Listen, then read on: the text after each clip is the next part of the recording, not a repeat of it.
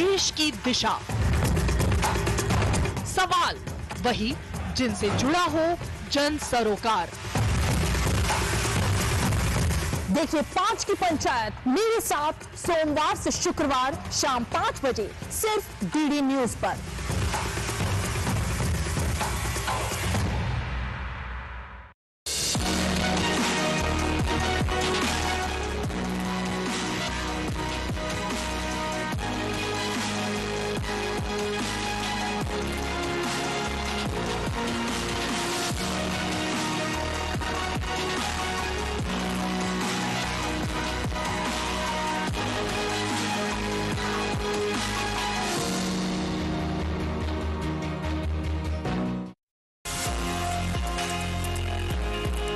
क्या आप एक सफल एंटरप्रेन्योर बनना चाहते हैं? क्या आप भी दुनिया की सबसे बड़ी समस्याओं का समाधान करना चाहते हैं? मैं आपको समझाऊंगा बिजनेस की सबसे ज्यादा जरूरी स्ट्रैटेजीज।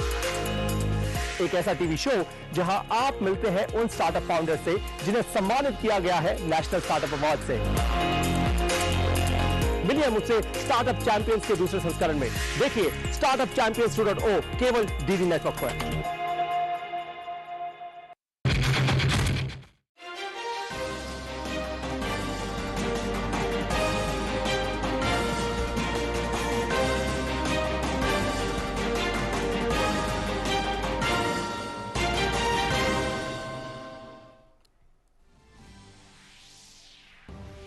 प्रधानमंत्री नरेंद्र मोदी ने मन की बात कार्यक्रम के जरिए देश विदेश के श्रोताओं के साथ अपने विचार किए साझा। पीएम ने पद्म पुरस्कारों का जिक्र करते हुए कहा, प्रचार की चकाचौंध से कोसों दूर निस्वार्थ सेवा की भावना से कार्य करने वाले लोगों को सम्मानित कर देश स्वयं होता है गौरवान्वित। प्रधानमंत्री ने कहा, भारत है लोकतंत्र की जननी। जनमानस की रग रग और संस्कृति में रचा बसा है लोकतंत्र। भारतीय समाज की प्रकृति को भी बताया लोकतांत्रिक।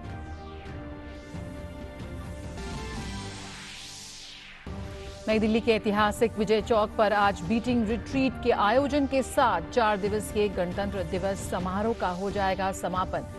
समारोह में तीनों सेनाओं और राज्य एवं केंद्रीय पुलिस बलों के बैंड मनमोहक धुनें बजाएंगे। राष्ट्रपति, प्रधानमंत्री और रक्षा मंत्री समेत तमाम गणमान्य रहेंगे उपस्थित।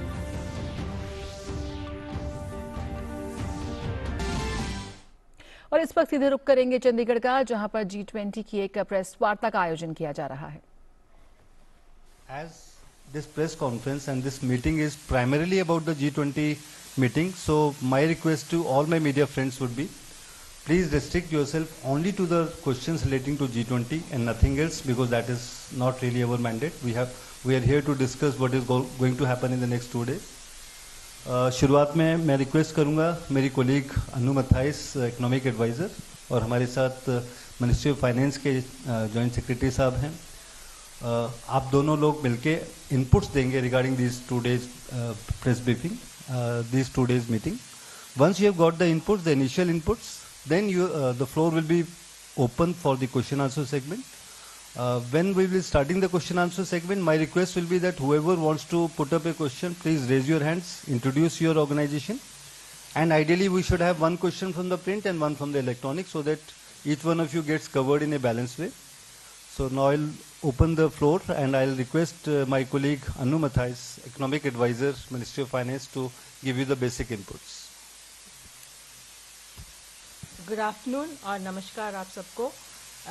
Today we are here today over the next few days we will have a meeting of a working group of the G20, the International Financial Architecture Working Group. So ये जो G20 है इसमें है 19 देश प्लस यूरोपियन यूनियन, जो इनके members करीब 85% of global GDP, over 75% of global trade और 2/3 of the world population comprise हैं इस G20 grouping में। और this grouping plays an important role in shaping and strengthening global financial architecture and governance on major international economic issues. So this group originated in response to a crisis, the Asian financial crisis. At that time, when it was formed, it was a grouping of the finance ministers and central bank governors of these countries that comprise the G20. Then in 2008, when there was a global financial crisis, then it was raised, elevated to summit level. So that means that the heads of state of these countries also began to meet every year. So the G20 presidency is now with India. So we took over from Indonesia last year, and from 1st December we assumed the presidency. You would have seen the president of Indonesia handing over the presidency of the G20 to Honorable Prime Minister Modi ji at the Bali summit last year. So from 1st December, India has the presidency of the G20 till 30th November. Now we represent the Ministry of Finance handles something called the finance track of the G20, and because there are many working groups in the G20 divided into two parts. One part is called Sherpa track, and the word Sherpa comes from the Nepali word Sherpa, who assists mountaineers in mountain climbing. So it's come just from that, because the Sherpa assists the leader of the country. So that track is handled by the Ministry of External Affairs and a number of ministries like Agriculture, Health, Electronics, and so on. Now, for Ministry of Finance handles the finance track of this of the G20, and in the finance track we have 8 working groups and 8 Ministry of External Affairs and a number of ministries like Agriculture, Health, Electronics, and so on. Now, for Ministry of Finance handles the finance track of this of the G20, and in the finance track we have 8 working groups and 8 work streams and 5 working groups. So in Chandigarh, on 30th and 31st, we have the first meeting of the International Financial Architecture Working Group. And as its name suggests, this International Financial Architecture Working Group, it deals with the global financial architecture, and it particularly deals with how to strengthen the crisis response in times of crisis. जैसे जब pandemic हुआ था तो सबसे गरीब से गरीब देशों को किस तरह से और ज़्यादा सपोर्ट दिया जाए, and so it is basically a crisis response, how to strengthen global financial architecture to respond to crisis. So each working group will have about 4 to 5 meetings throughout the year. So the meeting of this group also will take place in different parts of India, and about 100 delegates from the G20 countries will come. There will also be representatives from invitee countries. So the presidency can invite some more countries in addition to the member countries. So they will also be represented, and international organizations. And this meeting will be inaugurated by Honorable Minister of Agriculture and Farmers Welfare, Shri Narendra Tomarji, and Honorable Minister of Food Processing Industries, Shri Pashupati Kumar Paras. And the meetings will be steered, will be conducted. This group has 2 co-chairs, country co-chairs, France and South Korea, who will co-chair the meeting. And along with that will be representatives of the Indian presidency from the Ministry of Finance and the Reserve Bank of India. And what this meeting will discuss over 2 days will be how to increase the stability and cohesion of international financial architecture, and how it can be made better fit to serve the new challenges of the 21st century, जैसे climate change, pandemics. So how to strengthen the international financial architecture to deal with this. And alongside, along with every working group meeting, we are also organizing side events so that there is a little more occasion to discuss certain issues in detail. So for this meeting, there will be a side event on CBDCs, that is central bank digital currencies, opportunities and challenges. This event has been organized by Reserve Bank of India. And the idea is to share experiences on different countries, because there have been some countries have introduced these CBDCs on a pilot basis. We have done it. So there will be a seminar, there will be a side event on that. Also, the aim of the Indian presidency is to build connect with the local people. The local people should also understand what this G20 is all about, which my colleague will also speak about. And after this meeting in Chandigarh, we will have this group, the same group, International Financial Architecture Working Group, will meet again in March, June and September in other places to take forward the discussion. So ultimately, whatever is discussed will go into certain outcome documents and reports and so on that will be brought out. And finally, all this will feed into something called the Leaders' Declaration, which is issued at the level of the summit. So with this is the brief background of the International Financial Architecture Group. Thank you.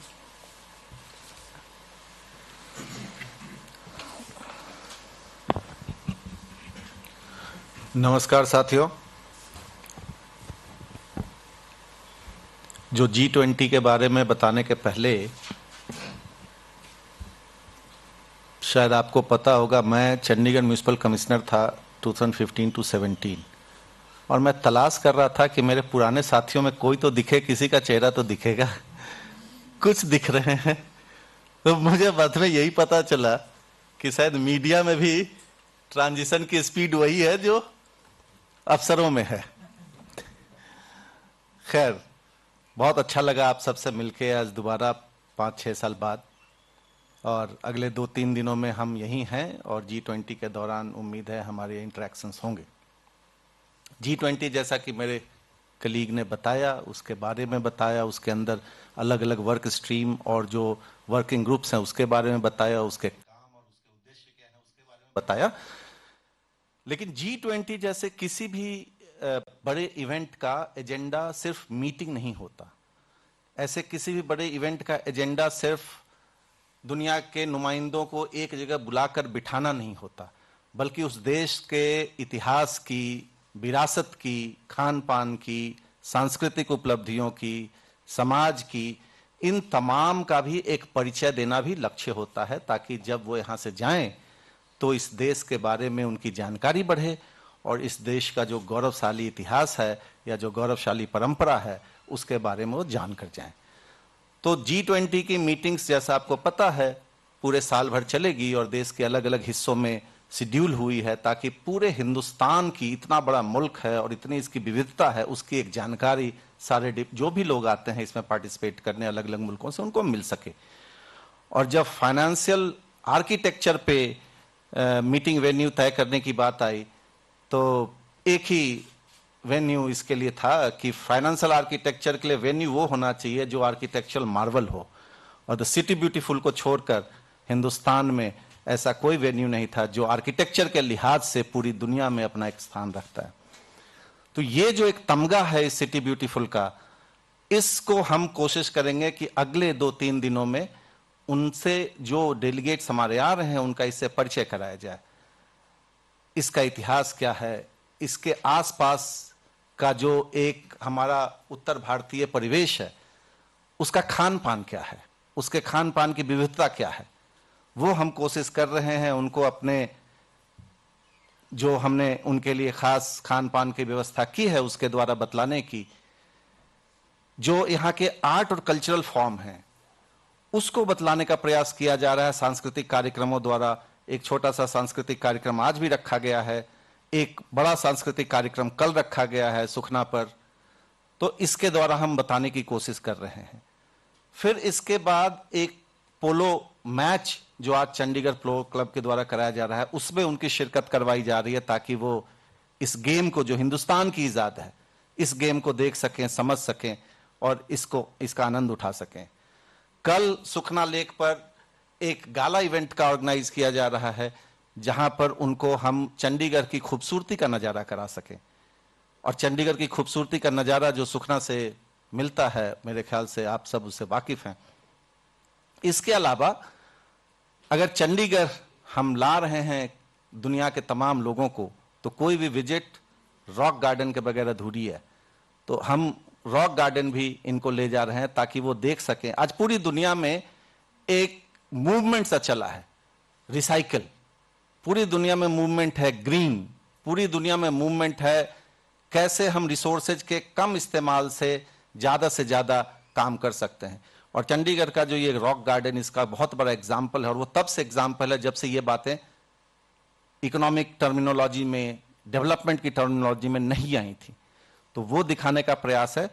और अंत इसका हम 1 तारीख को करेंगे, जो इस reason का विरासत है, जो हमारा गौरवशाली इतिहास है, जो हमारे त्याग की, बलिदान की याद दिलाता है, विरासत खालसा। हम विरासत खालसा इन सबको ले जाकर उसके दर्शन करवाएंगे।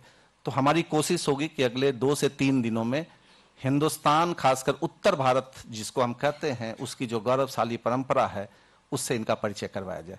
धन्यवाद। Thanks, dear colleagues. I think you have got a very substantial kind of insight into what is going to happen over the next 2 days.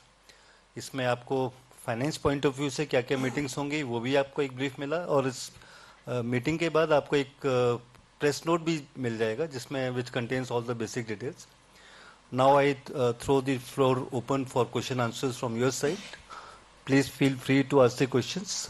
Okay, let us start from this side. पहले अपना थोड़ा introduction दे दीजिए. I am Sajan Sharma from Atma Prakash newspaper in Chennai. My question is, as you have briefed the objective of G20, which is the wide objective apart from this financial thing? Second question is, what kind of work these nations have recently done on which issues? And apart from G20 members, which other organizations are taking part in it? These are 3 questions. So, as I said, the G20 has many work streams and working tracks. I think your question was what other things the G20 does apart from this international financial architecture. Okay. So, under the finance track, there are 8 work streams. So, there is one which is called the Framework Working Group. This looks at the framework for growth and issues around macroeconomic issues and how to bring about strong, sustainable, balanced, inclusive growth. So this group, incidentally, this framework working group is co-chaired by India and the UK. So in the finance track, all the groups have country co-chairs. So the first one, framework working group, is co-chaired by India and UK. So from India, the co-chair is our chief economic advisor. Then this international financial architecture working group, which looks at the global financial architecture, debt relief, and so on, that it is co-chaired by France and South Korea. Then we have an infrastructure working group. It looks at issues related to financing of infrastructure, and incidentally my colleague Baldev is handling that working group, and that is co-chaired by Australia and Brazil. Then we have another group. This is called Global Partnership for Financial Inclusion, and that is co-chaired by Italy and Russia. This is a group in which we have a lot of interest because financial inclusion is something in which India has made great leaps and bounds and has made a lot of progress. So this is also another group under the finance track. Then we have a joint group of health and finance. So this is a combination of health work and finance work, and it came up in the time of the pandemic to see, basically the idea was how do we increase the coordination between finance and health so that when money is needed to quickly respond to pandemics or to prevent pandemics, then how does the globe, how does the world mobilize enough money? So there is that partnership. Then there are certain areas, financial sector issues are handled in the G20 finance track, and we have tax issues also handled in the finance track. So these are the other work streams apart from what this working group in Chandigarh is doing. Then you asked about which are the other organizations apart from G20. So as I said, in the G20, also these international organizations are also invited. So the main ones among them like IMF, World Bank, OECD, then all the other multilateral development banks, then Financial Stability Board, all of them participate very actively in the G20, because the G20 does not have its own secretariat. So the presidency rotates among member countries, and the country which has the presidency does all the organizational part. The research work, the inputs all come from these international organizations who also are invited to these meetings. Is there any proposed agenda to have a headquarter of this G20 in India? No, they actually, at one time, once or twice in the history of the G20, they've talked about having a permanent secretariat in one place. But then it was decided that the whole तो चंडीगढ़ से आप सीधा सवाल देख रहे थे। इस बार G20 की प्रेस वार्ता का वहां आयोजन किया जा रहा था कि चंडीगढ़ में G20 की पहली अंतर्राष्ट्रीय वित्तीय संरचना कार्य समिति समूह की बैठक होने जा रही है। 30 और 31 जनवरी को ये बैठक होगी। केंद्रीय कृषि मंत्री और खाद्य प्रसंस्करण मंत्री इसका उद्घाटन करेंगे। भारत के तमाम शहरों में से चंडीगढ़ को चुना गया है इन बैठकों की मेज़बानी के लिए। International financial architecture working group की ये बैठक होगी और इसमें जैसे कि हम जानते हैं कि वित्त और खाद्य सुरक्षा जो विषय है वो G20 के मुख्य विषय हैं और G20 की शुरुआत से ही चर्चा में प्रमुखता रहे हैं। इन्हीं तमाम मुद्दों पर और इनसे जुड़े तमाम चीज़ों पर चर्चा होगी और इसके लिए चंडीगढ़ बिल्कुल पूरी तरह से तैयार है स्वागत करने के लिए तमाम प्रतिभागियों का। G20 देशों के से जुड़े जो प्रतिभागी है जो वहाँ पहुँच रहे हैं। इसी के साथ इस बुलेटिन में इतना ही। आगे देख सकते हैं हमारा खास कार्यक्रम। नमस्कार।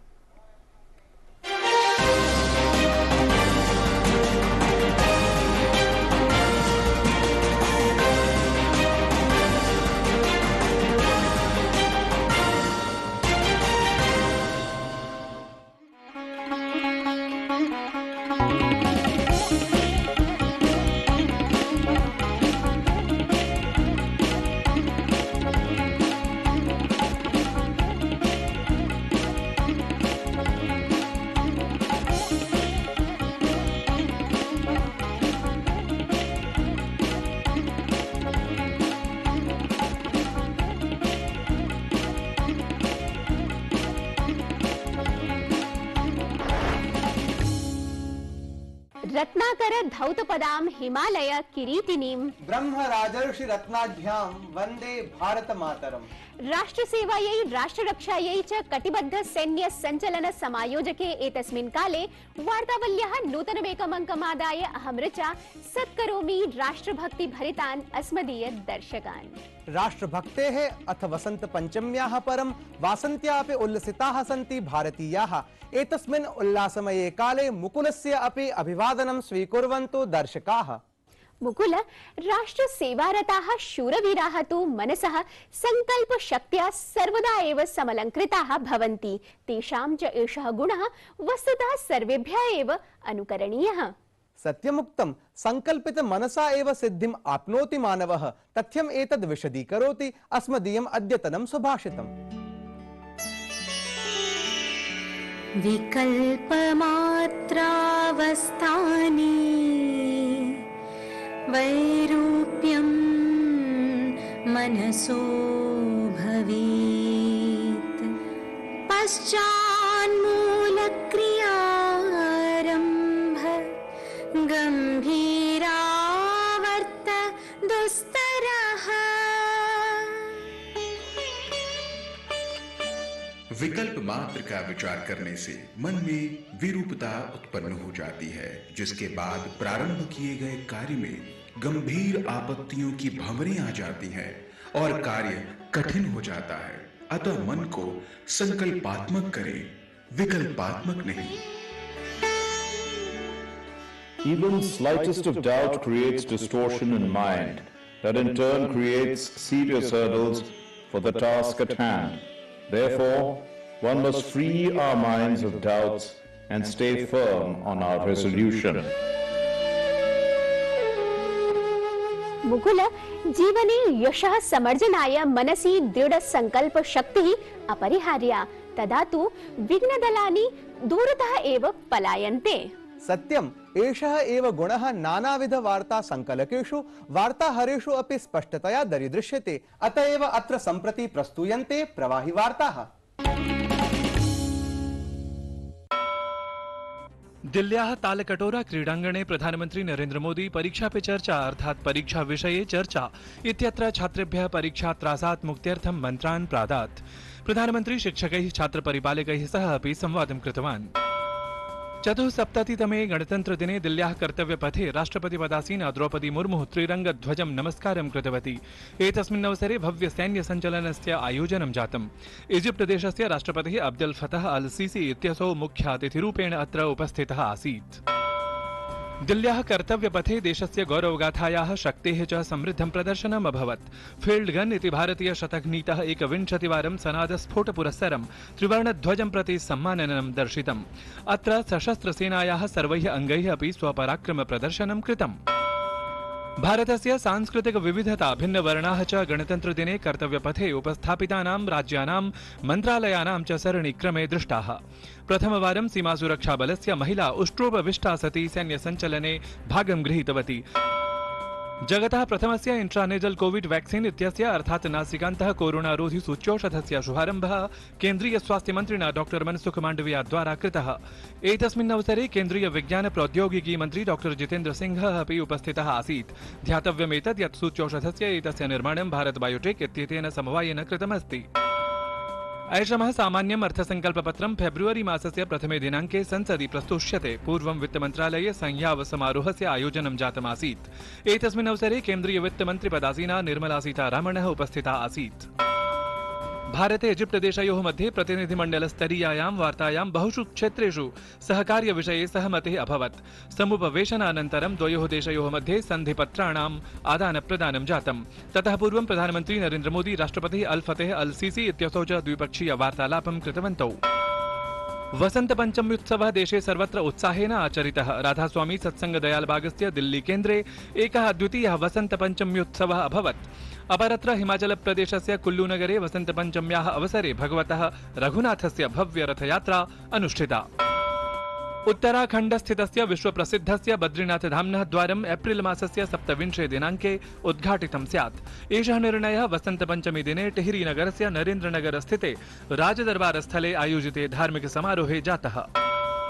MV गंगाविलास इत्याख्येन नदीयानेन कृतयात्राः स्विट्जरलैंड देशस्य पर्यटकाः पश्चिमबंगालस्य पूर्ववर्धमान जनपदस्य कलनास्थानस्य नवकैलासमन्दिरस्य दर्शनं कृतवन्तः। एतस्मिन् मन्दिरे 8,100 शिवलिङ्गानि स्थापितानि सन्ति, येन एतस्य मन्दिरस्य स्वकीया विशेषकीर्तिः अस्ति। मुकुल, यादृशः महान् भारतदेशः तादृशी एव महती भारतीयानां प्रतिष्ठा। एषा एव सडिण्डिमम् उद्गीता अस्ति स्वातन्त्र्यप्रेमिभिः महाकविभिः। सद्यः एव नवदिल्ल्यां भारत भक्ति परिप्लुतानां कवीनां काव्यगोष्ठी समायोजिता। प्रिय दर्शकाः, आगच्छन्तु, आनन्देन शृण्वन्तु भारत भक्ति भरितान् एतान् काव्यांशान्।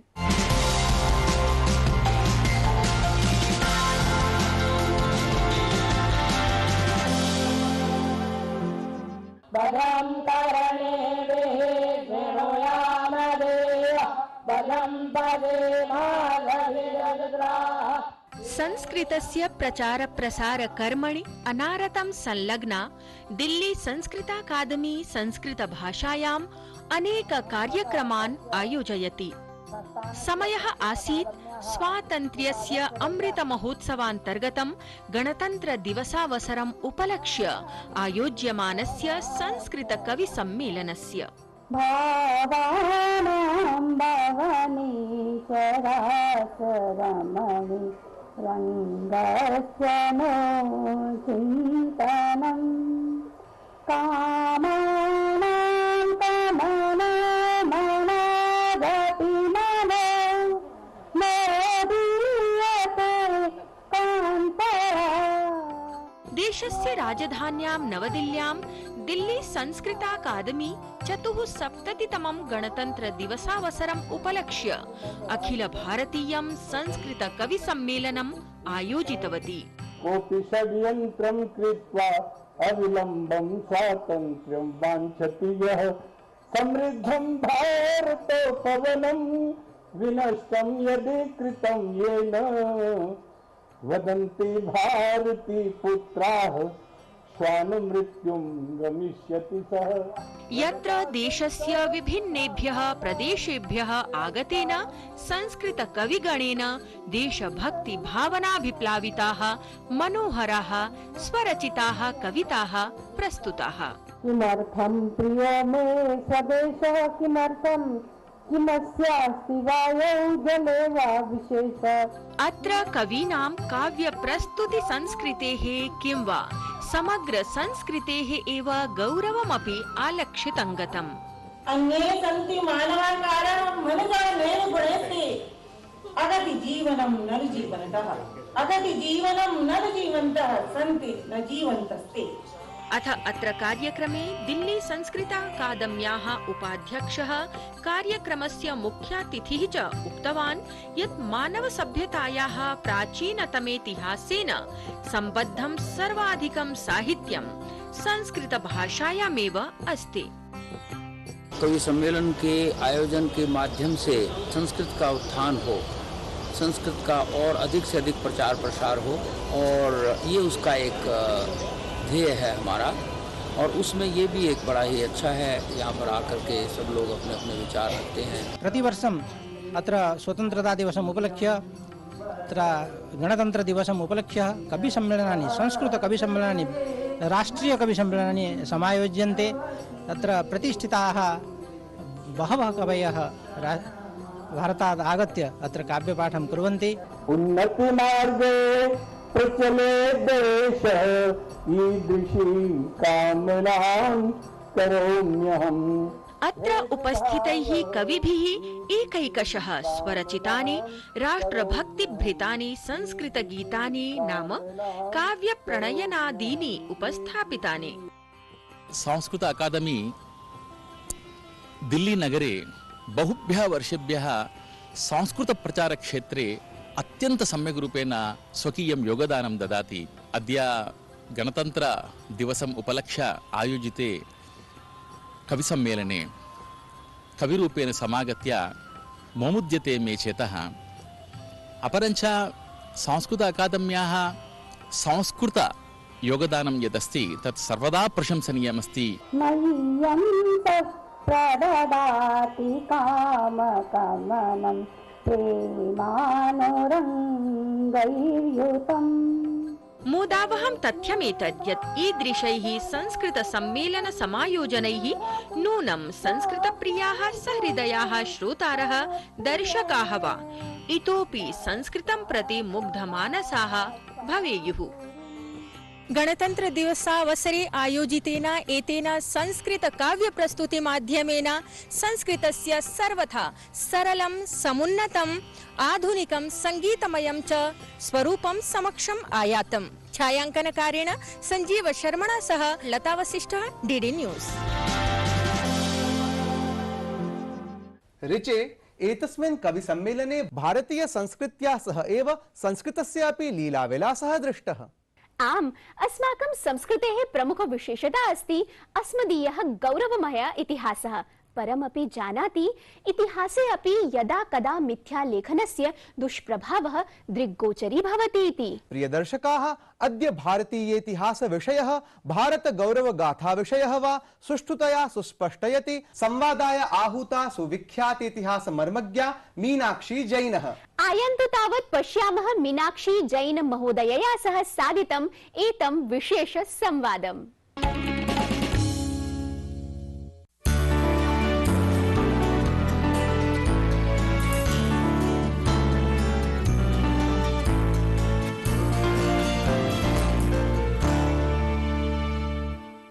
ICHR की भूतपूर्व सदस्य व प्रसिद्ध इतिहासवेत्री प्रोफेसर मीनाक्षी जैन का हमारे विशेष कार्यक्रम में स्वागत है। नमस्कार मैम। नमस्कार। मेरा पहला प्रश्न आपसे यह है कि आपने कई प्रसिद्ध किताबें लिखी हैं, उनमें विशेषकर राम, अयोध्या जैसे सांस्कृतिक तथ्यों को आपने बखूबी विस्तार से, तथ्यात्मक रूप से रखा है। तो ऐसे में एक वर्ग रहा है जो हमेशा से इन सांस्कृतिक तथ्यों को भी झुठलाता रहा है। तो ऐसे में कुछ किताबी संदर्भों के साथ साथ ऐतिहासिकता को भी बताने वाले कुछ तथ्य अपनी किताबों से आप हमारे दर्शकों के सामने कृपया रखें। अगर हम इतिहास देखें तो जो रामायण की जो पॉपुलैरिटी थी लोगों में, राजाओं में और वर्गों में, उसके सबूत हमको शिलालेखों में भी मिलते हैं। और भारत के जो राजा थे प्राचीन और मध्यकाल में, वो अपने आप की तुलना हमेशा राम से करते थे। वो कहते कि मैं अपने प्रांत में राम की तरह शासन करना चाह रहा हूं। तो मतलब किसी को बताना नहीं पड़ता था कि भाई राम को तुम कैसे उसका पालन कर रहे हो, मतलब सबको पता था, जबानी लोगों को कहानी पता थी। तो इसके बारे में कोई संदेह कभी नहीं था। लेकिन मैम हम जब भी कहानी की बात करते हैं, यहीं से विसंगति आती है। नहीं, अब मैं ये कह रही हूँ कि अंग्रेजों के टाइम में भी जो अंग्रेज कॉलोनियल आए यहाँ पे, इन्होंने शासन किया, उन्होंने भी रामायण का अध्ययन किया, उसकी ट्रांसलेशन भी की। जैसे F.S. ग्राउस, उन्होंने रामायण की तुलसी की रामायण की ट्रांसलेशन की। मैं कहना ये चाह रही हूं कि रामायण का महत्व, इसके ऊपर कोई विवाद नहीं था 20वीं शताब्दी तक। और जब अयोध्या में राम का जो मंदिर था, उसको गिराया गया 1528 में, तो 1528 से अगर हम विद्रोह तक डेट लें 1858 तक, क्योंकि 1858 का मैं इसलिए डेट ये ले रही हूं क्योंकि उसके बाद ईस्ट इंडिया कंपनी का तो शासन वहां पे स्थापित हो गया, तो उसके बाद तो बहुत सबूत हैं। लेकिन उसके पहले हमारे को विदेशी यात्री आते हैं भारत में, उनको ये नहीं पता था कि भाई ये इतना बड़ा मुद्दा बन सकता है, बाद में इस पे विवाद हो सकता है। तो जो उन्होंने भारत में देखा, उन्होंने उसके बारे में लिखा। तो वो ये बताते हैं कि लोगों को कितनी श्रद्धा है राम के ऊपर। एक जो दूसरा वर्ग है वो हमेशा से मंदिरों को विवाद का एक स्थान बनाता रहा है। तो ऐसे में अयोध्या मंदिर की अभी बात हुई, और साथ ही साथ मथुरा के मंदिर या फिर कुछ दक्षिण के भी मंदिर विवादों के जड़ के रूप में देखे जाते रहे हैं। तो मैं आपसे ये जानना चाहूंगा कि ये प्रवृत्ति है क्यों कि मंदिरों की पवित्रता के साथ साथ वहां पर विवाद का एक दामन उड़ा दिया जाता है। तो इसके पीछे का कारण क्या हो सकता है, मनोवृत्ति क्या है इसके पीछे की? देखिए, अगर आप इतिहास पढ़ें तो आपको स्पष्ट होगा कि कभी भी इन स्थानों से संबंधित उस तरह सा कोई विवाद नहीं था जैसे कि अब कुछ इतिहासकार बता रहे हैं। आपने मथुरा की बात की और आपने कहा कि मंदिरों पे क्यों प्रश्न उठ रहा है। अब देखिए, मथुरा पे जो हमारे पास शिलालेख हैं, जो सबसे पुराना शिलालेख हमको मथुरा से मिला है, वो लगभग 2000 साल पहले का है। तो ये डेट बहुत महत्वपूर्ण है और हमको याद रखना चाहिए कि मथुरा पर इतनी बार आक्रमण हुए तो कोई भी चीज बचना मुश्किल था। खंडित मिली है तो हमारा सौभाग्य है, क्योंकि उससे हम कुछ इतिहास बचा सकते हैं। प्रॉब्लम ये है कि एक वर्ग, जो हम कह सकते हैं कि भारतीय संस्कृति, सभ्यता और इससे वो सहानुभूति नहीं रखता, इसका विरोध करता है। यत्र नार्यस्तु पूज्यन्ते रमन्ते तत्र देवताः जैसी सूक्तियां संस्कृत साहित्य में भरी पड़ी हैं, और महिलाओं की स्थिति पर जब तक प्रश्न उठाया जाता है कि you people will be interacted with here only. So once again, thanks. It was a very good, wonderful thing. We'll be getting a press release short.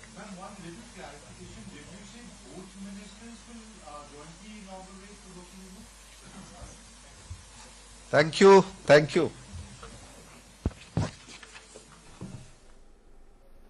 Well, that was a press conference on the International Financial Architecture Working Group meeting that is going to take place in Chandigarh of the G20 from the 30th to the 31st of January.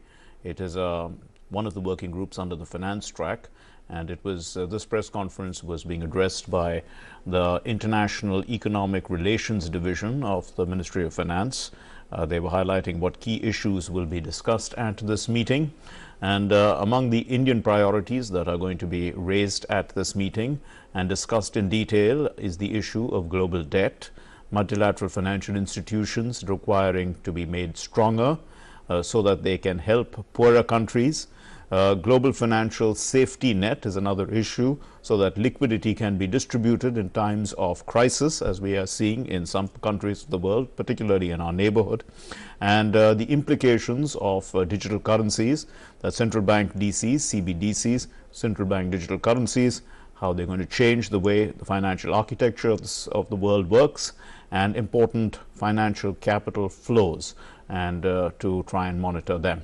So those are going to be the key issues that India will be discussing at the G20 meeting. Let's move on then. We are in this bulletin. We are moving on to our next story. Prime Minister Narendra Modi addressed the 97th edition of Mann Ki Baat program, and he discussed in detail about the recent announcement of the Padma Awards, and he called them a source of recognizing people rendering selfless service to the nation. Extolling the contribution of the Padma awardees hailing from tribal communities, the Prime Minister said that the tribal communities have been getting greater representation. Let's listen.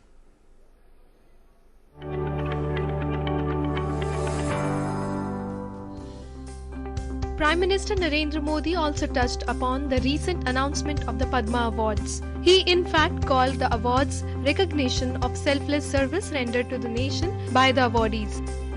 इस बार पद्म पुरस्कार से सम्मानित होने वालों में जनजातीय समुदाय और जनजातीय जीवन से जुड़े लोगों का अच्छा खासा प्रतिनिधित्व रहा है। जनजातीय जीवन शहरों की भागदौड़ से अलग होता है, उसकी चुनौतियां भी अलग होती हैं। इसके बावजूद जनजातीय समाज अपनी परंपराओं को सहेजने के लिए हमेशा तत्पर रहते हैं। जनजातीय समुदाय से जुड़ी चीजों के संरक्षण और उन पर रिसर्च के प्रयास भी होते हैं। Prime Minister said that this time the people working in the tribal areas are getting representation. Prime Minister also referred to Dhani Ram Toto, Janum Singh and B. Ramakrishna Reddy for their contribution. For the first time, people working in left-wing extremism affected areas have been given due recognition by the government. साथियों, पद्म पुरस्कार पाने वाले अनेक लोग हमारे बीच के वो साथी हैं जिन्होंने हमेशा देश को सर्वोपरि रखा, राष्ट्र प्रथम के सिद्धांत के लिए अपना जीवन समर्पित कर दिया। वो सेवा भाव से अपने काम में लगे रहे और इसके लिए उन्हें कभी किसी पुरस्कार की आशा नहीं की। वो जिनके लिए काम कर रहे हैं, उनके चेहरे का संतोष ही उनके लिए सबसे बड़ा अवार्ड है। ऐसे समर्पित लोगों को सम्मानित करके हम देशवासियों का गौरव बढ़ा है। This year, people from different fields including music, folk, classical arts and those engaged in northeastern states have been honored. The awards further deepens the faith of people in democracy and inculcates the spirit of selfless service to the people. Bureau Report, DT India.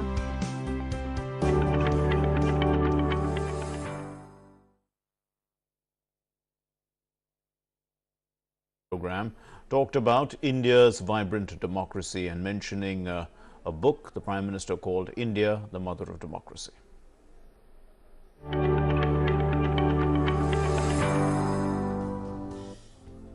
Talking of India's vibrant democracy, the Prime Minister also mentioned the book India, the Mother of Democracy.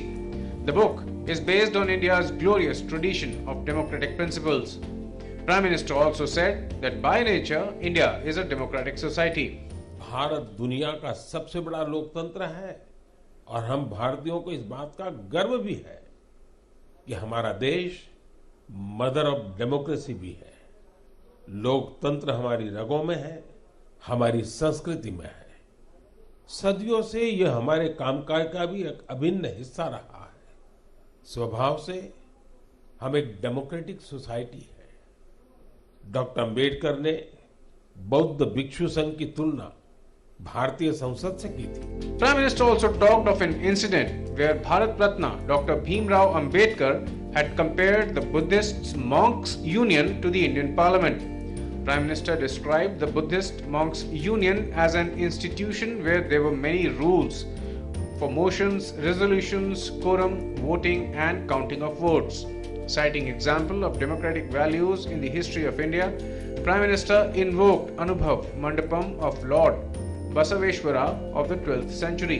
He said that at the Anubhav Mandapam, which is a type of Gram Sabha, free debate and discussion were encouraged.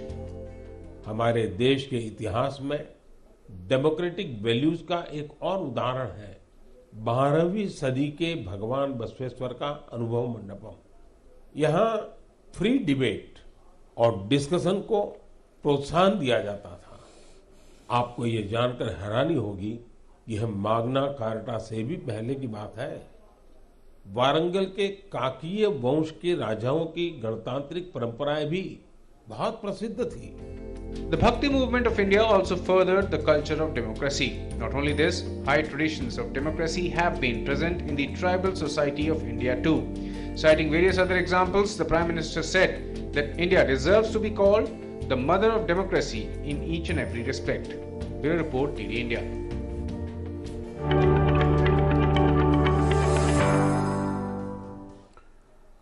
In other news, in a shocking incident, the Odisha Health Minister Naba Das sustained serious injuries after he was shot at by a policeman from point-blank range near Brajarajnagar.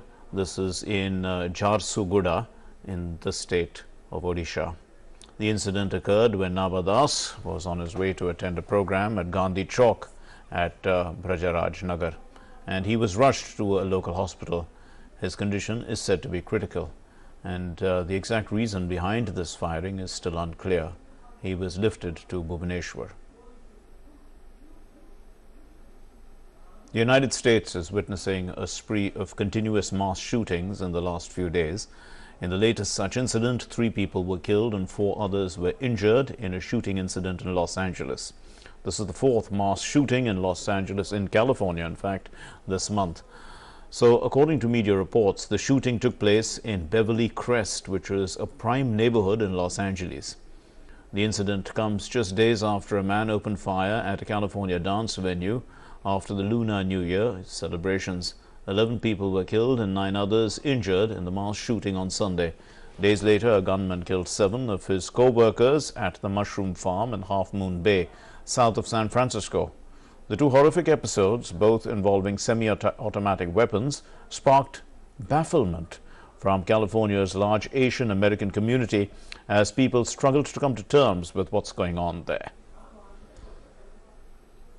Meanwhile, the specialized police unit that included at least some of the Memphis officers involved in the fatal beating of Tyree Nichols, it was disbanded on Saturday. This is what the police department has said, as more protests were planned in the U.S. cities a day after the harrowing video of the attack was released. In Memphis, protesters cheered loudly when they learnt of the disbandment of this Scorpion unit and angrily catcalled the police car that was monitoring the march, with several making obscene gestures at them. So in a statement, the department said that it was permanently deactivating the Scorpion unit after the police chief spoke with members of Nichols' family, community leaders and other officers. This unit, which is a street crimes operation to restore peace in our neighborhoods unit, it was formed in October of 2021 to concentrate on crime hotspots. The critics say such specialized teams can be prone to abusive tactics. The release of the clips on Friday sparked protests in Memphis and elsewhere, and it prompted numerous cities to prepare for additional demonstrations on Saturday. The US President Joe Biden spoke about the loss of his son Beau. This is in an effort to console the parents of Tyree Nichols, the 29-year-old black motorist who died after he was beaten by the police in Memphis in Tennessee. Biden spoke via a cell phone with Roe Vaughn and Rodney Wells alongside their attorney Benjamin Crump on Friday. Beau Biden, a former Delaware Attorney General, died in 2015 at the age of 46, battling brain cancer. I'm a man of faith. I'm a practicing Catholic, and I have on my wrist as I'm speaking to you what we Catholics call a rosary that I got down at a site in Mexico which I went to was honors the Blessed Mother, because Beau always thought that. So I just, when things get tough, I just touch it. I just touch it. Anyway, and you, what, I don't know. I'm talking too much. No, you're not, sir. Not at all. Now, when you're talking about your son. No. Well, you know, I promise you it's going to have an impact on the other children as well, because you know, they will. I mean, it's going to not only have a negative impact, but a positive impact. Now, news from the ongoing Russia-Ukraine war as Ukraine imposed sanctions against 182 Russian and Belarusian companies and 3 individuals in the latest of a series of steps by President Volodymyr Zelensky to block Moscow's and Minsk's connections to his country. The sanctioned companies, chiefly, we are now moving across live to Delhi, and this is the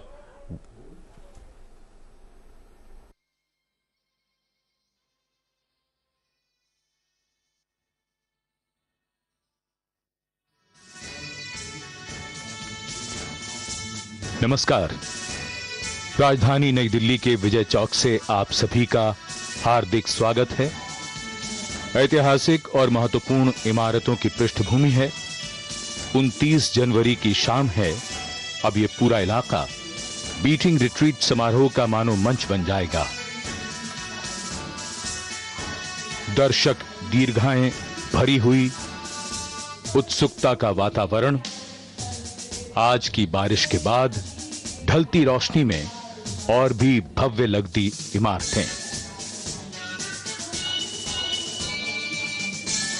खिले फूलों के रंग बिरंगे गुलदस्तों जैसी क्यारियां, बसंत की निराली छटा चारों ओर बिखरी हुई। थोड़ी ही देर में इस पूरे माहौल पर एक जादू सा छा जाएगा। सेना का संगीत गूंजेगा, संगीत सरिता बहेगी। संगीत के सुर और जगमगाती रोशनी का ये जादू साल में एक बार लौटता है, जब हम मनाते हैं गणतंत्र दिवस समारोहों का भव्य समापन समारोह, beating retreat. Namaskar.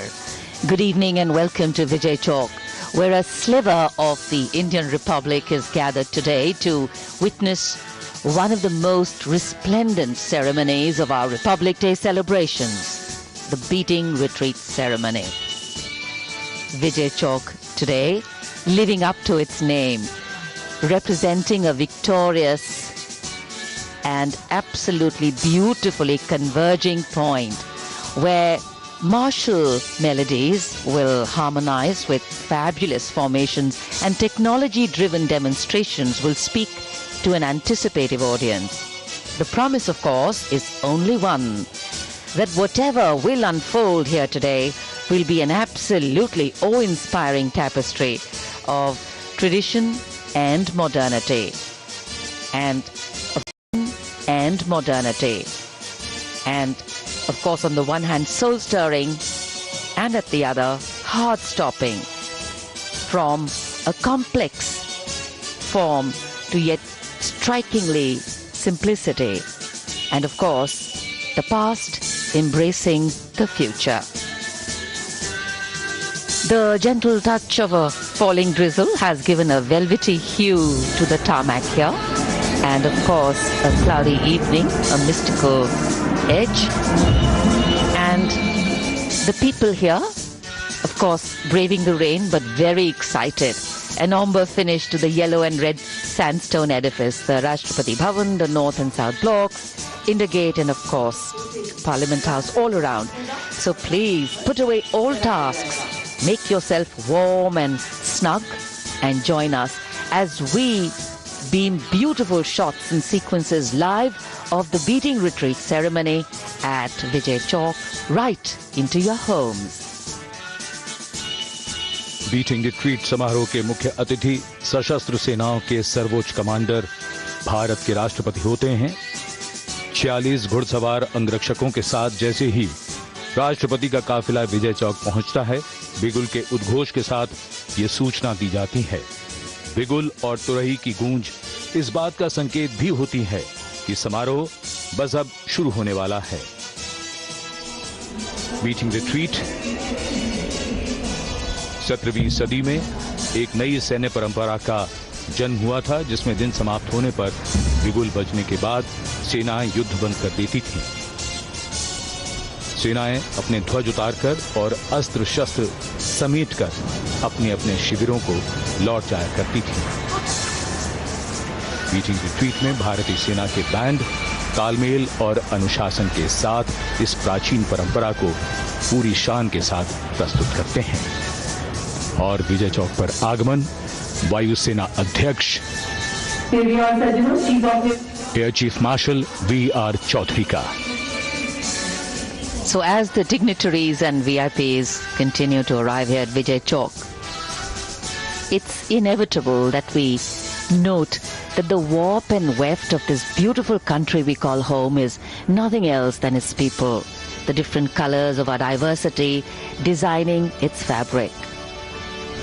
Today's ceremony has, over the years, grown into a spectacle of magnificent proportions.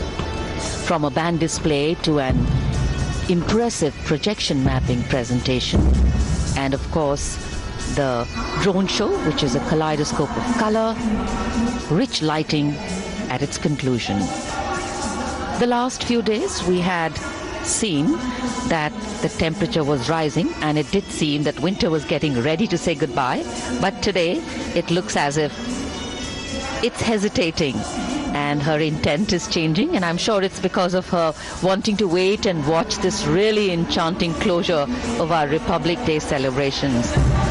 The sun is playing diffident, showing some reserve, and has given way because in the rehearsal we had a sunny day, so the sun has seen the rehearsal, a full dress rehearsal, and today the clouds are going to witness the final show. History harmonizing with the here and now. The being's desire to relish and cherish beauty in all its forms will ensure that we fully immerse ourselves in the spectacle about to unfold. Men, music and movement marching in perfect step, designing their own special patterns and pictures, a unique mosaic of military movement. Every bit of beauty here waiting to resonate with the timbre and tones of trombones, pipes, drums, cymbals, piccolos and flutes, and the intertwining of the quick and slow marches, traditional and modern compositions and hymns and reels, adding a special flavor to the show. वायुसेना अध्यक्ष, उसके बाद नौसेना अध्यक्ष और अब थल सेना अध्यक्ष जनरल मनोज पांडे का आगमन विजय चौक पर।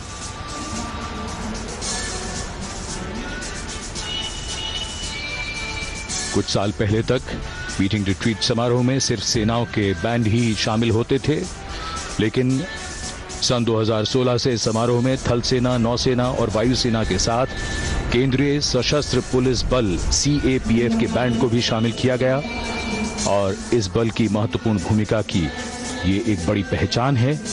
और यहाँ जो धुनें शामिल की जाती हैं, पिछले कुछ वर्षों में धीरे धीरे उनका काफी भारतीयकरण भी किया गया है। The three service chiefs over here already at Vijay Chowk. And well, though the sun has exhibited extreme reservations and reserve over here today and has said farewell to us and moved on to light up another part of the world, well, we'll do so shortly. But we here in the capital the national flavor of celebration with the beating retreat continue. CDS general Anil Chauhan का आगमन विजय चौक पर। धीरे धीरे गण्यमान्य व्यक्तियों का आगमन हो रहा है।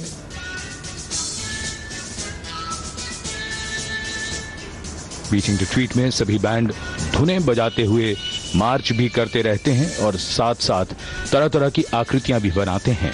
ये सब बेहतरीन तालमेल और समन्वय के साथ किया जाता है।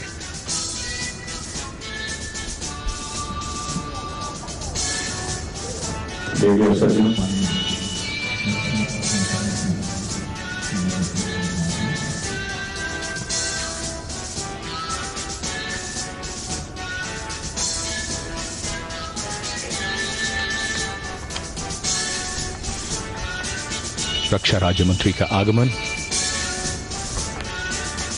This year, the number of new elements being exhibited in the display has increased a fair bit. Of course, many new formations have been included. The drummers' call for the first time will be using an instrument called the post horn and will include special effects like lightning to enhance the impact of their formations. And some of the formations are really complex. We will be seeing them, and our camera positions are such that we are going to bring you the best views, the best pictures, and seeing the formations in their entirety. The Indian Navy bands, the first march that they will come in with is the Golden Jubilee, and the band will form a ship, a submarine, and a scene of a torpedo leaving the ship and hitting and destroying the submarine. Of course, then the naval bands also will showcase Rabindranath Tagore's composition Akla Cholo Re. The band will form an animated Gandhi Charkha, and culminating the last and final formation to the naval song Hum Taiyar Hain, during which they will form a saluting seerah on behalf of every valiant man and woman in white who stand in solidarity to our national goals. The Air Force, of course, will have space flight. It's a quick march, Trishul formation, the symbol of air power. Then they have Charkha, which is a slow march. They'll form a spinning wheel in remembrance of the freedom struggle and the father of the nation. And there is going to be an Aparajye Arjan, a special music composition, and which is a lion formation to celebrate the India theme Atmanirbhar Bharat and 75 years depicting Azadi Ka Amrit Mahotsav. Vijay Chowk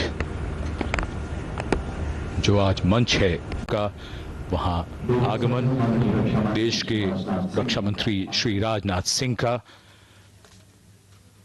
उनका अभिवादन किया गया। आज का ये समारोह beating retreat जो गणतंत्र दिवस समारोहों का औपचारिक समापन होता है, उसका ये विशेष समारोह जिसमें संगीत भी है, रोशनी भी है। जब रायसीना पहाड़ी पर सूरज ढल जाएगा तब बैंड आखिरी धुन पेश करेंगे। रिट्रीट के बिगुल के साथ राष्ट्रीय ध्वज को उतारकर सम्मान के साथ ले जाया जाएगा। उसके बाद प्रिंसिपल कंडक्टर राष्ट्रपति से अनुमति लेकर यहां से प्रस्थान करेंगे। ये सभी बैंड वादक सारे जहां से अच्छा की धुन पर यहां से रायसीना पहाड़ी की ओर ओझल हो जाएंगे। संगीत के महासागर के बाद दृश्य बदलेगा। ऐतिहासिक विशाल इमारतें सिनेमा के बहुत बड़े पर्दे जैसी बन जाएंगी, जिन पर आदिकाल से अमृतकाल तक की भारत यात्रा को प्रोजेक्शन मैपिंग के माध्यम से सबको विस्मित करने वाली प्रस्तुति होगी। और फिर उसके बाद एक बहुत बड़ा आकर्षण आज के समारोह का, जब 3,500 ड्रोन रायसीना के आकाश में एक एक करके चमत्कृत करने वाली आकृतियां रच देंगे। ड्रोन शो आईआईटी की स्टार्टअप टीम की मेहनत का परिणाम है। और अब प्रतीक्षा एक एक करके यहां पर जो गण्यमान्य व्यक्ति पधार रहे हैं आज के समारोह के लिए, बेहद खास विशेष कार्यक्रम। ये समारोह जो सैन्य परंपरा का प्रतीक उसे पूरी भव्यता के साथ हम मनाते हैं। अक्सर ये लोगों के मन में प्रश्न उठ सकता है कि सैनिकों का काम तो युद्ध करना है, तो संगीत भला कैसे? जो आज इस कार्यक्रम को देखेंगे, सुनेंगे, वो विश्वास करेंगे कि ये देश की रक्षा भी करते हैं और इनके हृदय में संगीत का सागर भी बहता है। We'd also like to share with you that what would seem effortless today, the arrangements here, the absolute perfection in the drill and the marching and the compositions, a lot of effort and practice has gone in. The marches and the playing of the wind instruments simultaneously is not easy. And these musicians need to practice every day to build special facial muscles and finger muscles for the perfect display that they present here.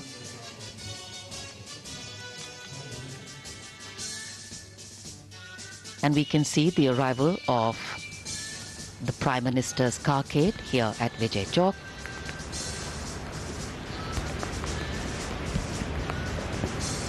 गण्यमान्य व्यक्तियों की उपस्थिति किसी भी समारोह को गरिमा और भव्यता प्रदान करती है। राष्ट्रीय स्तर पर राष्ट्र का समारोह और आगमन हो रहा है देश के माननीय प्रधानमंत्री श्री नरेंद्र मोदी का।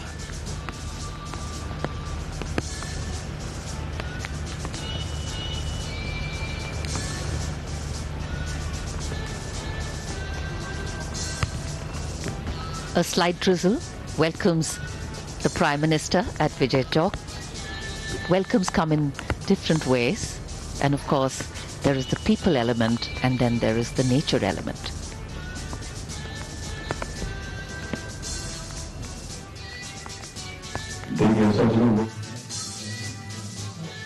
आज दोपहर बाद से ही दिल्ली में हल्की हल्की बारिश स्वागत करती हुई देश के प्रधानमंत्री श्री नरेंद्र मोदी, उनकी अगवानी की गई। सबसे अभिवादन स्वीकार करते हुए माननीय प्रधानमंत्री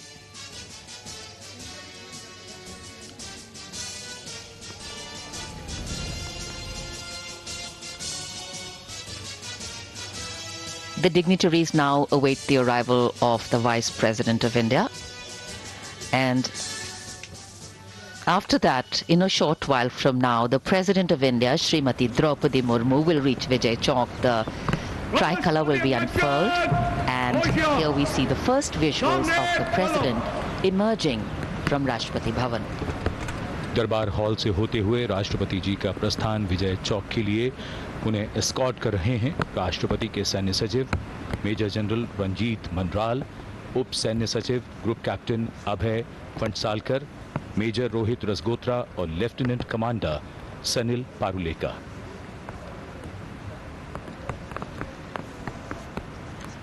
The President of India, Srimati Draupadi Murmu, the Supreme Commander of the Indian Armed Forces.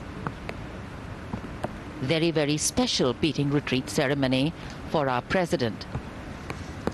And since she has taken oath of this office, this is her first beating retreat ceremony as the chief guest. The President's bodyguard ready to salute their Supreme Commander and then escort her in perfect tradition to Vijay Chowk. विशाल और भव्य राष्ट्रपति भवन का प्रांगण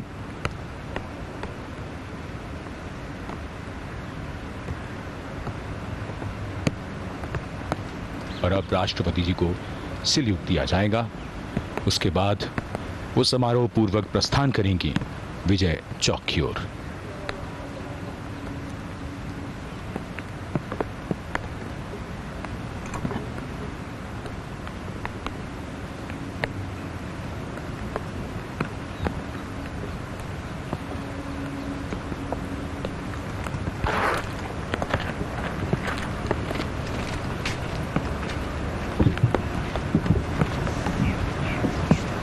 राष्ट्रपति अध्यक्ष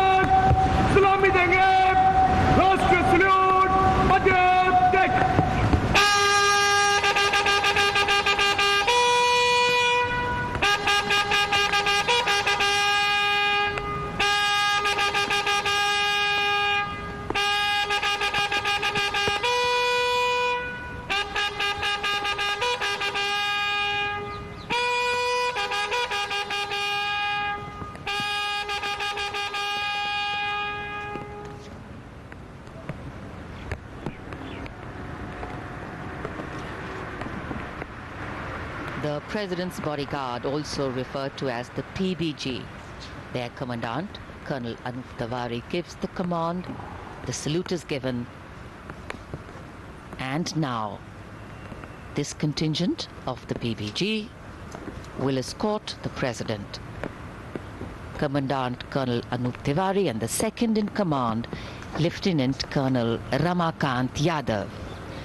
46 bodyguards on magnificent bay and dark bay colored mounts. Raised in 1773, the President's bodyguard, the oldest and senior-most regiment of the Indian Army.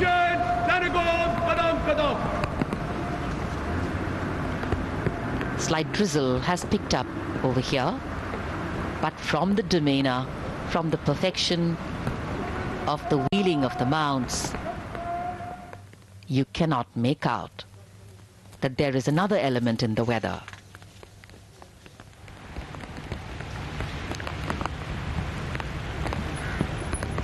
Vijay Chowk पर आगमन हो रहा है देश के माननीय उपराष्ट्रपति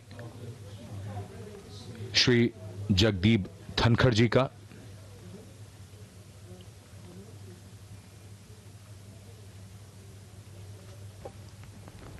माननीय उपराष्ट्रपति श्री जगदीप धनखड़ और उनकी पत्नी डॉक्टर सुदेश धनखड़। अभिवादन, स्वागत। और इधर बीच बीच में बारिश हल्की और कभी कभी तेज होती हुई एक अलग तरह का ये समारोह। और इधर माननीय राष्ट्रपति जी का काफिला रायसीना पहाड़ी की ओर से बढ़ चला है विजय चौक की ओर। बीटिंग रिट्रीट समारोह के लिए आज के समारोह में जो संगीतकार संचालक यानी कंडक्टर्स हैं, उनमें सेना बैंड के सूबेदार मेजर दिग्गर सिंह और विशेष संचालक यानी special conductor lieutenant colonel Girish Kumar U. नौसेना band M Antony Raj, master chief petty officer second class वायुसेना band warrant officer Ashok Kumar. Pipes and drums band सूबेदार major Basavaraj Bagge. CAPF band assistant sub inspector Prem Singh. बिगुल वादक नायब सूबेदार संतोष कुमार पांडे और प्रिंसिपल कंडक्टर यानी प्रधान संचालक आज के समारोह के flight lieutenant Laima Phokpam Rupachandra Singh.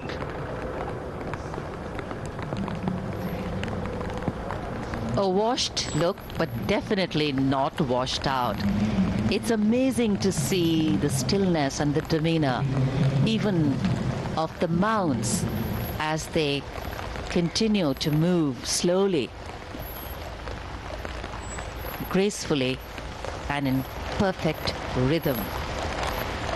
Once the President arrives here at Vijay Chowk, the national anthem will be presented, the sounding of the fanfare by the buglers, and then that will be the cue for Vijay Chowk to resonate with the color and creativity, with the harmony and blend of quick and slow marches, hymns, reels, the blues, the yellows, the oranges, and the gold.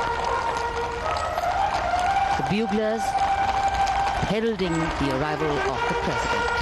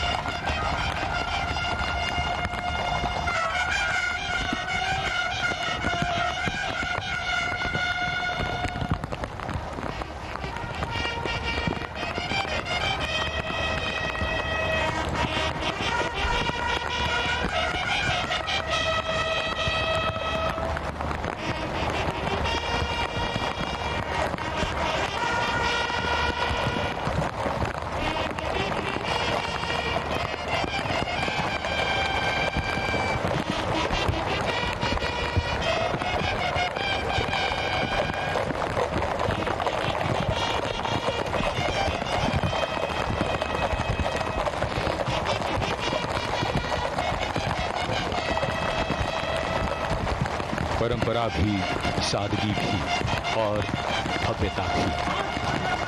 प्रजातंत्र के उत्सव अनोखे, इन्हें मनाने की परंपरा का निर्वहन हर बार बेहतर करने की भावना से किया जाता है। और विजय चौक पर आगमन हो रहा है देश की माननीय राष्ट्रपति श्रीमती द्रौपदी मुर्मू का।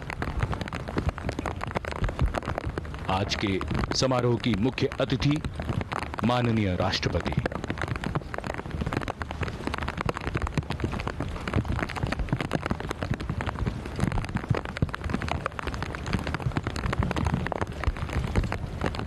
माननीय राष्ट्रपति जी का आगमन, उनका स्वागत किया गया माननीय प्रधानमंत्री, माननीय रक्षा मंत्री, रक्षा राज्य मंत्री और तीनों सेनाओं के अध्यक्षों द्वारा। The rain picking up pace. Well, so are the activities over here. So is the music and so is the ceremony. Going to pick up pace now.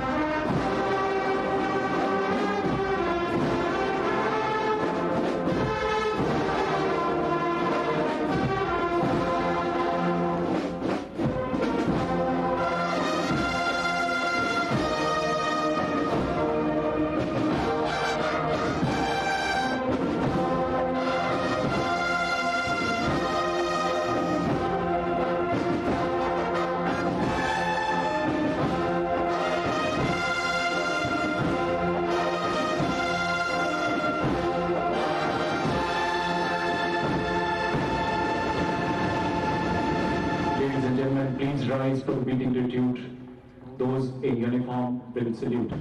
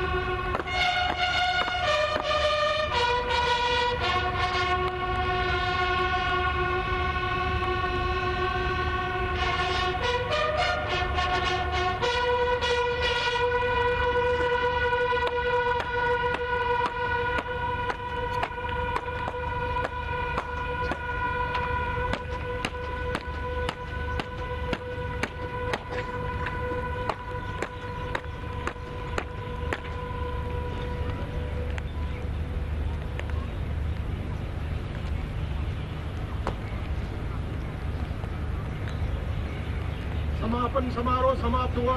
Train को ले जाने की आज्ञा दे महोदया।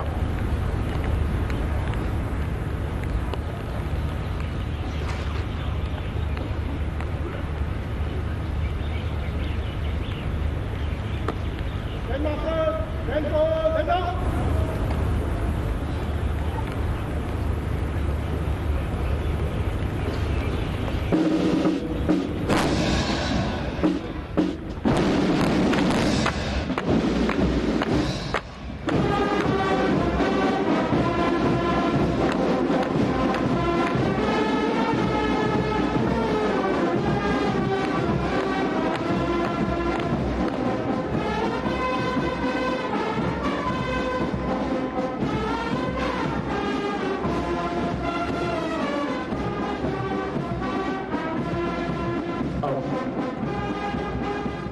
प्रेसिडेंट बॉडीगार्ड द्वारा राष्ट्रीय सैल्यूट होगा।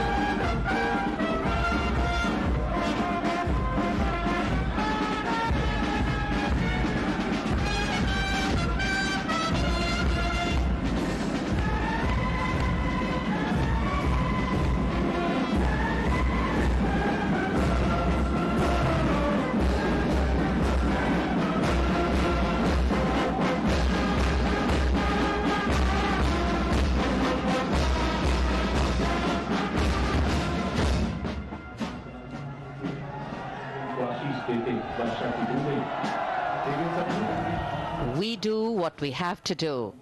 That's the motto of our men and women in uniform. And as the inky darkness descends here, there is light. Light from within, light lining the corridors of power. प्रकाश में और भी खिल उठा है हमारे गणतंत्र का रंग। ऐतिहासिक इमारतें, हमारे लोकतंत्र का मंदिर, संसद भवन, north block, south block, Raisina पहाड़ी पर पूरा इलाका रोशनी में नहाया हुआ। संगीत के सुरों ने जो छटा बिखेरी, उसे रोशनी ने जादुई सा बना दिया है। पूरा माहौल कोहरे की चादर में लिपटा हुआ, बारिश, लेकिन रोशनी से अब पूरा माहौल बदल गया, खिल उठा पूरा इलाका। Our military bandspersons performing with such brilliance, energy, as if wearing an invisible raincoat of training, dedication, and utility.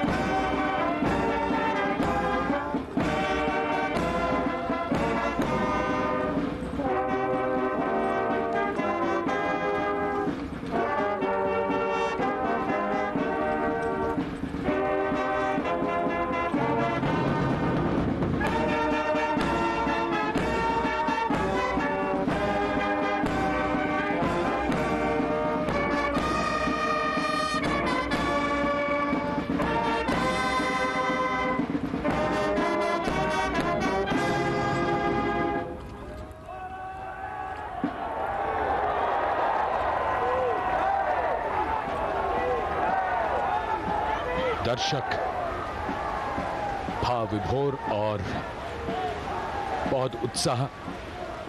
आज के पूरे कार्यक्रम में बारिश होती रही, लेकिन हमारे वीर सैनिकों ने संगीत का जो समा बांधा, जो जादू यहां बिखेरा, उसके हम सभी साक्षी बने।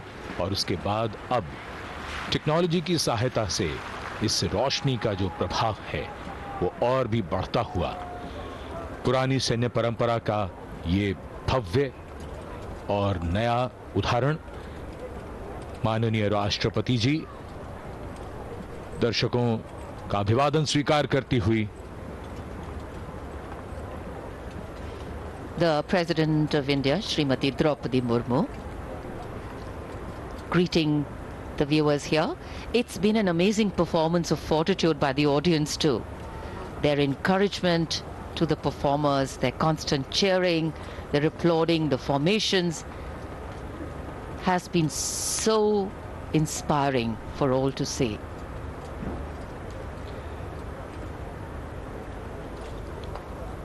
आज का समारोह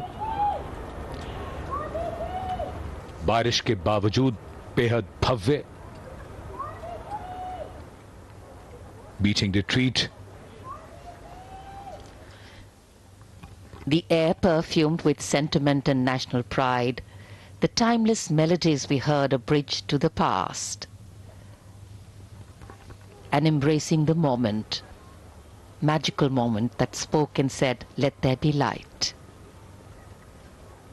Let the radiance smile with the night. And in my contours lies hope outlined of a strong and fair future for all to find." The President's bodyguard will now escort the President to her official residence, the Rashtrapati Bhavan.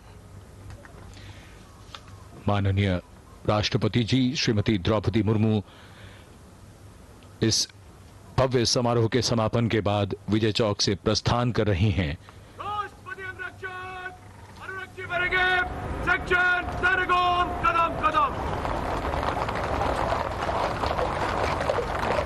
The only thing that seems to have dampened is the crowd. The spirits high, the audience full of patriotic fervor, and of course, tradition carrying out its role. of anchoring and keeping us solidly grounded. 46 घुड़सवार अंगरक्षक जिनकी कमान संभाली है colonel Anoop Tiwari ने और उनके second in command lieutenant colonel Ramakant Yadav समारोह पूर्वक बढ़ चले हैं अब रायसीना पहाड़ी की ओर। प्रधानमंत्री जी और उपराष्ट्रपति जी से विदा लेने के बाद माननीय राष्ट्रपति जी अब राष्ट्रपति भवन की ओर प्रस्थान कर रही हैं।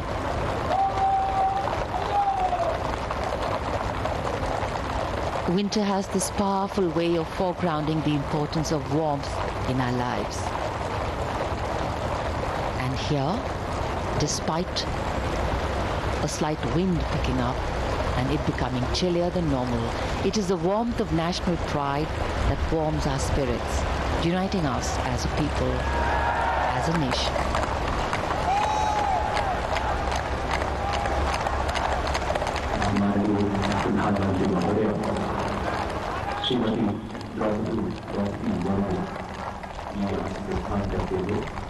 आज शाम सारे जहां से अच्छा की धुन गूंजती रही और हमारे सैनिक रायसीना की ओर ओझल हो गए।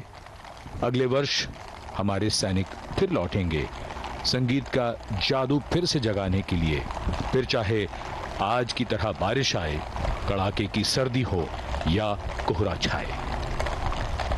The evening's cloak of inky velvet embellished with the colors of diversity. An adoring audience showering love, patriotism and admiration, suffusing the crisp winter air with the glow of reverence and pride, and a resplendent corridor of governance. With the power to empower, will now celebrate with its surroundings.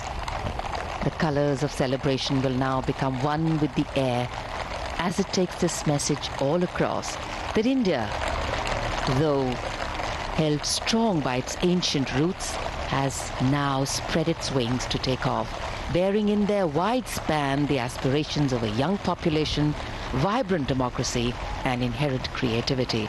We are the world. We look at the world as a family, interactive, interconnected. Prime Minister Narendra Modi is now seen off the Vice President.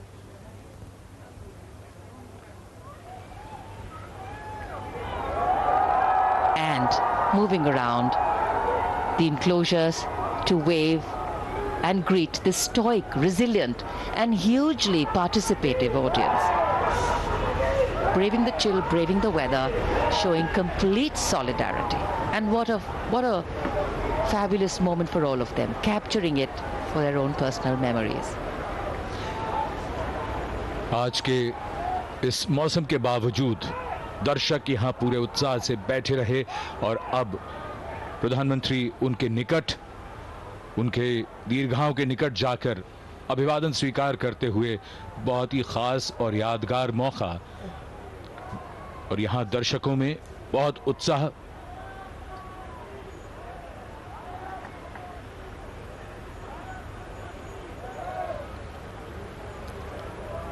The drizzle seems to have paused, and the Prime Minister now walking out of the sheltered area into the open, waving to the crowd.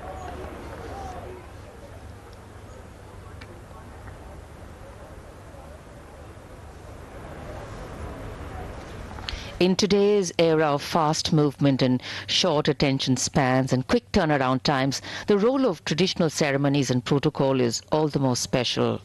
History, ceremony and protocol all have a way of giving context, of anchoring the present in a stability that has weathered time. रोशनी से तस्वीरें बदल जाती हैं, रोशनी से तकदीरें भी बदल जाती हैं। अंधेरा तभी तक है जब तक रोशनी नहीं है। जन जन के कल्याण के संकल्प इसी विचार पर टिके हैं कि सभी के जीवन से अंधकार को मिटाया जाए। जैसे जैसे रोशनी बढ़ती जाएगी, तस्वीर और तकदीर बदलती जाएगी। प्रकाश का मार्ग ज्ञान का मार्ग है। ज्ञान के प्रकाश से जीवन आलोकित हो, सबके मन आलोकित हो, लोकतंत्र का पथ, गणतंत्र का पथ प्रकाशवान हो।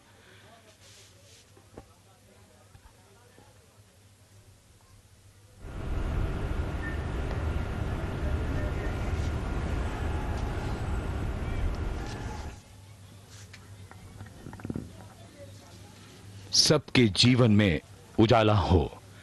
असतो मां सद्गमय, तमसो मां ज्योतिर्गमय।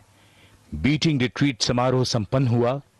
नमस्कार, जय हिंद।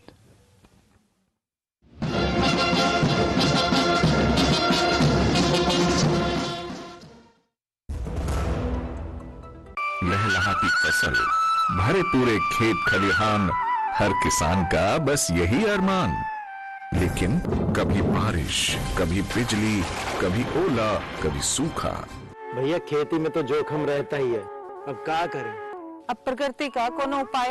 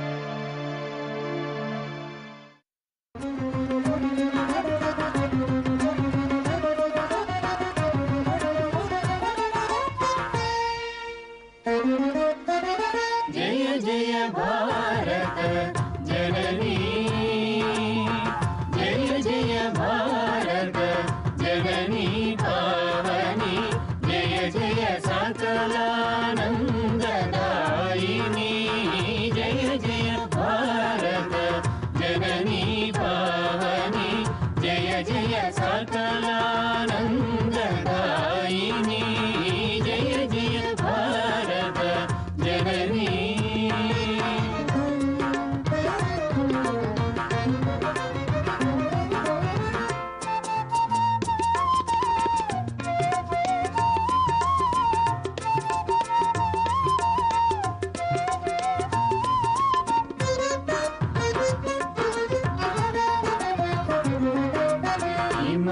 हिमालयोन्नत समादर्शिनी तमोदनन विद्यास्वरूपिणी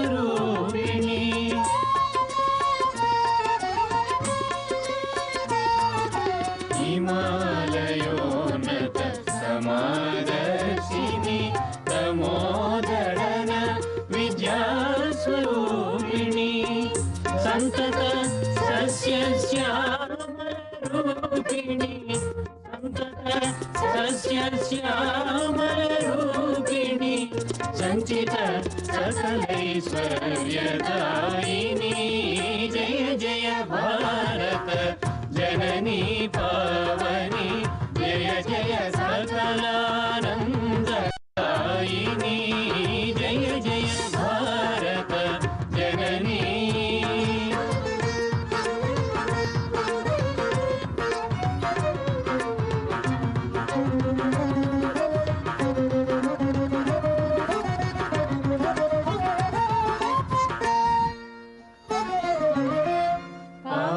गंगा जीवन शोभिनी पतितोद्धारिणी पाप विदारिणी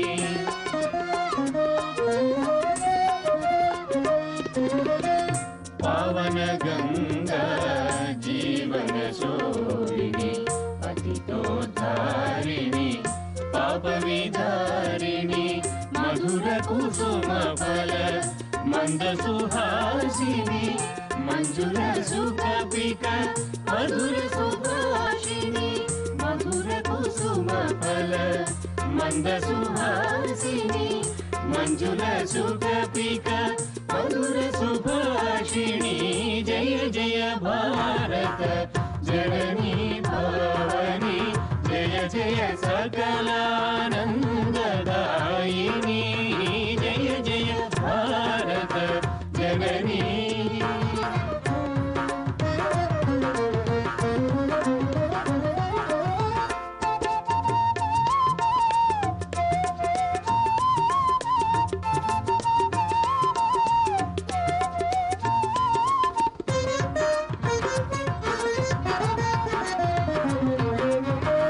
वीरवर नारी रूपिणी वैरिवर्ग संहारिणी तारिणी वीरवर नारी रूपिणी वैरिवर्ग संहारिणी तारिणी साधक धर्म चक्र पदाकिनी सकल सौख्य राज प्रदायिनी जय जय भारत जननी पावनी जय जय सकलानन्ददायिनी जय जय भारत जननी पावनी जय जय सकलानन्ददायिनी जय जय भारत जननी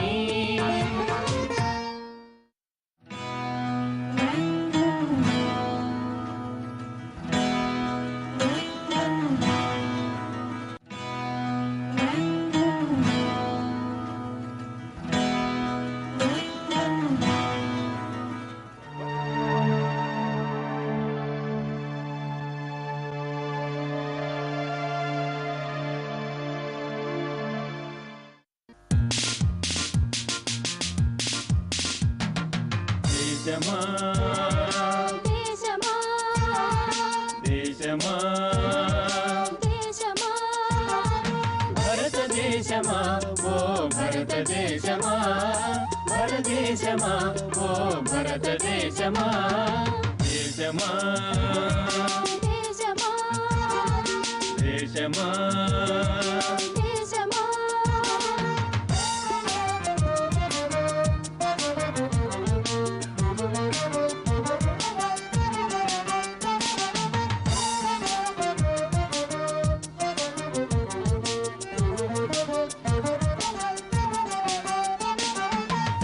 అందమైన దేశమా చకందనాల దేశమా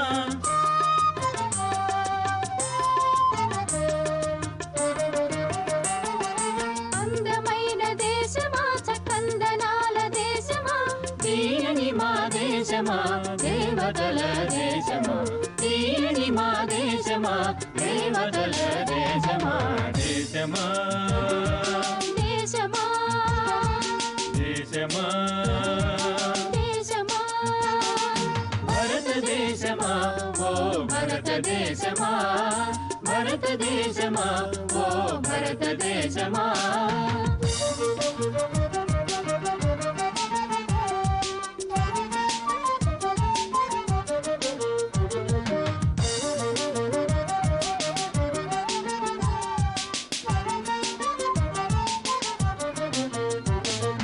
ఆసేతు సీతాచలమంతయైన దేశమా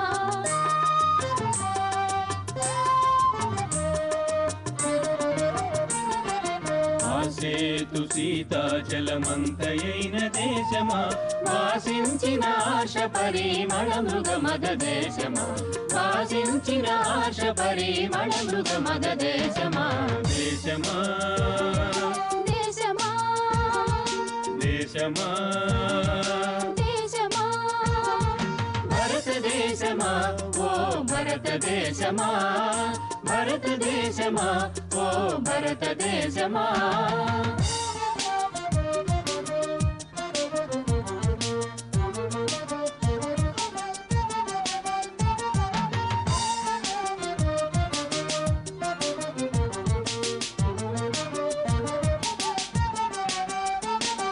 శాంతి కలిగి కాంతి వెలుగు సంయమీశ దేశమా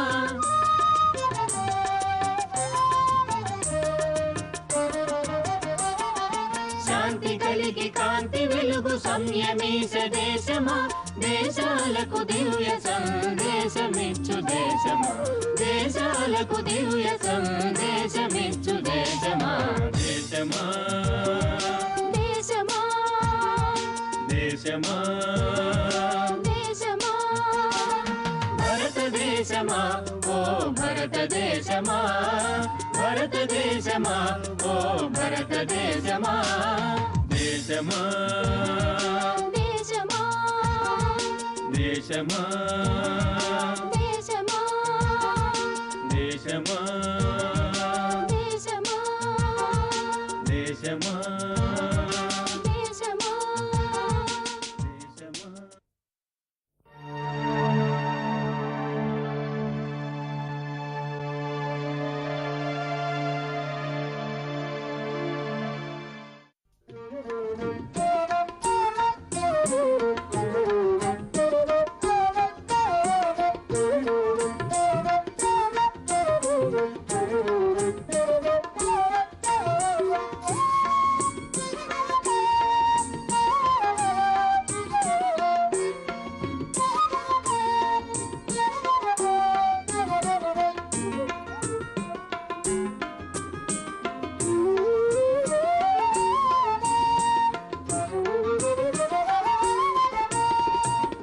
అందాలు చిందేటి అవని భారతి తల్లి అసమాన ప్రకృతితో అలరారు వల్లి అందాలు చిందేటి అవని భారతి తల్లి అసమాన ప్రకృతితో అలరారు వల్లి నిండుగా నుండేటి నీలి అంబరమే ఇంద్రధను సంచుతో ఇంటి ముసుగుతో అందాలు చిందేటి అవని భారతి తల్లి అసమాన ప్రకృతితో అలరారు వల్లి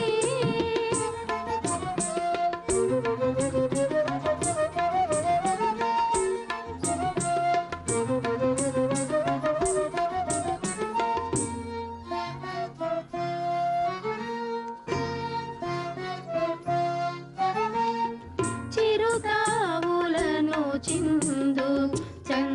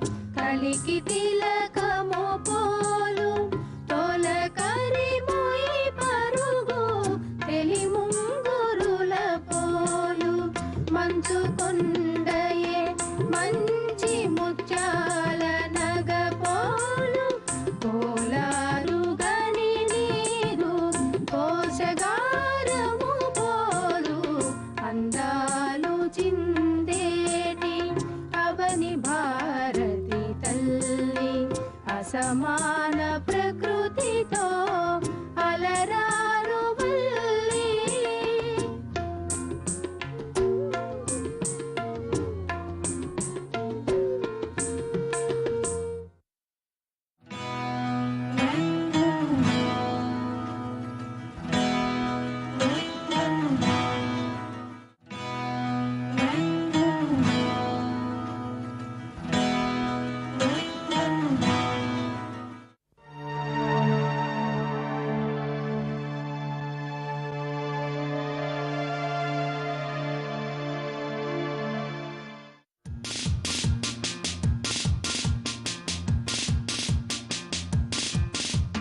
సమైక్య భారతదేశం ఇది సమగ్ర భారతదేశం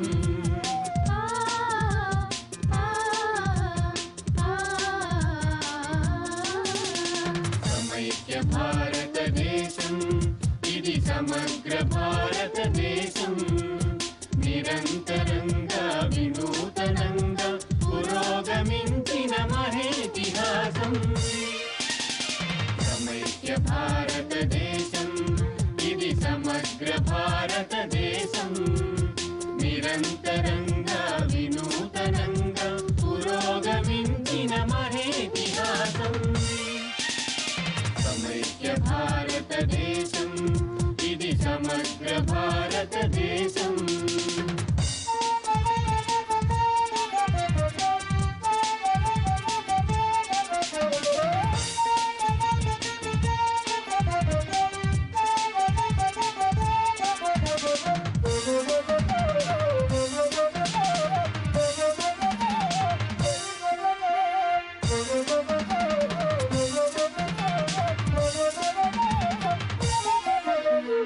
విశ్వంభర తొలి వేకువలోనే వేదం పలికిన ధరణి ఇది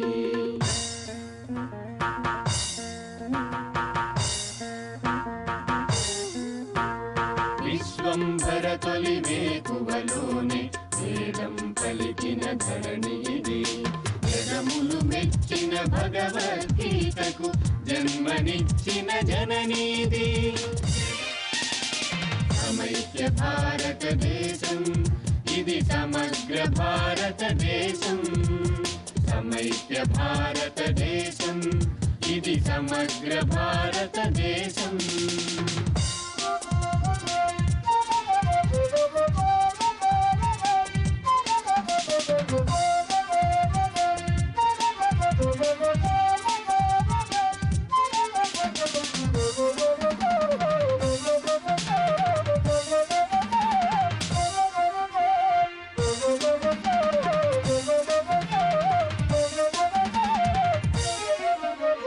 గౌతమ బుద్ధుని బోధనలో కరుణ వెలాచిన క్షేత్రమిది బుద్ధం శరణం గచ్ఛామి ధమ్మం శరణం గచ్ఛామి సంఘం శరణం గచ్ఛామి గాంధీ మహాత్ముని సాధనలో రూపొందిన సమతా సూత్రమిది గాంధీ మహాత్ముని సాధనలో రూపొందిన సమతా సూత్రమిది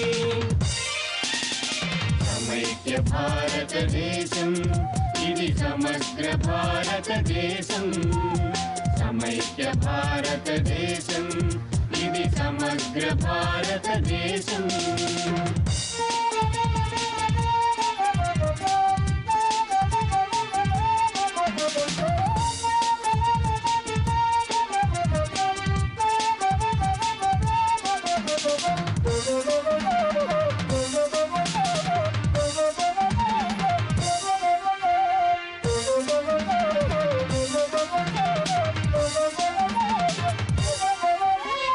సకల మతాలను కలుపుకొనే సాగరాత్మగల చరిత్ర మనది.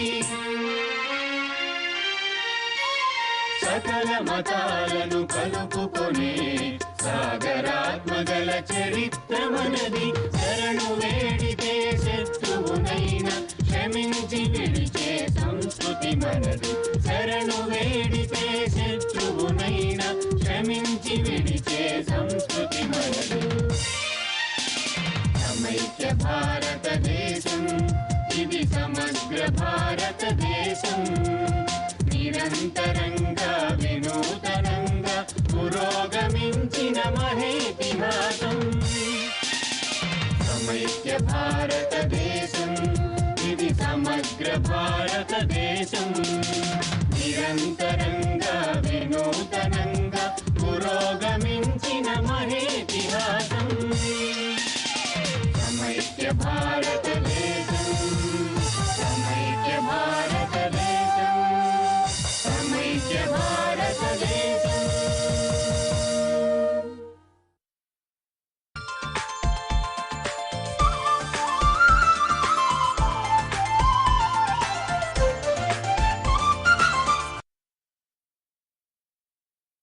మీ బ్యాంకు చెల్లింపులు అన్ని internet banking, mobile banking, UPI, భీమ్ యాప్ ద్వారా చెల్లించండి. అంతేకాదు మీ లావాదేవీలను మీ సురక్షిత కంప్యూటర్ నుండి గానీ, మొబైల్ నుండి గానీ మాత్రమే చేయండి. ఎల్లప్పుడూ డిజిటల్ సురక్షిత లావాదేవీలను చేయండి. అజ్ఞాత వ్యక్తుల నుండి మీ మొబైల్లో వచ్చే ఆర్థిక లావాదేవీలకు సంబంధించిన ఎటువంటి సూచనలకు మీరు స్పందించకండి. జారీ చేయవారు నాబార్డు ప్రాంతీయ కార్యాలయం, ఆంధ్రప్రదేశ్.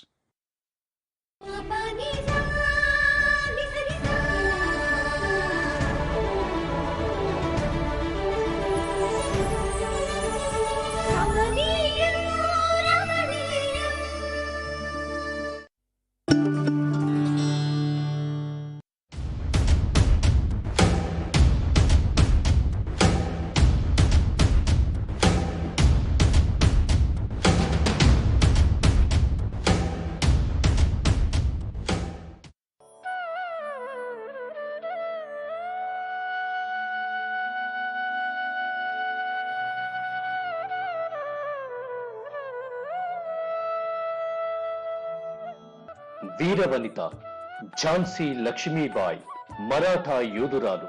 పరిపాలన కింద ఉన్న ఉత్తర భారతదేశ రాజ్యమైన ఝాన్సీ అనే రాజ్యానికి రాణి. 1857లో ఆంగ్లేయుల పరిపాలనకు వ్యతిరేకంగా జరిగిన మొదటి భారత స్వాతంత్ర్య సంగ్రామంలో ప్రముఖ పాత్ర పోషించింది.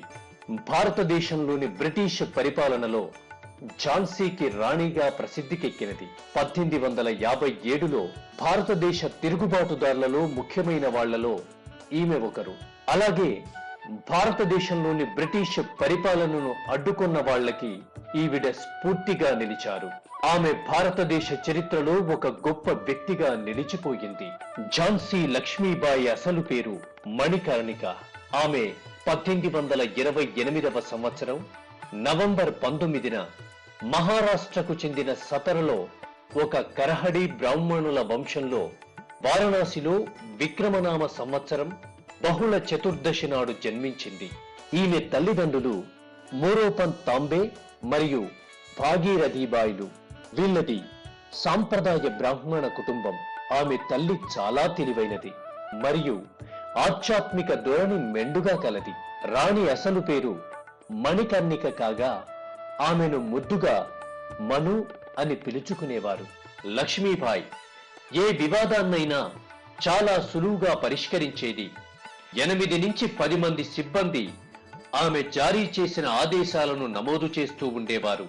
కొన్నిసార్లు నేరస్తులను ఆమె స్వయంగా కర్రతో కొట్టేది. లక్ష్మీబాయి గుర్రపు స్వారీని గాని రథయాత్రను గాని చూడడం ఒక వేడుక. ఆ దృశ్యం కన్నుల పండుగగా ఉండేది. ఆమె రథాన్ని 2 వైపులా బంగారు జరీతో ఎంబ్రాయిడరీ చేసిన వెల్వెట్ కర్టెన్లతో మూసేసేవారు. మెరిసిపోయే ముత్యాల సెట్తో పాటు అందమైన పట్టుచీర కట్టుకునేది. మగబట్టలు కట్టుకున్నప్పుడు తలపాగా తప్పనిసరిగా ఉండేది. ఆమె రథంతో పాటు 4 అందమైన అమ్మాయిలు పక్కన పరిగెడుతూ ఉండేవారు. వీరికి చిన్నతనం నుంచి రాణి పక్కన రథంతో పాటు పరిగెత్తటాన్ని శిక్షణనిచ్చేవారు. సాధారణంగా వీరు దక్షిణ భారతదేశానికి చెందినవారై ఉండేవారు. 102 మైళ్లు ఆగకుండా ఏకబిగిన ప్రయాణం చేసింది. మార్గమధ్యంలో వందలాది మందిని ఎదుర్కొంటూ నరుక్కుంటూ కథన రంగానికి చేరింది. 2 నెలలు భీకరంగా పోరాడింది.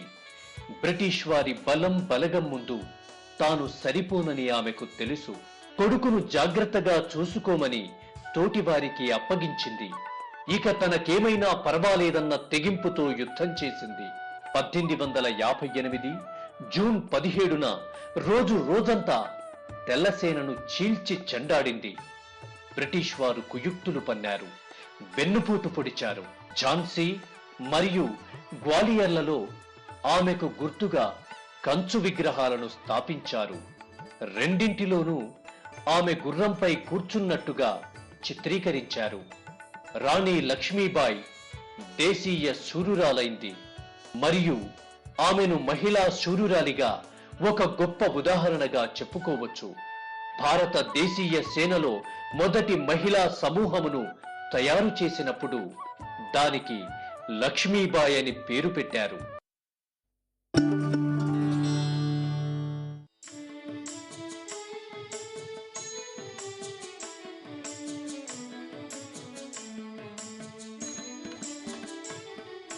సుభాష సుధాశాల ప్రభాకళ వికాసాల శుభాహ్వాన గానమై తిలకించగ పిలిచే. సుభాష సుధాశాల ప్రభాకళ వికాసాల శుభాహ్వాన గానమై తిలకించగ పిలిచే. శభాషాంధ్ర ప్రదేశమై విహరణకై వెలిసే. శభాషాంధ్ర ప్రదేశమై విహరణకై వెలిసే.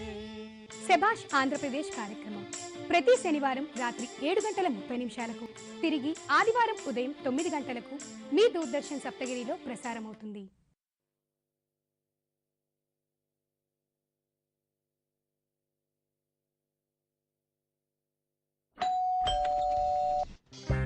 గిఫ్ట్ వచ్చింది. వారే వా, లెజెండ్ బ్యాట్ ఇది. దీంతో నేను ఆడతాను. అరే, ఫ్యూచర్ బ్యాటింగ్ లెజెండ్ ని నేను. దీని మీద ఎవరి పేరు రాసుంటే బ్యాట్ వాళ్ళకే దొరుకుతుంది.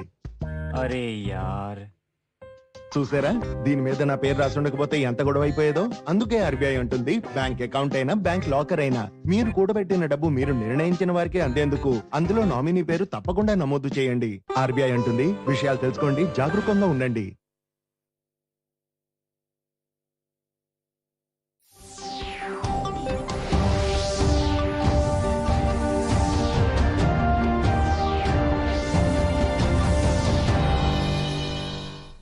నమస్తే, దూరదర్శన్ వార్తలకు స్వాగతం. నేను ప్రజ్ఞ.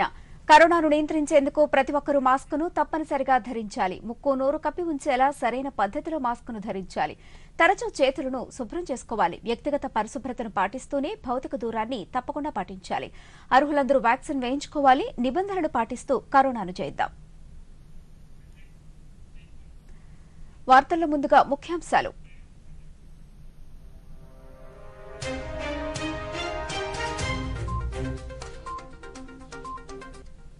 ఢిల్లీ విజయ్ చౌక్ లో ఘనంగా రిపబ్లిక్ డే ముగింపు వేడుకలు. వర్షంలోనూ కొనసాగించిన బీటింగ్ రీట్రీట్ విన్యాసాలు. బీటింగ్ రీట్రీట్ కు హాజరైన రాష్ట్రపతి, ఉపరాష్ట్రపతి, ప్రధాని.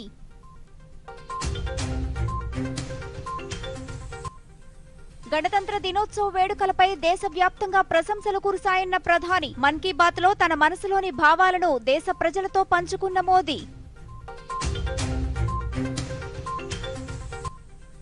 దేశ సమాజ అభివృద్ధిలో గిరిజనుల సహకారం ఎంతో ముఖ్యమన్న ప్రధాని. గిరిజనుల కోసం పనిచేసే వ్యక్తులను గౌరవించటం నవతరానికి ప్రేరణనిస్తుందన్న మోదీ. నక్సల్స్ ప్రభావిత ప్రాంతాల్లో యువతను సన్మార్గంలో నడిపిన వారిని పద్మ అవార్డులతో గౌరవిస్తున్నామన్న ప్రధాని.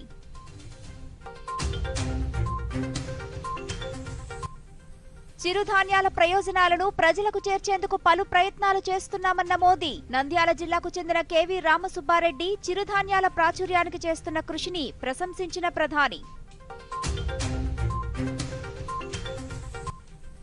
రేపు జగనన్న చేదోడు 3వ విడత కార్యక్రమం. పల్నాడు జిల్లా వినుకొండలో లబ్ధిదారుల ఖాతాలో నగదు జమ చేయనున్న ముఖ్యమంత్రి జగన్మోహన్ రెడ్డి. ఆస్ట్రేలియా ఓపెన్ విజేత నోవాక్ జోకోవిచ్ ఫైనల్లో గ్రీక్ ఆటగాడిపై 6-3, 7-6, 7-6తో విజయం. వార్తల్లోని వివరాలు. గణతంత్ర దినోత్సవ వేడుకల ముగింపును సూచిస్తూ ఈ రోజు ఢిల్లీలోని విజయ్ చౌక్ లో బీటింగ్ రిట్రీట్ వేడుకలు ఘనంగా నిర్వహించారు. ఈసారి బీటింగ్ రిట్రీట్ కార్యక్రమాన్ని చాలా ప్రత్యేకంగా నిర్వహించారు. వర్షంలో సైతం బీటింగ్ రిట్రీట్ కార్యక్రమం సాగింది. ఈ కార్యక్రమంలో ఆర్మీ, ఎయిర్ ఫోర్స్, నేవీ బ్యాండ్లు సంప్రదాయ దరువులతో కవాతు చేశాయి. ఈ వేడుకలకు రాష్ట్రపతి ద్రౌపది ముర్ము ముఖ్య అతిథిగా హాజరయ్యారు. ఈ కార్యక్రమంలో ఉపరాష్ట్రపతి జగదీప్ ధన్కర్, ప్రధానమంత్రి నరేంద్ర మోదీ, రక్షణ మంత్రి రాజ్నాథ్ సింగ్, త్రివిధ దళాధిపతులు పాల్గొన్నారు. ఈ కార్యక్రమంలో ఆర్మీ, ఎయిర్ ఫోర్స్, నేవీ బ్యాండ్లు సంప్రదాయ ట్యూన్లతో కలిసి కవాతు చేశాయి. ఈ సమయంలో బ్యాండ్ మాస్టర్ రాష్ట్రపతిని సంప్రదించి బ్యాండ్ను వెనక్కి తీసుకుని వెళ్లేందుకు అనుమతి కోరి సారే జహాసే అచ్చా అనే ప్రసిద్ధ ట్యూన్ ని ప్లే చేస్తూ బ్యాండ్లు తిరిగి వెళ్లాయి.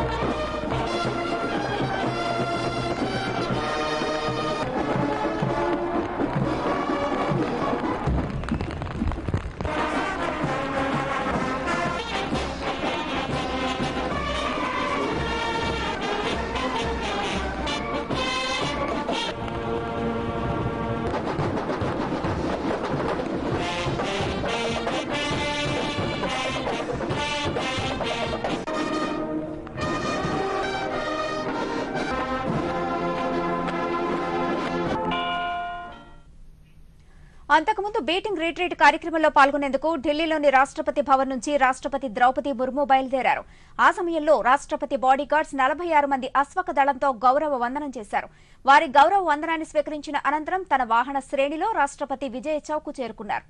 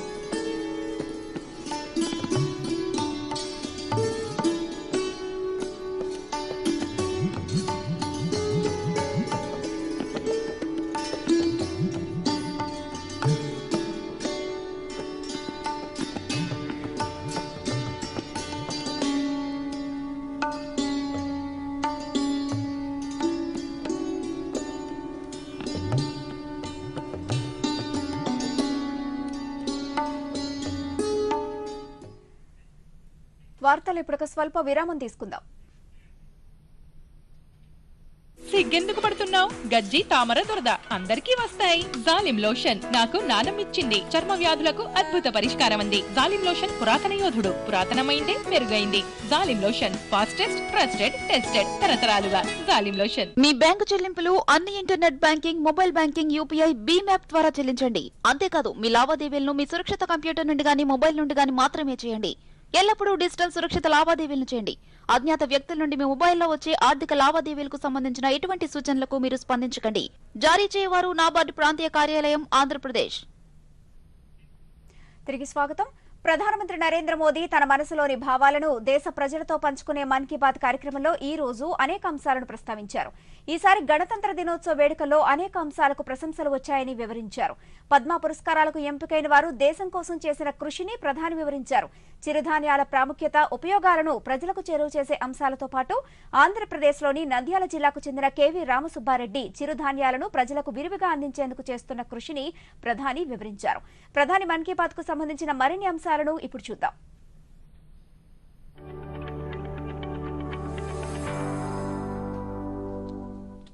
ప్రధానమంత్రి నరేంద్ర మోదీ తన మనసులోని భావాలను దేశ ప్రజలతో పంచుకునే మన్ కీ బాత్ కార్యక్రమంలో ఈరోజు అనేక అంశాలను ప్రస్తావించారు. ఈ ఏడాదిలో మొదటి మన్ కీ బాత్ 97వ సంచిక అని అన్నారు. ఈసారి గణతంత్ర దినోత్సవ వేడుకల్లో అనేక అంశాలకు ప్రశంసలు వచ్చాయన్నారు.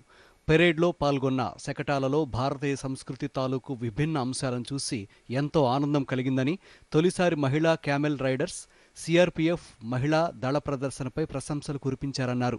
ఈ సందర్భంగా వివిధ ప్రాంతాల నుంచి రాసిన లేఖలను ప్రధాని ప్రస్తావించారు. పద్మ పురస్కారాల ప్రకటన కోసం డెహ్రాడూన్కు చెందిన వాత్సల్య ఎలా ఎదురుచూస్తారో తెలియజేస్తూ రాసిన లేఖను ప్రధాని ప్రస్తావించారు. సామాన్య స్థాయిలో అంకిత భావం, సేవాభావంతో విజయాలు సాధించిన వారికి పద్మ పురస్కారాలు అందిస్తారని, వారి గురించి తెలుసుకోవాలనే ఆసక్తి అందరిలోనూ ఉంటుందని ఆమె పేర్కొన్న అంశాన్ని ప్రధాని తెలిపారు. ఈసారి పద్మ పురస్కారాలు పొందిన వారిలో గిరిజన సముదాయాలకు చెందిన వ్యక్తులు ప్రాతినిధ్యం లభించిందని ప్రధాని పేర్కొన్నారు. గిరిజన జీవితం నగరవాసుల జీవితాలకు భిన్నంగా ఉంటుందని, వారు వారి సాంప్రదాయాలను కాపాడుకోవడానికి ఎల్లప్పుడూ సిద్ధంగా ఉంటారన్నారు. గిరిజన సముదాయాలతో ముడిపడిన వస్తువుల రక్షణ, వాటి పరిశోధన ప్రయత్నాలు కూడా జరుగుతున్నాయన్నారు. అలాగే టోటో, కుయ్, కువి ఇంకా మాండా లాంటి గిరిజన భాషలపై పరిశోధన చేస్తున్న వారికి పద్మ పురస్కారాలు లభించాయని, ఇది మనందరికీ గర్వకారణమని పేర్కొన్నారు. దేశం, సమాజం రెండింటి అభివృద్ధిలో గిరిజనుల సహకారం ఎంతో ముఖ్యమైందని, వారి కోసం పనిచేసే వ్యక్తులను గౌరవించడం నవతరానికి ప్రేరణగా నిలుస్తుందని పేర్కొన్నారు. నక్సల్స్ ప్రభావిత ప్రాంతాలుగా పరిగణించే ప్రదేశాల్లో కూడా ఈ ఏడాది పద్మ పురస్కారాల ప్రతిధ్వని వినిపించిందని ప్రధాని పేర్కొన్నారు. ఆ ప్రాంతాల్లో దారి తప్పిన యువతకు సరైన మార్గాన్ని చూపెట్టిన వ్యక్తులను కూడా ఈసారి పద్మ పురస్కారాలతో గౌరవిస్తున్నామన్నారు. साथियों, देहरादून के वत्सल जी ने मुझे लिखा है कि 25 जनवरी का मैं हमेशा इंतजार करता हूं, क्योंकि उस दिन पद्म पुरस्कारों की घोषणा होती है और एक प्रकार से 25 तारीख की शाम ही मेरी 26 जनवरी के उमंग को और बढ़ा देती है। जमीनी स्तर पर अपने समर्पण और सेवा भाव से उपलब्धि हासिल करने वालों को पीपल्स पद्म को लेकर भी कई लोगों ने अपनी भावनाएं साझा की है। इस बार पद्म पुरस्कार से सम्मानित होने वालों में जनजातीय समुदाय और जनजातीय जीवन से जुड़े लोगों का अच्छा खासा प्रतिनिधित्व रहा है। जनजातीय जीवन शहरों की भागदौड़ से अलग होता है, उसकी चुनौतियां भी अलग होती हैं। इसके बावजूद जनजातीय समाज अपनी परंपराओं को सहेजने के लिए हमेशा तत्पर रहते हैं। जनजातीय समुदाय से जुड़ी चीजों के संरक्षण और उन पर रिसर्च के प्रयास भी होते हैं। ऐसे ही टोटो, हो, कुई, कुवी और मांडा जैसी जनजातीय भाषाओं पर काम करने वाले कई महानुभावों को पद्म पुरस्कार मिले हैं। यह हम सभी के लिए गर्व की बात है। సంగీత ప్రపంచాన్ని అభివృద్ధి చేస్తున్న వారికి కూడా ఈ ఏడాది పద్మ పురస్కారాలు అందిస్తున్నట్లు చెప్పారు. ఈ పురస్కారాలకు ఎంపికైన వారందరి గురించి చర్చలు జరుగుతున్నాయన్నారు. పురస్కారాలకు ఎంపికైన వారందరూ మన మధ్య ఉన్న సహచరులేనన్నారు. వారు ఎల్లప్పుడూ దేశానికి సర్వోన్నతమైన స్థానాన్ని ఇచ్చారని, దేశానికి ప్రథమ ప్రాధాన్యతనిస్తూ వారి జీవితాలను దేశానికి అంకితం చేశారన్నారు. సేవాభావంతో వారు చేసిన పనిలో నిమగ్నమై ఎప్పుడూ ఏ పురస్కారాలను వారు ఆశించలేదన్నారు. వారు ఎవరి కోసమైతే పనిచేస్తున్నారో వారి ముఖాలపై చిరునవ్వే వారికి పురస్కారమన్నారు. అంకిత భావంతో ఉన్న ఇలాంటి వారిని సన్మానించుకోవడం వల్ల దేశ ప్రజల గౌరవం పెరిగిందని, పురస్కారాలకు ఎంపికైన వారి జీవిత విశేషాలను తెలుసుకుని ఇతరులతో కూడా పంచుకోవాలని ప్రధాని కోరారు. గణతంత్ర దినోత్సవం గురించి అమృత్ మహోత్సవాల సమయంలో చర్చిస్తున్నప్పుడు ప్రధాని తనకు లభ్యమైన India the mother of democracy పుస్తకం గురించి కూడా చర్చించారు. ప్రపంచంలోకెల్లా గొప్ప ప్రజాస్వామ్య దేశం భారత్ అని, మన దేశాన్ని మదర్ ఆఫ్ డెమోక్రసీ అనడం ఎంతో గర్వకారణమన్నారు. ఆ పుస్తకంలో ఉన్న పలు అంశాలను ప్రధాని ప్రస్తావించారు. ఇదే సందర్భంలో తమిళనాడులో ఉత్తర మెరూర్ గ్రామంలో 1200 ఏళ్ల నాటి శిలాశాసనం గురించి ప్రస్తావించారు. ఈ శాసనం యావత్ ప్రపంచాన్ని ఆశ్చర్యపరుస్తుందన్నారు. ఈ శాసనం ఒక చిన్న రాజ్యాంగం లాంటిదని, ఇందులో గ్రామ సభలు ఎలా నడపాలి, సభ్యులను ఎన్నుకునే ప్రక్రియ ఎలా ఉండాలి అనే వివరాలను పొందుపరిచారని ప్రధాని పేర్కొన్నారు. అలాగే వరంగల్ కాకతీయ వంశానికి చెందిన రాజుల గణతంత్ర సంప్రదాయాలు కూడా ప్రసిద్ధి చెందినవని ప్రధాని ప్రస్తావించారు. साथियों, आज जब हम आजादी के अमृत महोत्सव के दौरान गणतंत्र दिवस की चर्चा कर रहे हैं, तो मैं यहाँ एक दिलचस्प किताब का भी जिक्र करूंगा। कुछ हफ्ते पहले ही मुझे मिली इस बुक में एक बहुत ही इंटरेस्टिंग सब्जेक्ट पर चर्चा की गई है। इस बुक का नाम India the mother of democracy है और इसमें कई बेहतरीन एसेज है। भारत दुनिया का सबसे बड़ा लोकतंत्र है और हम भारतीयों को इस बात का गर्व भी है कि हमारा देश मदर ऑफ डेमोक्रेसी भी है। लोकतंत्र हमारी रगों में है, हमारी संस्कृति में है। सदियों से यह हमारे कामकाज का भी एक अभिन्न हिस्सा रहा है। तमिलनाडु में एक छोटा लेकिन चर्चित गांव है उतिर मेरूर। यहाँ 1100-1200 साल पहले का एक शिलालेख दुनिया भर को अचंभित करता है। यह शिलालेख एक मिनी कॉन्स्टिट्यूशन की तरह है। इसमें विस्तार से बताया गया है कि ग्राम सभा का संचालन कैसे होना चाहिए और उसके सदस्यों के चयन की प्रक्रिया क्या हो। हमारे देश के इतिहास में डेमोक्रेटिक वैल्यूज का एक और उदाहरण है। वारंगल के काकीय वंश के राजाओं की गणतांत्रिक परंपराएं भी बहुत प्रसिद्ध थी। యోగా చిరుధాన్యాలకు చాలా దగ్గర పోలిక ఉందని, భారత్ ప్రతిపాదించిన తరువాతే అంతర్జాతీయ యోగా దినోత్సవాన్ని, అంతర్జాతీయ చిరుధాన్యాల దినోత్సవాన్ని ఐక్యరాజ్య సమితి నిర్ణయించిందన్నారు. యోగా, చిరుధాన్యాలు కూడా ఆరోగ్యానికి ఎంతో ముఖ్యమైనవన్నారు. ఈ రెండు కూడా ప్రజల సహకారంతోనే ఉద్యమంగా మారాయన్నారు. ప్రజలు ఇప్పుడు చిరుధాన్యాలను తమ ఆహారంలో భాగంగా చేసుకున్నారన్నారు. ఈ మార్పు చాలా పెద్ద ప్రభావాన్ని చూపుతుందన్న ప్రధాని, దీనివల్ల సంప్రదాయంగా చిరుధాన్యాలు పండించే చిన్నకారు రైతులు చాలా ఉత్సాహంగా ఉన్నారన్నారు. వ్యాపారస్తులు, ఆహారోత్పత్తి సంస్థలు చిరుధాన్యాలను ప్రజల వద్దకు చేర్చే ప్రయత్నాలను ఇప్పటికే ప్రారంభించాయన్నారు. ఆంధ్రప్రదేశ్లోని నంద్యాల జిల్లాలో నివసించే కెవి రామసుబ్బారెడ్డి చిరుధాన్యాల కోసం తాను చేస్తున్న ఉద్యోగాన్ని వదిలిపెట్టేశారని ప్రధాని పేర్కొన్నారు. తల్లి చిరుధాన్యాలతో చేసిపెట్టిన వంటకాలను రుచి చూసిన తరువాత ఆయన తన గ్రామంలో ఏకంగా సజ్జల ప్రాసెసింగ్ యూనిట్నే ప్రారంభించారని తెలిపారు. సుబ్బారెడ్డి కేవలం చిరుధాన్యాల ఉపయోగాలను ప్రజలకు తెలియజేయడమే కాకుండా వాటిని విరివిగా పొందేందుకు ఆయన వారికి సహాయపడతారని ప్రధాని పేర్కొన్నారు. ఈ సందర్భంగా ఆయనకు అభినందనలు తెలిపారు. आंध्र प्रदेश के नांदियाल जिले के रहने वाले केवी रामा सुब्बा रेड्डी जी ने मिलेट्स के लिए अच्छी खासी सैलरी वाली नौकरी छोड़ दी। माँ के हाथों से बने मिलेट्स के पकवानों का स्वाद कुछ ऐसा रचा बसा था कि इन्होंने अपने गांव में बाजरे की प्रोसेसिंग यूनिट ही शुरू कर दी। सुब्बा रेड्डी जी लोगों को बाजरे के फायदे भी बताते हैं और उसे आसानी से उपलब्ध भी कराते हैं. మహారాష్ట్ర, ఛత్తీస్గఢ్, కర్ణాటకలలో చిరుధాన్యాలకు జరుగుతున్న కృషిని, అక్కడి స్వయం సహాయక సంఘాలు, మహిళలు చిరుధాన్యాలతో పొందుతున్న లబ్ధిని ప్రధాని ప్రస్తావించారు. G20 సదస్సు జరిగే ప్రాంతాల్లో చిరుధాన్యాలతో చేసిన పౌష్టికాహారం, రుచికరమైన వంటకాలు అందుబాటులో ఉంటున్నాయన్నారు. ఈ సదస్సులు జరిగే అన్ని ప్రాంతాల్లోనూ చిరుధాన్యాలతో తయారైన హెల్త్ డ్రింక్స్, నూడిల్స్ వంటి ఇతర వంటకాలను ప్రదర్శిస్తున్నారని ప్రధాని వివరించారు. చిరుధాన్యాలకు ప్రజాదరణ తీసుకువచ్చేందుకు ఎన్నో ప్రయత్నాలు జరుగుతున్నాయన్నారు. చిరుధాన్యాలతో తయారు చేసే పదార్థాలు యువతకు ఎంతగానో నచ్చడం ఎంతో ఆనందాన్ని ఇస్తోందన్నారు. ఈ చిరుధాన్యాల సంవత్సరానికి గొప్ప ఆరంభం లభించడం, దానిని నిరంతరంగా నడిపిస్తున్న ప్రజలకు ప్రధాని ధన్యవాదాలు తెలిపారు.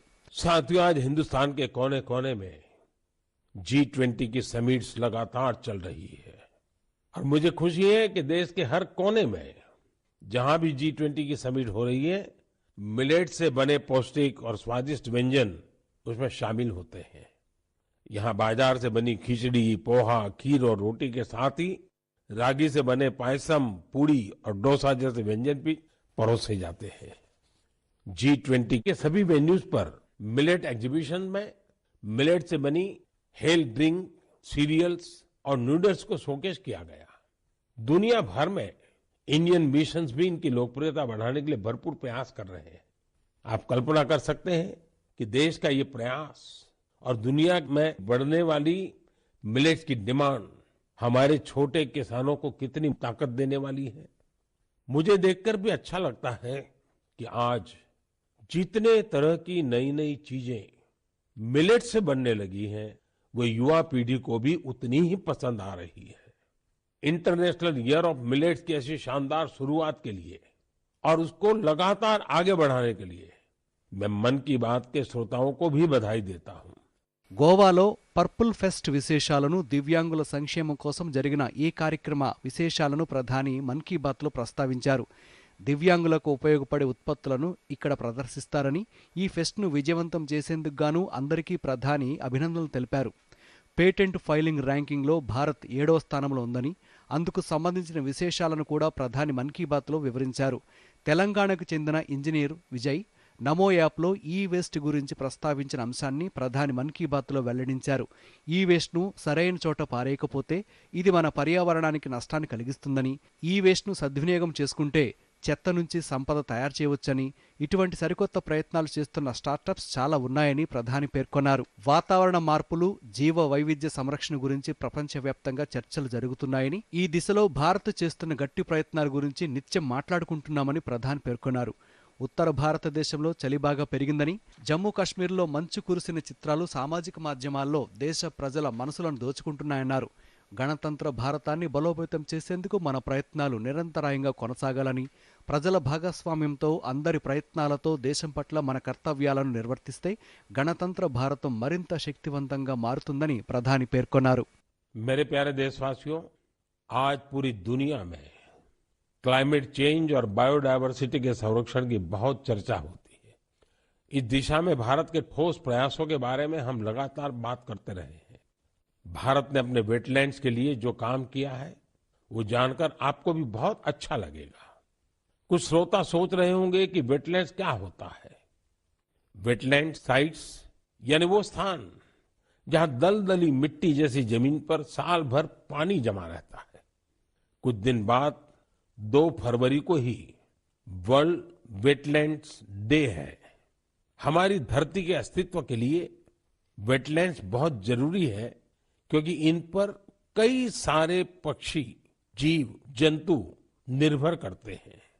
ये बायोडायवर्सिटी को समृद्ध करने के साथ फ्लड कंट्रोल और ग्राउंड वाटर रिचार्ज को भी सुनिश्चित करते हैं। मेरे प्यारे देशवासियों, इस बार हमारे देश में, खासकर उत्तर भारत में खूब कड़ाके की सर्दी पड़ी। इस सर्दी में लोगों ने पहाड़ों पर बर्फबारी का मजा भी खूब लिया। जम्मू कश्मीर से कुछ ऐसी तस्वीरें आई जिन्होंने पूरे देश का मन मोह लिया। सोशल मीडिया पर तो पूरी दुनिया के लोग इन तस्वीरों को पसंद कर रहे हैं।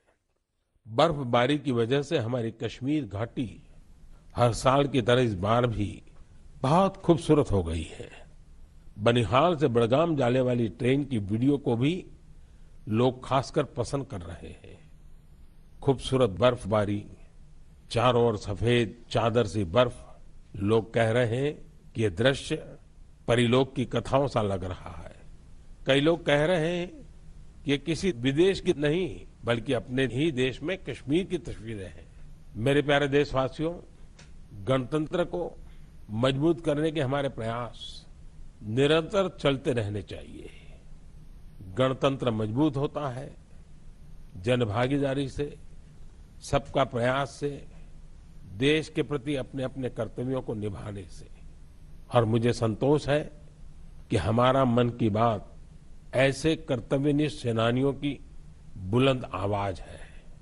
अगली बार फिर से मुलाकात होगी ऐसे कर्तव्यनिष्ठ लोगों की दिलचस्प और प्रेरक गाथाओं के साथ। बहुत बहुत धन्यवाद। వార్తల్లో ఇప్పుడు స్వల్ప విరామం. సిగ్గెందుకు పడుతున్నావు? గజ్జి, తామర, దురద అందరికీ వస్తాయి. జాలిం లోషన్ నాకు నానమిచ్చింది. చర్మ వ్యాధులకు అద్భుత పరిష్కారం అంది. జాలిం లోషన్ పురాతన యోధుడు. పురాతనమైందే మెరుగైంది. జాలిం లోషన్ ఫాస్టెస్ట్, ట్రస్టెడ్, టెస్టెడ్ తరతరాలుగా. జాలిం లోషన్. పూలవాడు, కేటరింగ్ వాడు, బ్యాండ్ వాడు, ఇదిగోండి బాబు.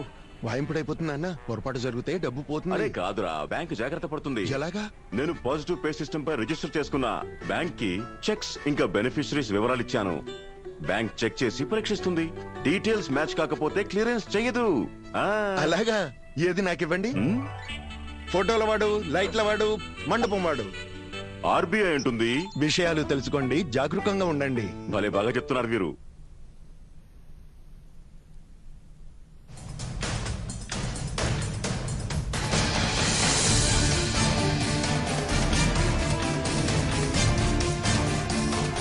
రెండు 2023-24 యూనియన్ బడ్జెట్ పై ప్రత్యేక చర్చా కార్యక్రమం ఫిబ్రవరి 1వ తేదీ ఉదయం 9:30 నుంచి మీ దూరదర్శన్ సప్తగిరిలో.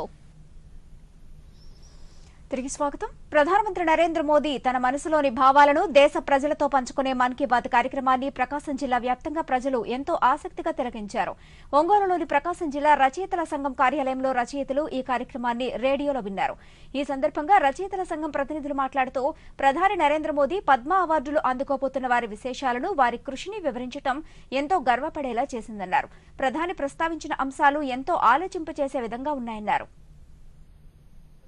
ప్రతి నెల చేసేటువంటి మన్ కీ బాత్ ఎంతో ప్రభావవంతంగా ఉంటుంది. దేశమును ప్రేమించుమన్నా, మంచి అన్నది పెంచుమన్నా అన్నటువంటి కొటేషన్స్ తీసుకొని వారు అద్భుతమైనటువంటి ప్రసంగాన్ని చేయడం జరిగింది. ఈ దేశం అంటే మట్టి కాదు, ఈ దేశం అంటే మనుషులు. పద్మ అవార్డులు, పద్మభూషణ్, పద్మ విభూషణ్ గురించి కూడా వారు చెప్పడం జరిగింది. ముఖ్యంగా పద్మభూషణ్ అవార్డులు, పద్మశ్రీ అవార్డులు తెలుగు ఖ్యాతిని ఇనుడింపజేసే విధంగా ఒక 2 అవార్డులు వారు ఇచ్చారు. సంక్రాంతి చంద్రశేఖర్ గారు అని చెప్పి వారు కొన్ని లక్షల మందికి ఆరోగ్యపరంగా వారు ట్రీట్మెంట్ ఇవ్వడం జరిగింది. ఆయన చేసినటువంటి సేవలను గుర్తించి ఇచ్చారు. అలానే మట్టిలో మాణిక్యమైనటువంటి కోట సచ్చిదానంద శాస్త్రి హరికథ విద్వాంసుడైన ఆయన్ని గుర్తించి పద్మశ్రీ అవార్డు ఇవ్వటం అంటే మోడీ గారి ప్రభుత్వంలో మట్టిలోని మాణిక్యాలను వెలుగుదీస్తున్నారన్నటువంటి విషయం కూడా మాకు అర్థమవుతుంది. మన్ కీ బాత్ అనే ప్రోగ్రాం ప్రతి నెలా కూడా వినటం జరుగుతుంది. నరేంద్ర మోడీ గారు సమకాలీన పరిస్థితులను దృష్టిలో ఉంచుకొని ప్రతి నెల 4వ ఆదివారం ఈ కార్యక్రమాన్ని ఏర్పాటు చేశారు. ఇవాళ ప్రత్యేకించి చెప్పినటువంటి దాంట్లో భారతదేశం మదర్ ఆఫ్ డెమోక్రసీ అనే విధానం మీద, ఈ చిరుధాన్యాల ఉపయోగం, వాటిని ఉపయోగించుకోవటం వల్ల జరిగే ఆరోగ్యం, అలాగే యోగా కార్యక్రమాలు, వాటి వల్ల ఈ దేశ ప్రజల ఆరోగ్యం ఏ విధంగా కుదుట పడుతుందనే విషయాల మీద, నక్సల్స్ ప్రభావిత ప్రాంతాలు, వీటన్నిటి మీద కూడా ఇవాళ భారతదేశానికి ఒక దిశా నిర్దేశం చేయటం ప్రధాన ఉద్దేశంగా మరి మన్ కీ బాత్ ప్రోగ్రాము చాలా చక్కగా ఉంది. ప్రధానమంత్రి నరేంద్ర మోడీ గారు మిల్లెట్స్ను ప్రవేశపెడతాను అని చెప్పినటువంటి విషయాన్ని కూడా చెప్పడం జరిగింది. మన భారతీయ సంస్కృతిలో భాగంగా పూర్వం మన పెద్దలందరూ కూడా ఆరోగ్యంగా ఉన్నారంటే దానికి కారణము గతంలో మిల్లెట్స్కి సంబంధించిన ఆహారపు అలవాటు తిన్నారు కాబట్టి వారు ఆరోగ్యంగా ఉన్నారు. 90 సంవత్సరాలైనా కానీ ఎంతో శక్తివంతంగా ఉన్నారు. కానీ నేటి యువత ఆహారపు అలవాట్లను మార్చుకొని ఆహారపు అలవాట్లను అలవాటు చేసుకోవాల్సిన అవసరం ఉంది. భారత ప్రభుత్వం ఈ ఏడాదిని చిరుధాన్యాల దినోత్సవంగా ప్రకటించింది. చిరుధాన్యాలతో కలిగే ప్రయోజనాలను ప్రజలకు తెలియచేసి ఆరోగ్య భారతాన్ని ఆవిష్కరించే లక్ష్యంతో పాటు చిరుధాన్యాలు పండించే రైతులకు భరోసానిస్తూ దేశవ్యాప్తంగా ఈ పంటలను ప్రభుత్వం ప్రోత్సహిస్తోంది. చిరుధాన్యాల వల్ల కలిగే ప్రయోజనాలను గ్రామీణ ప్రాంతాలకు సైతం చేరువ చేసే లక్ష్యంతో 2019 నుంచి కృషి చేస్తున్నారు. అయితే నంద్యాల జిల్లా పాణ్యం మండలం మద్దూరు గ్రామానికి చెందిన వ్యక్తి చిరుధాన్యాల ప్రయోజనాలను ప్రజలకు తెలియచేయడంతో పాటు వాటిని చేరువ చేసేలా కృషి చేస్తున్న రామసుబ్బారెడ్డిపై ప్రధాని ప్రశంసలు కురిపించారు. ఆ వివరాలేంటో ఈ స్టోరీలో చూసేద్దాం. కార్పొరేట్ ఉద్యోగం, పట్టణ వాతావరణం ఆయనకు సంతృప్తినివ్వలేదు. జన్మనిచ్చిన ఊరు, అక్కడి ప్రజల కోసం, వారి ఆరోగ్యం కోసం తప్పించారు. భారతీయ సనాతన సంప్రదాయాలను కొనసాగించాలనే లక్ష్యంతో కార్పొరేట్ ఉద్యోగాన్ని వదిలి పల్లెబాట పట్టారు. ఆయనే నంద్యాల జిల్లా పాణ్యం మండలం మద్దూరు గ్రామానికి చెందిన రామసుబ్బారెడ్డి. తానే స్వయంగా రైతై 60 ఎకరాలలో చిరుధాన్యాలను పండిస్తూ వాటి ఉత్పత్తులను సైతం ప్రజలకు అందించేలా ప్రాసెసింగ్ యూనిట్నే ఏర్పాటు చేసి ఉపాధి సైతం కల్పిస్తున్నారు. ఫ్యాక్టరీలో చిరుధాన్యాలను ప్రాసెసింగ్ చేసి ప్రజలకు అందిస్తున్నారు. చిరుధాన్యాల బియ్యం, సామలు, కొర్రలు, ఊదలు, జొన్న రవ్వ, ఇడ్లీ రవ్వ వంటి పిండి పదార్థాలను కూడా ప్రజలకు అందజేస్తున్నారు. చాలా ఆనందదాయకంగా, సంతోషంగా ఉంది.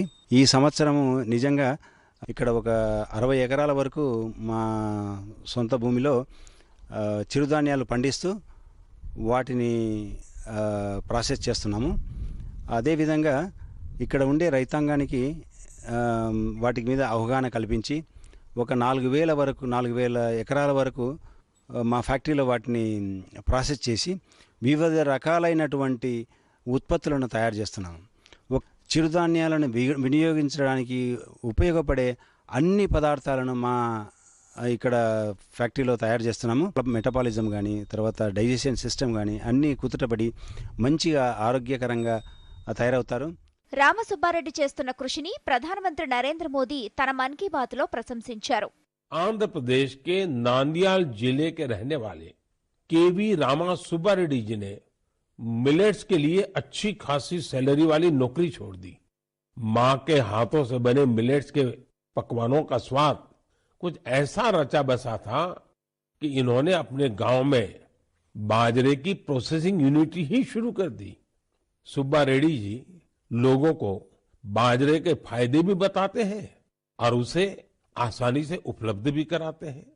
కేవలం పిండి పదార్థాలే కాక అప్పటికప్పుడు తినటానికి సిద్ధంగా ఉండేలా బిస్కెట్లు, స్వీట్స్, మురుకులు వంటి వాటిని తయారు చేసి జిల్లాలోనే కాక హైదరాబాద్, విజయవాడ, బెంగళూరు, భూపాల్, ముంబై, ఢిల్లీ వంటి ప్రాంతాలకు కూడా వీటిని సరఫరా చేస్తున్నారు. వీటితో పాటు నెదర్లాండ్స్, అమెరికా వంటి దేశాలకు సైతం పంపుతున్నారు. రామసుబ్బారెడ్డి కృషిపై గ్రామస్తులు అలాగే ప్రజలు ప్రశంసిస్తున్నారు. వీళ్ళ దగ్గర బిస్కెట్స్ ఉంటాయి, లడ్డూస్ ఉంటాయి, మురుకులు, ఇంకా వచ్చేసి చిరుధాన్యాలలో గ్రెయిన్స్ ఉంటాయి. వీళ్ళ దగ్గర వచ్చేసి అటు ఇటుగా బిస్కెట్స్ వచ్చి 4 రకాల బిస్కెట్స్, రాగి బిస్కెట్స్, అండుకూర బిస్కెట్లు ఉంటాయి, ఇంకా ఫాక్స్టైల్ బిస్కెట్స్ ఉంటాయి, ఇంకా జొన్న బిస్కెట్లు ఉంటాయి.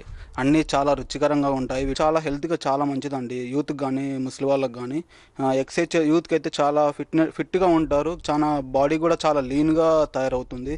ఎందుకంటే డైజెషన్ అనేది అసలు ఫ్యాట్ అనేది ఉండదు వీటిలో. ఇది చాలా గర్వకారము. ఇంకా మన నంద్యాల నుంచి కేవీ రామసుబ్బారెడ్డి గారు వచ్చేసి మిల్లెట్ని మంచిగా జనాల్లోకి తీసుకోవడానికి ఇంకా వాళ్ళ హెల్త్ ఇదన్నీ చాలా ప్రమోట్ చేస్తున్నారు. మా ఫ్యాక్టరీలో వచ్చేసి గ్రెయిన్స్, చిరుధాన్యాల బియ్యాలు, రవ్వలు, బిస్కెట్లు, లడ్లు అన్ని ఇక్కడనే తయారు చేసి మా ఓన్గా మా కుటుంబ సభ్యులం అందరం కలిసి ఈ ప్రోడక్ట్స్ అన్ని తయారు చేసి మార్కెట్కి పంపిస్తాము. అంతేకాకుండా విదేశాలకు కూడా ఎక్స్పోర్ట్ చేస్తున్నాము. ఈ చిరుధాన్యాలు తినడం వల్ల మంచిగా ఆరోగ్యపరంగా ప్లస్ హెల్తీగా ఉపయోగాలు. కోవిడ్ వచ్చినప్పుడు ఈ చిరుధాన్యాలు తినడం వల్ల మంచిగా ఆరోగ్యపరంగా హెల్తీ పరంగా ఉండగలిగారు ప్రజలు. ప్లస్ ఇవి తినడం వల్ల ఈ చుట్టుపక్కల గ్రామాల ప్రజలు కూడా బాగా మంచిగా తింటున్నారు. ప్లస్ వాళ్ళు కూడా బాగుంది మేము చేసే ప్రోడక్ట్ను కూడా బాగా మెచ్చుకుంటున్నారు. జిల్లాలో చిరుధాన్యాలను పండించేలా సైతం రామసుబ్బారెడ్డి ప్రోత్సహిస్తున్నారు. ఆయన చొరవతో దాదాపు 4,000 ఎకరాల్లో చిరుధాన్యాలను రైతులు పండిస్తున్నారు. వాటిని సైతం తన ప్రాసెసింగ్ యూనిట్లో ఉత్పత్తులుగా తయారు చేసి అటు రైతులకు ఇటు ప్రజలకు లబ్ధి చేకూరుస్తున్నారు. చిరుధాన్యాల ప్రాధాన్యతను, ప్రయోజనాలను వివరిస్తూ ఆయన చేస్తున్న కృషికి అందరి మన్ననలు అందుతున్నాయి. ముఖ్యమంత్రి వైఎస్ జగన్మోహన్ రెడ్డి రేపటి నుంచి 2 రోజుల పాటు ఢిల్లీలో పర్యటించనున్నారు. ముఖ్యమంత్రి రేపు సాయంత్రం ఢిల్లీ బయలుదేరి వెళ్లనున్నారు. రాత్రికి జనపద నివాసంలో బస చేస్తారు. ఎల్లుండి AP global investor summit round table సమావేశంలో భాగంగా కర్టన్ రైజర్ కార్యక్రమాలకు హాజరవుతారు. ఎల్లుండి సాయంత్రం దౌత్యవేత్తలతో ముఖ్యమంత్రి హాజరవుతారు.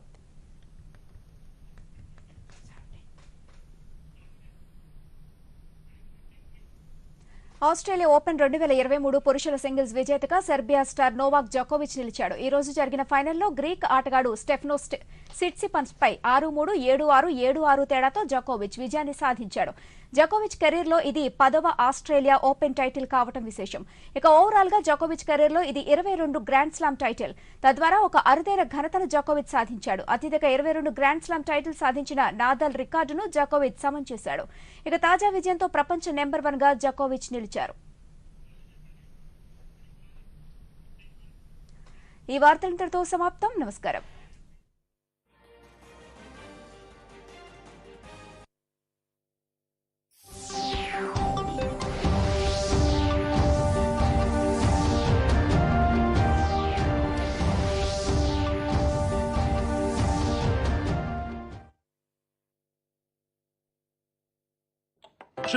और निर्यात के लिए जितनी सुविधाओं का विकास किया जाना है, सरकार इसके ऊपर अपना ध्यान केंद्रित कर रही है और वर्तमान बजट में इसके पूरी तरह से सम्मिलित किए जाने की पूरी संभावना है। केंद्र सरकार ने देश के किसानों के लिए खेत से लेकर बाजार तक की तमाम सहूलियतें देकर जोखिम में सहारे का काम किया है। यही वजह है कि आम बजट 2023 को लेकर किसानों में खासा उत्साह है। बजट सत्र को लेकर के हम किसान लोग बड़े उत्साहित हैं। देश के यशस्वी प्रधानमंत्री, किसान हितैषी प्रधानमंत्री से अब भी हमें बहुत आशाएं है कि वो नई तकनीक को लेकर के किसानों को अच्छा बजट पेश करने वाले हैं। नए साल का बजट जो कि सामने आने वाला है, इससे कई उम्मीदें किसानों के मन में हैं। इस बार और भी बहुत ज़्यादा जो है किसानों के लिए नई नई स्कीमें लेके आएंगे मोदी जी। 1 फरवरी 2023 को संसद में बजट पेश करने वाले हैं और हम पूरी आशा और विश्वास के साथ कह सकते हैं कि एक बार फिर से पुनः मेरे वर्ग के लिए, किसानों के लिए, मछली पालन वालों के लिए और पशुपालन करने वालों के लिए बहुत अच्छे योजनाओं के साथ ये बजट प्रस्तुत होगा, ऐसा हमारी आशा और विश्वास है। लास्ट बजट में केंद्रीय सरकार हमारा फिशरी के लिए बहुत कुछ किए थे इस साल हम उम्मीद करते हैं कि मोदी सरकार अपना जो बजटिंग आगे होगा उसमें हमारा मछली उत्पादन के लिए जो जो चाहिए करेंगे बोल के अपना उम्मीद है। भारत सरकार के अनुरोध है का बजट पेश हो रहा है, उसके अंदर हमें पोली हाउस और ये रेयर तथा बीज पर 90% सब्सिडी दी जाए। आगे भी 6,000 रुपये हमें किसान निधि के मिले हैं, तो भारत सरकार को मैं धन्यवाद देता हूँ। आम बजट 2023-24 में वैसे तो हर वर्ग के लिए आशाओं की रोशनी का सूर्योदय होगा, लेकिन कृषि क्षेत्र में खासतौर पर उम्मीदों का पिटारा देखने को मिलेगा, जिसमें कृषि के लिए संस्थागत विकास फंड, प्राकृतिक खेती व पीएम किसान सम्मान निधि जैसी महत्वाकांक्षी योजनाओं में और कुछ नई सौगात देश के किसानों को मिलने की उम्मीद है। केंद्र सरकार देश के गांव, गरीब और किसानों के कल्याण और विकास के लिए लगातार काम कर रही है। बीते 8 साल से अधिक का कार्यकाल इसका जीवंत प्रतिबिंब है। यही वजह कि साल 2023-24 के आम बजट को लेकर न केवल देश भर के किसान उत्साहित है, बल्कि उनकी आर्थिक तरक्की के विकल्प और रास्ते किस तरह इस बजट के जरिए आगे बढ़ेंगे, इसको लेकर प्रसन्न भी है। मेरे साथ कैमरामैन एम ए खान और मनोज के साथ में OP Yadav, DD news, Delhi.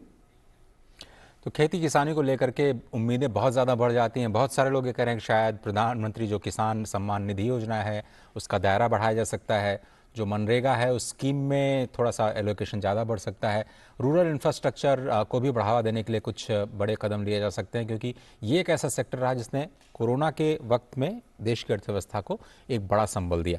हमारे साथ डॉक्टर रवि सिंह बने हुए हैं जो कि वाइस प्रेसिडेंट है शेयर इंडिया के, और सीए नवीन बाधवा जो कि टैक्समैन के साथ जुड़े हुए हैं। आप दोनों मेहमानों का एक बार फिर से स्वागत। और डॉक्टर रवि, आपसे एक बार फिर से हम सेक्टोरल अगर हम देखना चाहें तो उम्मीदें कहाँ बढ़ जाती हैं और निवेशकों को कहाँ पर निगाह रखनी चाहिए अगर बजट के लिहाज से, अगर शॉर्ट टर्म में देखा जाए तो? देखिए अजय जी, मैं 2 तरीके से आपको इस पे हाईलाइट करता हूँ। आपकी जो अभी पीछे रिपोर्ट थी जिन्होंने बनाई, मैं उसको बहुत धन्यवाद करूंगा क्योंकि उन्होंने बहुत डिटेल में बात करी है। मैं उसका एक एग्जांपल सीधे मार्केट से कनेक्ट करता हूं।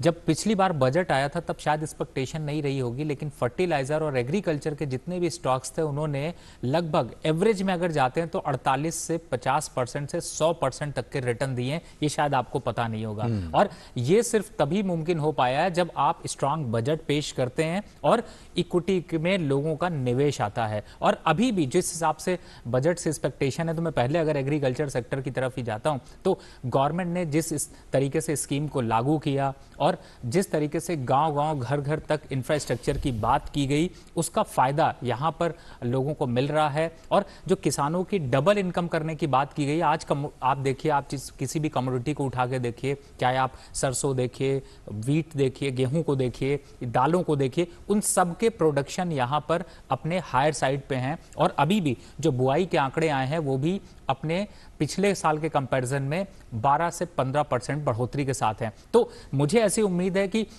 जो अभी पॉलिसीज आई हैं उसका फायदा यहां पर मिलेगा। अब दूसरे पॉइंट पे अगर सेक्टर स्पेसिफिक जाते हैं तो एक मेरा यहां पर पॉइंट है जिसे मुझे लगता है सरकार इस बार कंसीडर करेगी।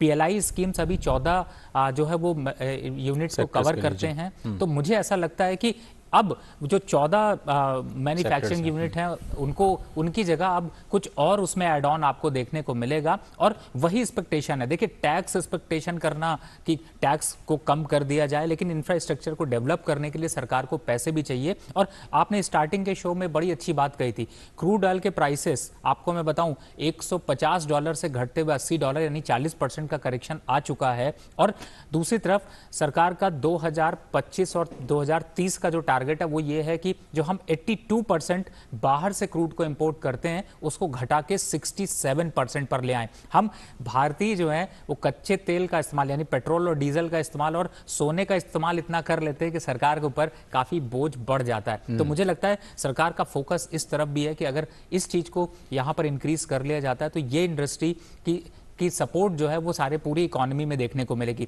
अब अलग अलग इंडस्ट्री की आपने जैसे बात करी, अगर यहाँ पर जाते हैं तो देखिए ऑटो इंडस्ट्री, मैन्युफैक्चरिंग इंडस्ट्री की बात करें, एफएमसीजी की बात करें, फार्मा सेक्टर की बात करें, सबकी एक्सपेक्टेशन यहाँ पर है। लेकिन मुझे लगता है कि काफ़ी नपा तोला बजट होगा और सारे सेक्टर्स को कुछ ना कुछ यहाँ पर जरूर मिलेगा। और साथ ही चूंकि गवर्नमेंट का फोकस, भारत की सरकार का पूरा फोकस ग्रोथ ओरिएंटेड है, तो मुझे लगता है कि सभी को यहाँ पर फायदा मिलता हुआ नजर आएगा। लेकिन नवीन जी, जब भी हम कॉर्पोरेट सेक्टर को देखते हैं बजट के लिहाज से, तो टैक्सेशन एक बड़ा इंपॉर्टेंट फैक्टर होता है जो कंपनियों के शेयर मार्केट के प्राइस कहें या फिर उनके भविष्य के लिए काफ़ी एक अहम आंकड़ा होता है। तो अब थोड़ा सा हमें समझाइए, टैक्स के लिहाज से जो पूरा कॉर्पोरेट सेक्टर है उसको क्या उम्मीदें हैं और वित्त मंत्री के सामने क्या ऑप्शन है, क्या आसानी से वाकई रियायत के तौर पर, प्रोत्साहन के तौर पर दे सकती हैं? पीएलआई का जिक्र डॉक्टर रवि सिंह ने किया। अगर हम पिछले 6 महीनों में कई फॉरेन कंट्रीज ने अपने अपने बजट पेश किए हैं, अगर मैं उनको एक कॉमन ट्रेंड बताऊं और इंडिया के मायने में उनसे हम क्या हिंट ले सकते हैं, तो लगभग सभी कंट्रीज ने कॉर्पोरेट टैक्स रेट्स बढ़ाए हैं, पर्सनल टैक्स रेट्स कम किए हैं। अच्छा। लेकिन इंडिया के कॉन्टेक्स्ट में मुझे ऐसा लगता है पर्सनल टैक्स रेट्स में ज्यादा बदलाव नहीं आएंगे, बट कॉर्पोरेट टैक्स रेट्स के अंदर मुझे लग रहा है या तो कुछ छूट दी जाएंगी या कोई नया टैक्स नहीं लगाया जाएगा। उसके पीछे रीजन है, एक तो पीएलआई स्कीम्स है कि गवर्नमेंट जहां एक तरफ कंपनीज को बढ़ोतरी दे रही है, उनको मोटिवेट कर रही है कि आप इंडिया के अंदर इन्वेस्ट करो, किसी भी नया टैक्स उन कंपनीज को डिमोटिवेट करेगा, फॉरेन कंपनीज को डिमोटिवेट करेगा कि इंडिया में आके अपने ऑपरेशंस को स्टार्ट करें। तो इसलिए मुझे कोई नया टैक्स आने की कोई उम्मीद नहीं है। और रही बात एम्प्लॉयमेंट की, आपने अभी कुछ देर पहले वेजन साहब से भी एक सवाल पूछा था कि एम्प्लॉयमेंट रिलेटेड कोई छूट मिलनी चाहिए। अभी हमारे पास ऑलरेडी एक ऐसा प्रावधान है 80JJA जिसमें हर बिजनेसमैन को हर नए एम्प्लॉयमेंट जनरेट करने पे उनको जितनी वेजेस सैलरी दी जा रही है उसका एक डिडक्शन मिलता है। तो मुझे लगता है उनके अंदर कोई बदलाव नहीं किया जाएगा। इनफैक्ट जो ऑल्टरनेटिव रिजीम्स होती हैं कंपनीज के लिए जिसमें उनको कंसेशनल रेट पे टैक्स दिया जाता है, उसमें भी ये डिडक्शंस मिलती है। तो गवर्नमेंट का फोकस क्लियर है कि कंपनीज को वो बढ़ोतरी देंगी, कंपनीज को मोटिवेट करेंगी, बट पर्सनल टैक्स में ज्यादा छूट नहीं देने वाली हैं। अगर हम कंपनीज के एंगल से बात करें, मुझे पर्सनली क्या लगता है, तो मुझे लगता है कि गवर्नमेंट का इस वक्त फोकस सिर्फ ये होगा कि फॉरेन कंपनीज को और कॉर्पोरेट सेक्टर को सर्टेनिटी दे कि इंडियन टैक्स सिस्टम पे वो कॉन्फिडेंस रख पाए कि अब वो टाइम नहीं है कि आज एक कुछ प्रावधान है और बाद में 3-4-5 साल बाद कंपनी रेट्रोस्पेक्टिव कोई अमेंडमेंट कर दे। सरकार ने अपना स्टैंड बिल्कुल क्लियर कर दिया है। What are the changes that you have seen in these last few years which you really think are worth talking about? I think 3-4 main achievements in the environment and forest thing. Our tree cover has increased by more than 17,000 square kilometers in last 7 and 8 years. Is that the doing of the government? Yes. Or is it of? No. It is the public participation, as well. But it's a government direction and programs. That is what has induced people to plant more trees. We are heading towards sustainable growth development model where, like in Delhi Metro, yes, at every station, nearly 300 stations, you have to cut at least 1 or 2 or 3, 10 trees. But more than triple trees are planted, they have grown, and now 5 million people get completely environmental friendly travel. That's and reduces pollution also. So that is what is the sustainable development model, and that is what Modi government has done. Then we have empowered tribals who live and forest dwellers who live in forest, because the purpose of the law was that they will be the active participant in planning process also. That we have given in joint effort and joint communique of both Environment Ministry and Tribal Ministry. More importantly, in Paris, we played a leading role. Prime Minister Narendra Modi put up International Solar Alliance. Today we are the leading player in solar energy, and nobody used to believe we would have such a huge quantum of solar energy we could achieve in so late a time. So that we have done, and we are the only country probably among G20 who are following the indices what we have said. So that is also, and we have done many improvements. So under leadership of Modi, the government has become really functional. So in these 3 decades, if one were to talk, 3 decades where you've been into actual active politics and of course many decades prior to that, What do you think is the one thing that India can boast of or actually talk about to the international diaspora? No, India can talk about the democracy, what we have preserved. We can talk about the development, what we have made possible. And you see, now last 7 years have seen tremendous growth and social welfare schemes. They have translated into action and there is a behavioral change of people. But more importantly, Saina, I always recollect our days and fight. As during emergency, we fought the corruption in Maharashtra through 90 to 95 when I was member of legislative, but we all fought together for two issues, criminalization of politics and corruption. And we brought so many skeletons out of the cupboards of that ruling elite. Dispensation. And then we came to fought power. for it, and that was the reason why in 95 we got You power. came to power. In power, I was deputy chairman of the planning commission. That was also a very different kind of experience of how government actually functions from within, and that also was good. But more importantly, I recollect 2009 to 2014, 2008 to 2014, when we were in opposition and we were fighting in Rajya Sabha and Lok Sabha, and BJP created history. The coal scam we Was narrated, unearthed we by- put before the nation. Yes. I went to CVC along with Hansraj Ahir, and CVC ordered CBI probe, and the rest is history. So that is how that fight was. Air India scam, submarine scam, all kinds of scams we brought in the public domain. In the public domain with much study and very precise allegations with proofs. So that clicked. But corruption still persists. In a Corruption country as persists at- large as but ours. Modi ji has brought two changes. Tell In me. last 8 years, not as we have more than 100 ministers, some have come, gone, everything put together. So there is not a single corruption charge against any minister. That's a great thing happening It's a for the huge first achievement. time. A. B. We have brought transparency. Rajiv Gandhi used to say that I send 100 rupees, but only 15 rupees poor receive. Here it percolates down to the poorest Modi, of poor. Modi sends 100 rupees and And it 100 all rupees reaches. the poor receive. So which are the yojanas and the programs which you think have actually percolated down to the poorest of poor? Anything. Pradhan Mantri Awas, toilet, Ayushman Bharat. Ayushman Bharat, ration. Now it is on PSO. On thumb impression, you get ration. Otherwise, you don't get a ration. Then gas.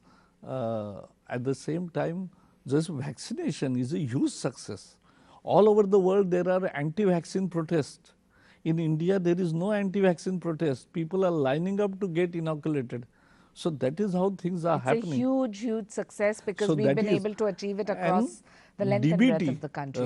The Jan-Dhan account, 43 Yeah. crore Jan-Dhan accounts, Aadhaar 120 crore, mobile 120 crore, and now with new, even the basic phone Yes. would be able to transact money transfers, Money transfers. from mobile. So As that's somebody a- who's been a previous banker and in the banking sector, there are two questions I have. One is about mudra banking and if it's actually helped the poorest of poor. And second is, was or is the cleanup in the banking sector actually required? Cleanup was required much because we have seen and experienced the phone banking system during the Congress dispensation, and therefore today we are facing the crisis of NPS and we are redeeming it. The issue is now we have brought real transparency in banking system and many checks and counter checks have been established. More importantly, in Mudra, more than 32 crore loans have been given, and I can bet with my experience that at least 10 crore, 12 crore jobs have been created only by one scheme of Mudra. It's huge. People ask, where is the jobs? Here are the jobs. And there are so many schemes and multiple economic growth that create jobs, and I can narrate one by one. Prakashji, it's very interesting that you've raised so many issues because this is the 75th year of India's independence, and as part of the Amrut Mahotsav, we are asking parliamentarians, what is that one thing which you think we still need to strive towards as a country? I think we have to actually, what are the advanced countries and what is the difference? We must respect each other. So I think we are on the right track. 10 more years in this direction with this speed and scale, and we will definitely be achieving the highest position in the developed world because of our continuous efforts and social welfare also. People understand. I believe in wisdom of common people, that they have expressed their will at their will. Do you think appeasement politics has its place only from the point of view of certain political ideologies, or is it viewed purely as a vote bank? No, I don't see. Or have times appeasement changed? of what was the slogan of our party was there's service to all and appeasement of none, justice to all and appeasement of none.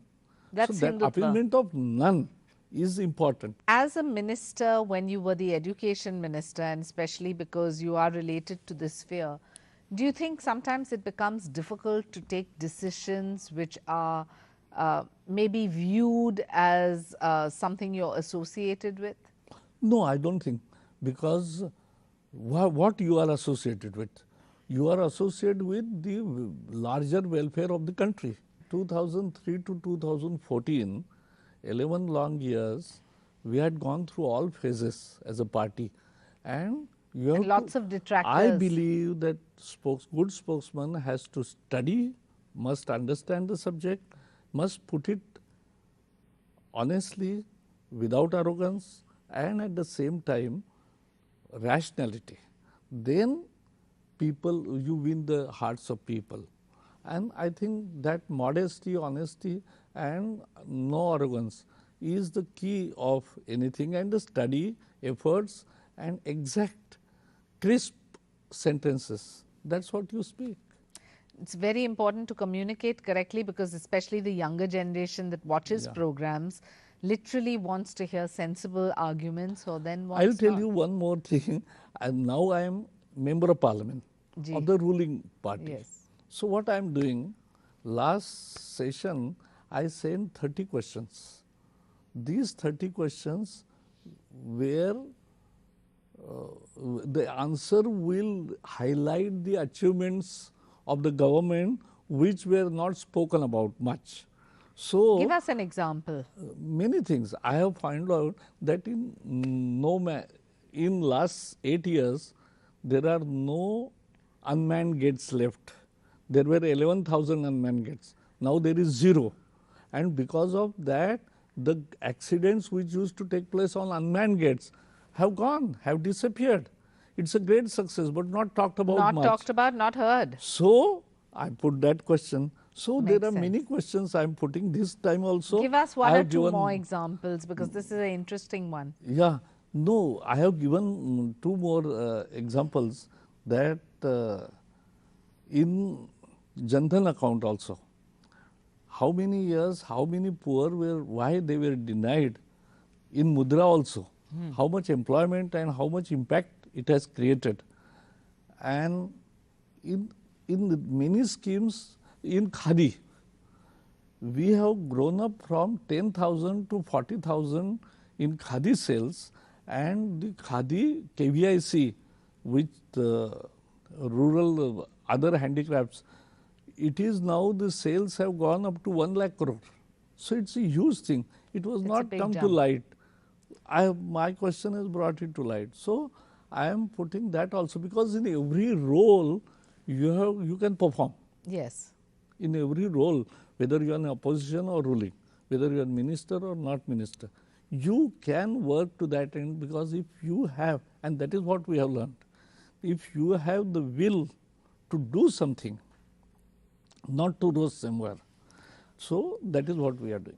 What is it that is so different about Narendra Modi ji as a Prime Minister? There have been other Prime Ministers too that are very See, nationalistic, who have tried their best to have development as an agenda. What is it that stands out See, in this government? he makes a comprehensive thinking. He believes in changes with the help of technology, the processes, wants to bring transparency, has a vision.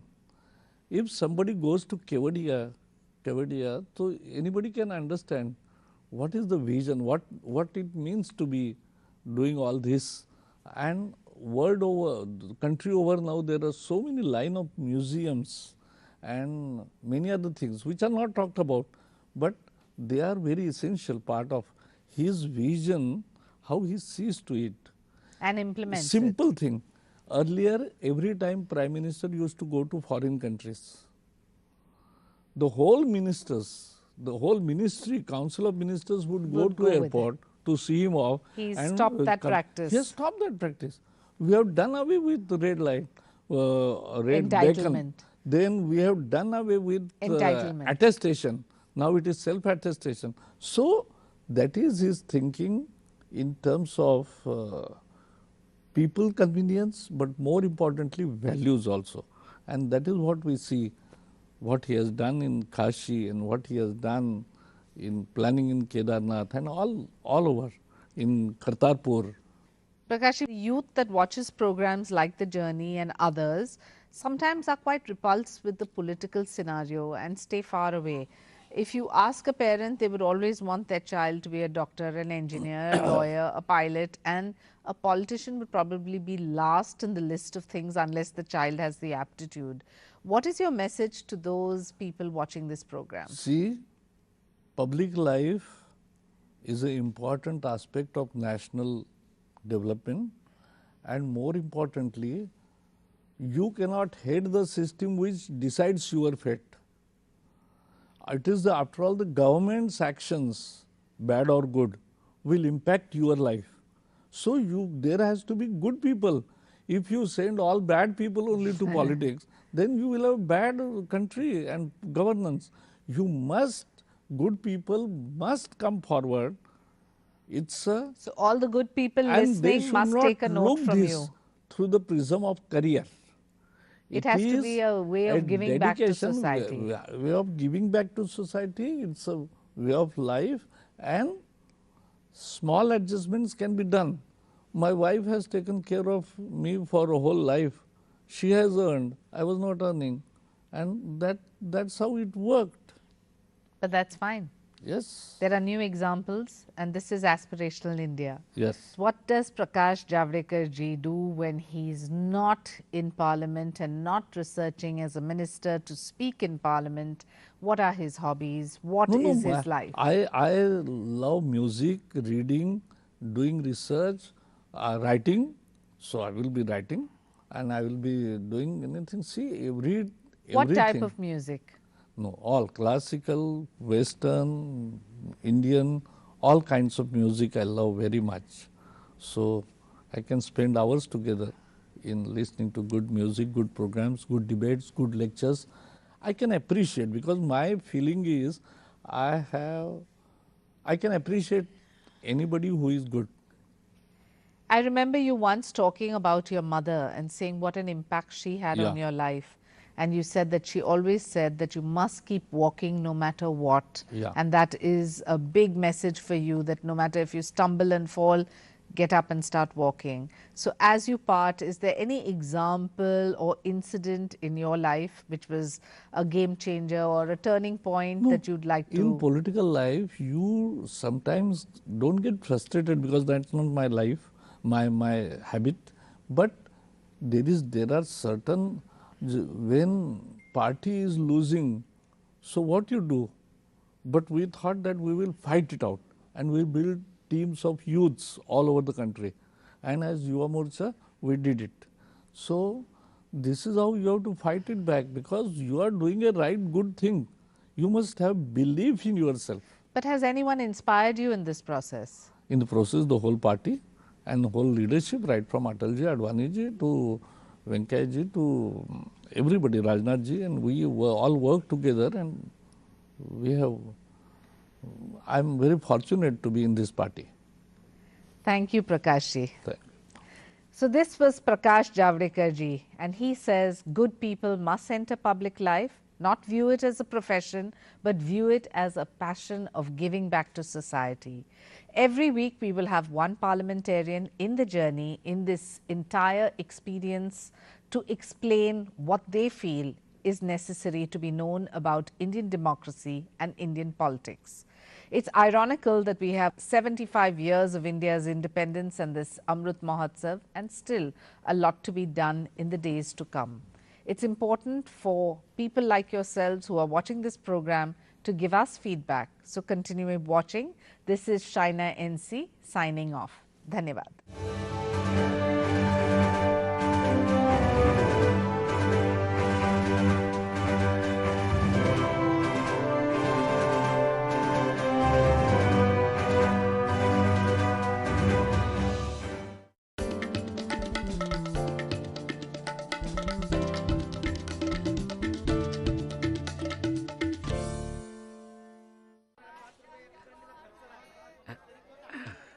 हाँ, जैसे सही वजन से ग्राहक होते हैं खुश, वैसे ही सही सुरक्षा से परिवार होता है कल की चिंता से मुक्त। इसलिए मेरी मानो, आज ही जुड़िए प्रधानमंत्री जीवन ज्योति बीमा योजना और प्रधानमंत्री सुरक्षा बीमा योजना से, जो देती हैं 2-2 लाख रुपए का बीमा। दिखाइए समझदारी, निभाइए जिम्मेदारी। आज ही अपनी नजदीकी बैंक शाखा या डाकघर जाकर इन योजनाओं से जुड़ें। We are going to talk about United Nations call to action points and its alignment and convergence with the Government of India under India's G20 presidency. I really do believe that India's G20 president's timing, this alignment of the stars, so to speak, it won't be just a G20. You know, it's really linked, leading directly into the global SDG. I can see that the government is really engaged in really unpacking what is women-led development. Economically, women can make a huge difference for the world, development for everyone. Prime Minister's life initiative, Lifestyles for Them, which is being mainstreamed across all of the working groups. But this is really important. It's another added dimension to sustainability.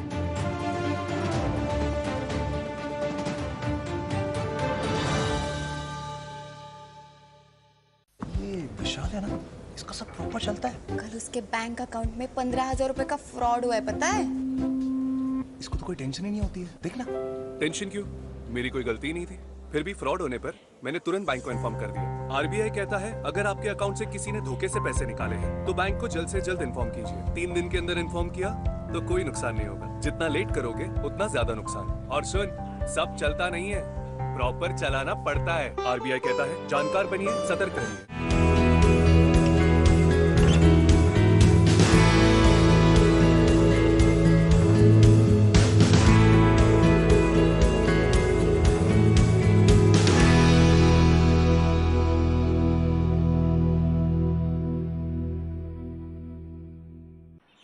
Namaskar and welcome to Changemakers. I'm Shubhendu Ghosh.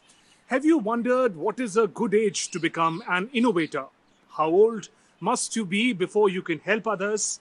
The fact is that age is no bar to become a change maker. Today, let's talk about some exceptional youngsters, winners of Rashtriya Bal Puraskar.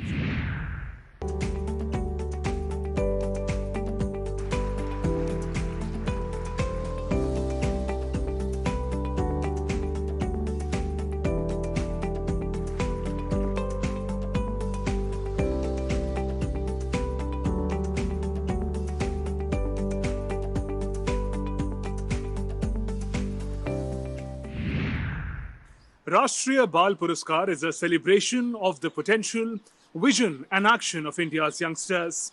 You could be an innovator, an artist, a sportsperson, or have done a deed that shines as an inspiration for others. Our changemakers are among the winners of Pradhan Mantri Rashtriya Bal Puraskar. At a young age, they are propagating knowledge of science online. They are creating unique solutions for clean water. They are harnessing the power of technology to help youngsters against bullying. Here's how. Pradhan Mantri Rashtriya Bal Puraskar are awarded every year to children for their exceptional achievements. The awards are conferred upon children in the age group of 5 to 18 years for their excellence in different categories such as art and culture, bravery, innovation, scholastic, social service and sports, which deserve national recognition. Our change makers are among the winners of this prestigious award in 2023.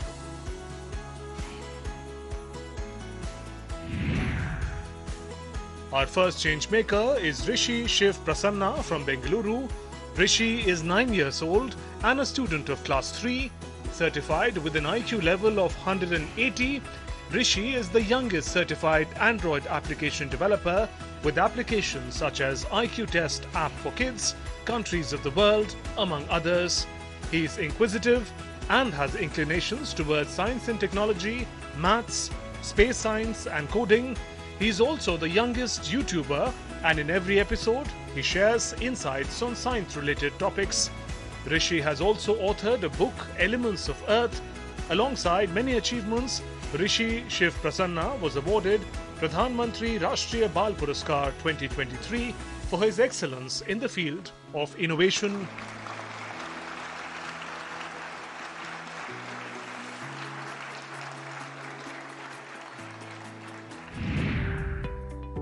Our next change maker is Anushka Jolly from Delhi. Anushka is 14 years old and student of class 9. She has been working on anti-bullying programs and adolescent mental health.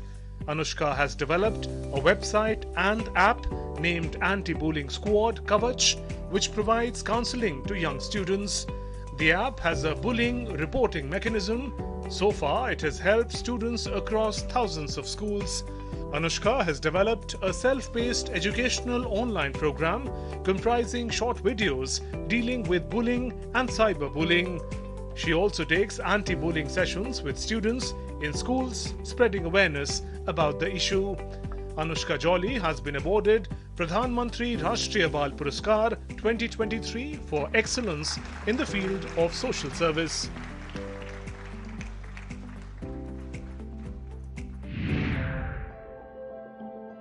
Our third change maker is Aditya Pratap Singh Chauhan from Raipur. Aditya is 17 years old and has just completed school. Aditya developed a unique technology to detect and filter microplastics from drinking water. The Micropower project is a two-pronged approach to treat dangerous microplastics found in tap water around the world. The first unit is a detection and quantification method that includes staining microplastics in a sample with biochemical dye and then predicting microplastic particles using web application. The second component is a filtration cartridge that employs microalgae as the principal filtering agent. Aditya Pratap Singh Chauhan has been awarded Pradhan Mantri Rashtriya Bal Puraskar 2023 for his excellence in the field of innovation.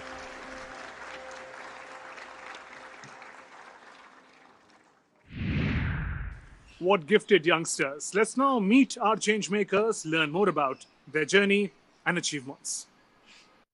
Let me welcome Rishi Shiv Prasanna from Bengaluru, Anushka Jolly from Delhi, and Aditya Pratap Singh Chauhan from Raipur. Many congratulations for winning the Rashtriya Bal Puraskar. Welcome to Change Makers. Thank you. Thank you. Thank you very much, sir. Thank you. Now, past few days must have been very exciting, getting the award, participating in the Republic Day parade, meeting the President, Prime Minister. How was it for you? I felt very happy, and it was a very great privilege meeting them. I feel very honored, and I also like to meet with them. I've seen them in TV and in screen, but I've never seen them face to face. So I felt very happy, and it is a really great privilege. That parade was really nice.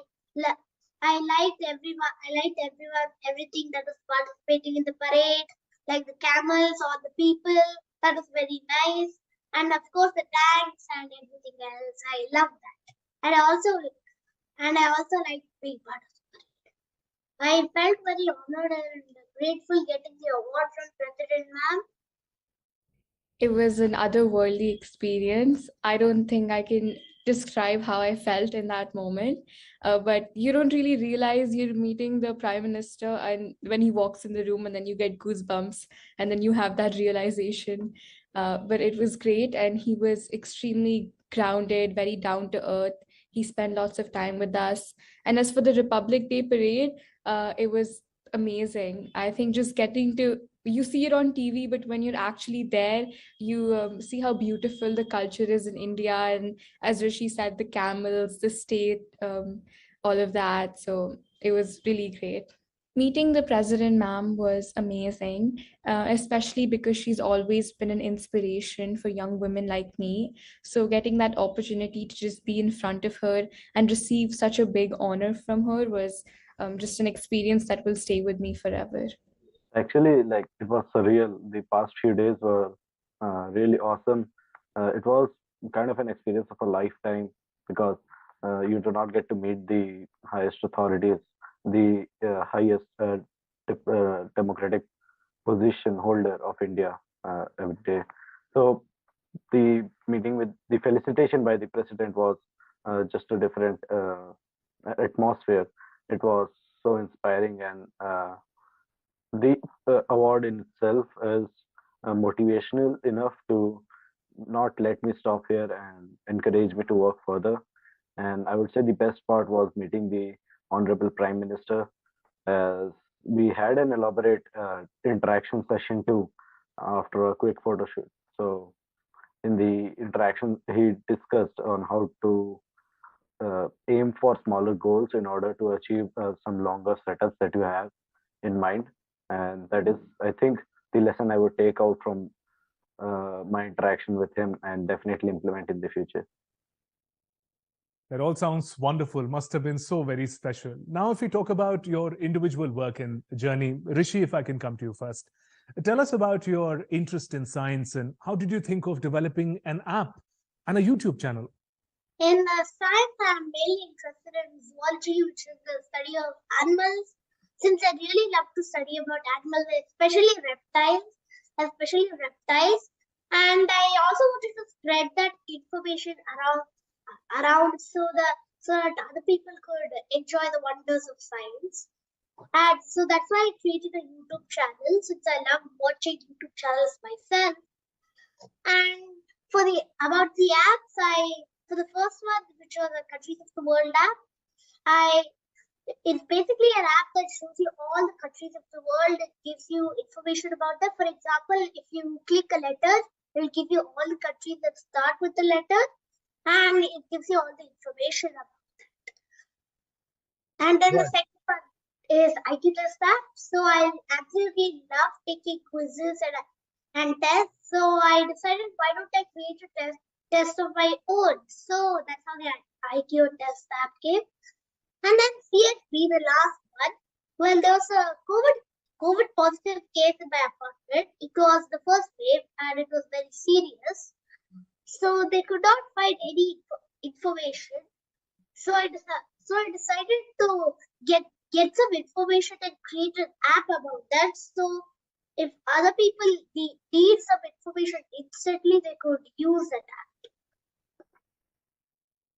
That's amazing, Rishi. And do your viewers also connect with you, share their feedback? How are you able to engage with them?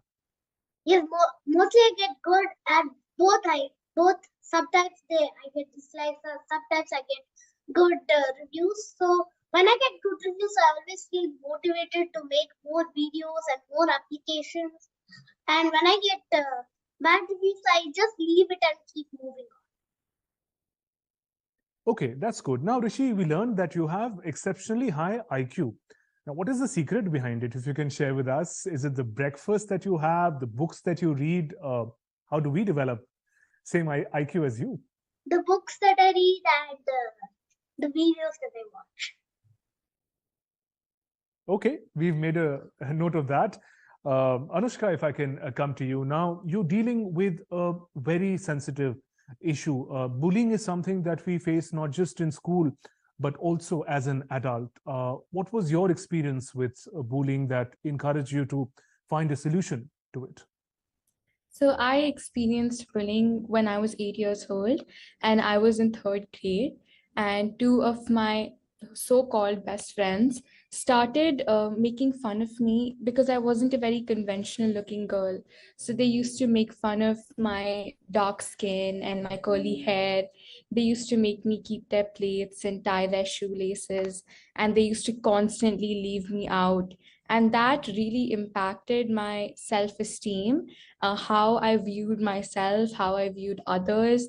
And I used to go home crying every single day. I felt very, very lonely, even though I was surrounded by people everywhere. I still felt lonely. And so it was a very difficult process to actually go and talk about it to my parents, but eventually I gathered up the courage to do that. And I think in that way I'm also very lucky that I have parents that made me feel comfortable to talk about what I was going through. So I did, and then they encouraged me to stand up for myself. So after I managed to stand up for myself, I decided I wanted to do something about the issue. That's where it all started. It's great, Anushka, how you transformed a difficult experience that you had into an opportunity to help others. So, how does this anti-bullying squad Kavach work? If you could simplify it for us, how does it help youngsters? So Kavach is a bullying reporting mobile app through which victims and bystanders and parents can report bullying, and they have an option to do it anonymously. And schools can view these reported incidents and take action. So, for example, if I'm experiencing bullying, I will go on the app, I will fill out the details, a form of where is the bullying happening, what is happening, and then I can choose whether I want to be anonymous or I want to give my name.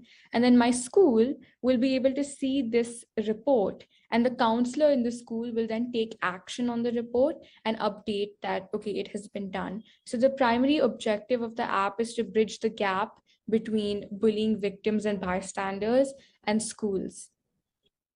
That's a very unique innovation, Anushka. It must be so useful for students who are facing bullying. What has been their response? The students, teachers who are aware using your app or website, what feedback have they shared? I just want to add one more thing. The app Yes. also has an online program that consists of 10 short videos which talks about bullying in detail. So earlier, what I used to do is I used to go to schools and take sessions with the students where I used to talk to them about bullying. And this used to be online as well. But then I converted that to a recorded program. So on both the program and the reporting side, the response has been phenomenal.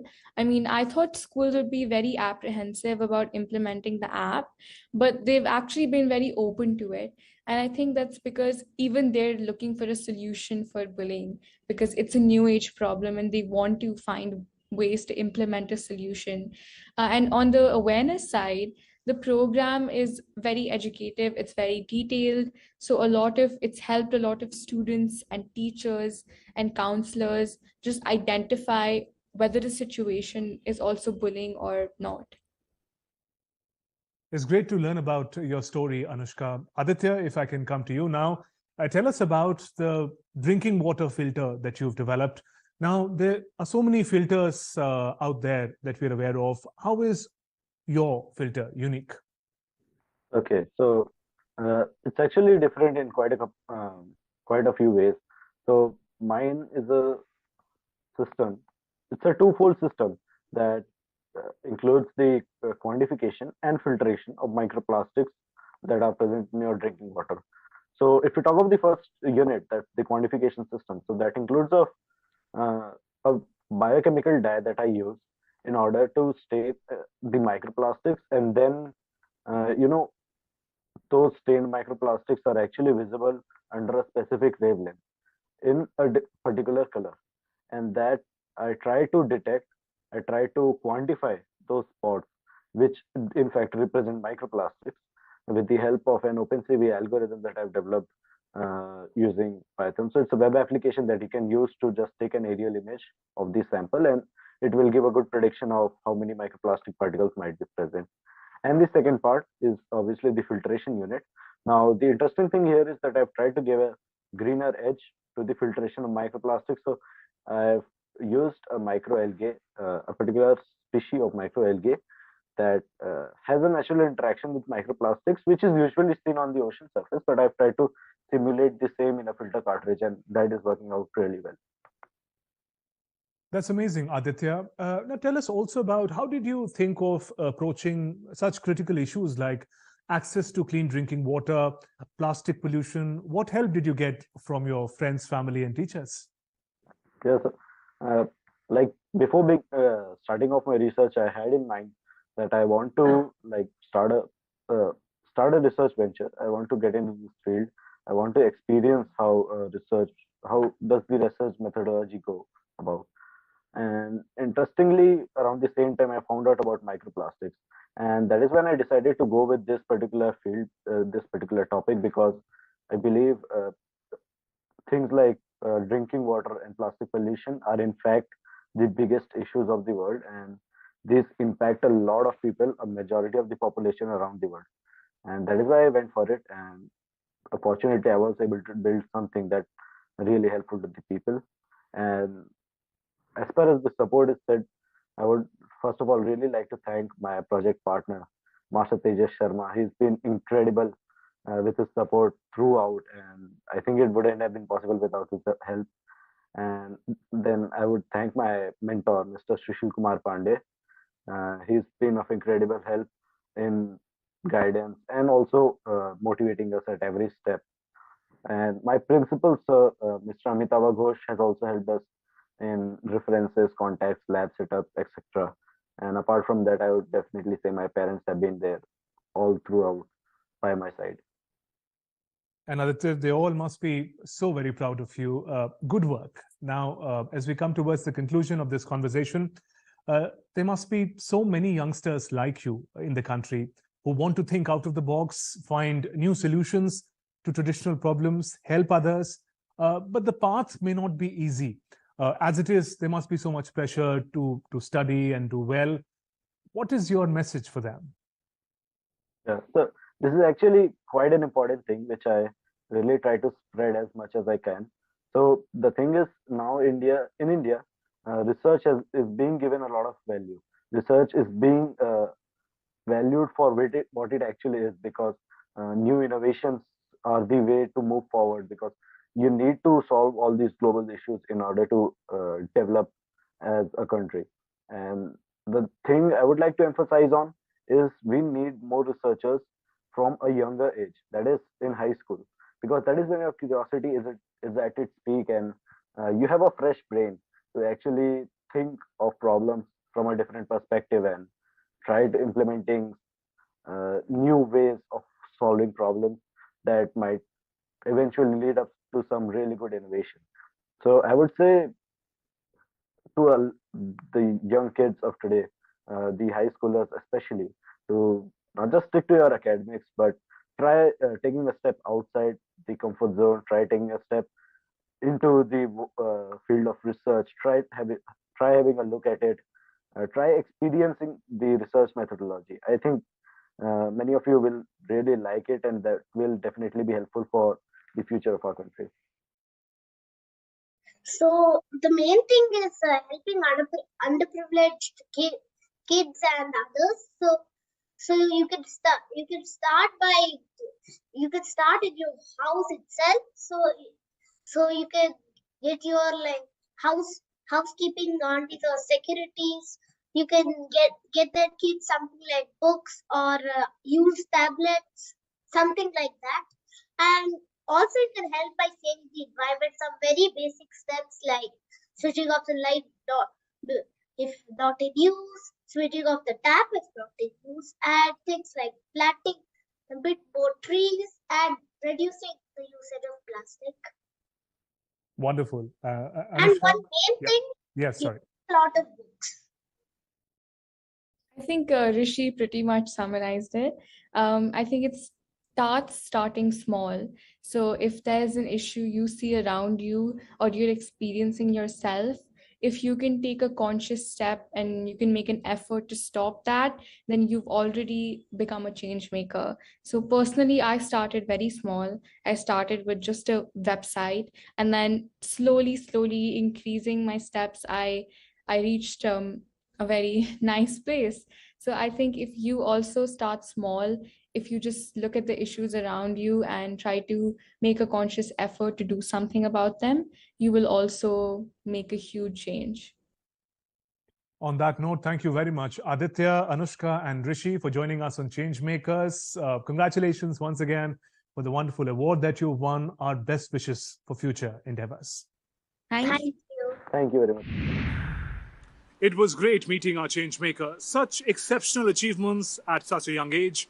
What is perhaps even more inspiring than their achievements is the spirit that drives them, a desire to help others. If children are future of the nation, our Changemakers assure us that we are in the safe hands. Till we meet again. Namaskar.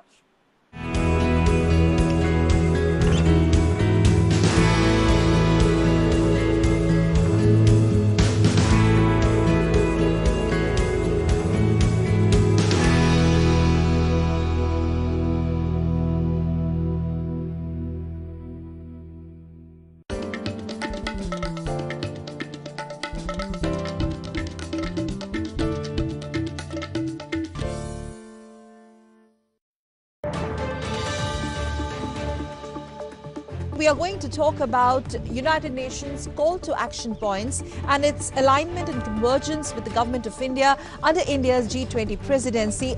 I really do believe that India's G20 president's timing, this alignment of the stars, so to speak, it won't be just a G20. You know, it's really linked, leading directly into the global SDG. I can see that the government is really engaged in really unpacking what is women-led development. Economically, women can make a huge difference for the world, development for everyone.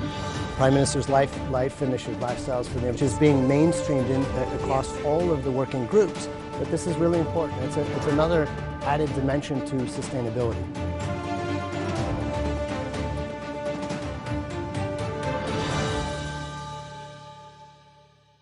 Hey girls! Hi! Congratulations! आज तो party चाहिए। Champion के साथ selfie लेंगे। Idea, यही करते हैं party. Pizza party. ये चल अपना कार्ड और पिन दे। मेरे कार्ड की डिटेल्स मैं खुद ही डालूंगी। आरबीआई कहता है अपना पिन, ओटीपी, सीवीवी या इंटरनेट बैंकिंग पासवर्ड किसी के साथ शेयर ना करें। ऑनलाइन बैंकिंग सिर्फ अपने कंप्यूटर, मोबाइल और सिक्योर नेटवर्क से करें। बाय गर्ल्स, कहाँ जा रही है? सुना नहीं? No sharing. आरबीआई कहता है जानकार बनिए, सतर्क रहिए।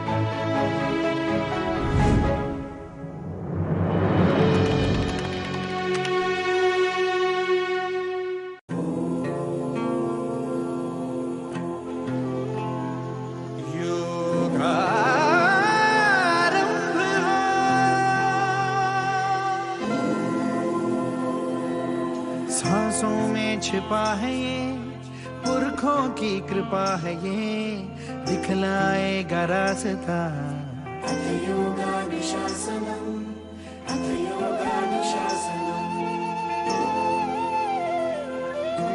दुनिया में प्रसिद्ध जो, अपने आप सिद्ध जो, रखना इस पे आस था।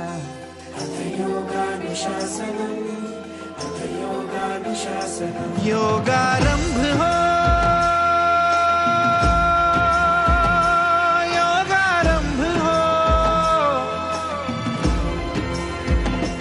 योगारंभ हो, योगारंभ हो। विश्व को भेंट दी हमने योग है। योगारंभ हो,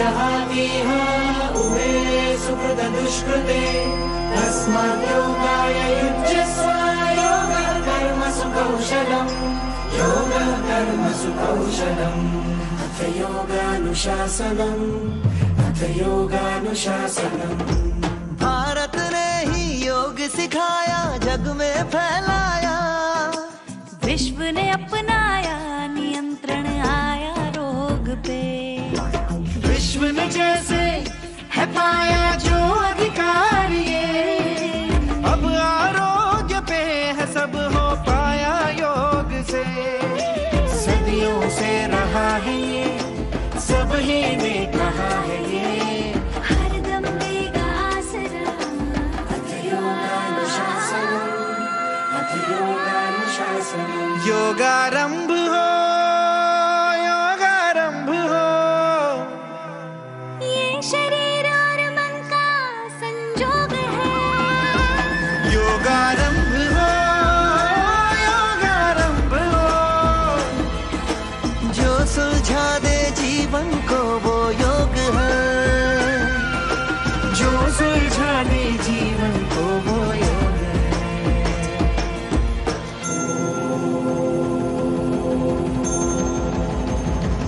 योगारंभ हो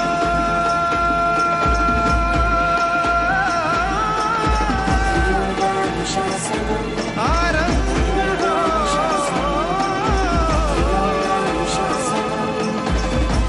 योगारंभ हो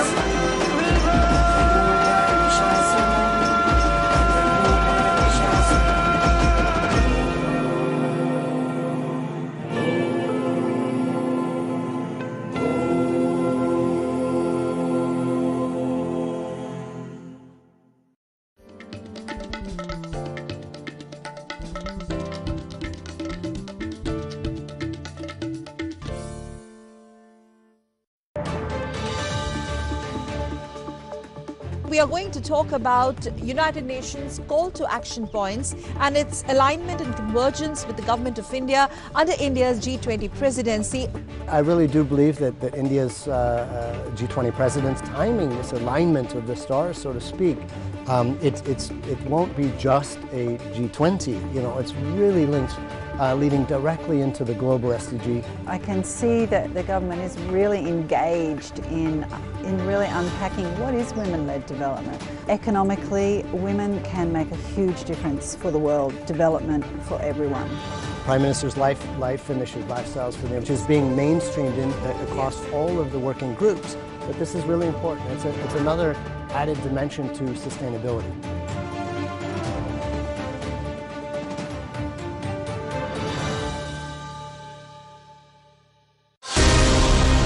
Get in-depth analysis of the important news of the day. Spotlight on day's newsmakers. Expert comments to dissect the news. Get the finer points of the matter. Watch Dateline 5 p.m. on weekdays on DD India.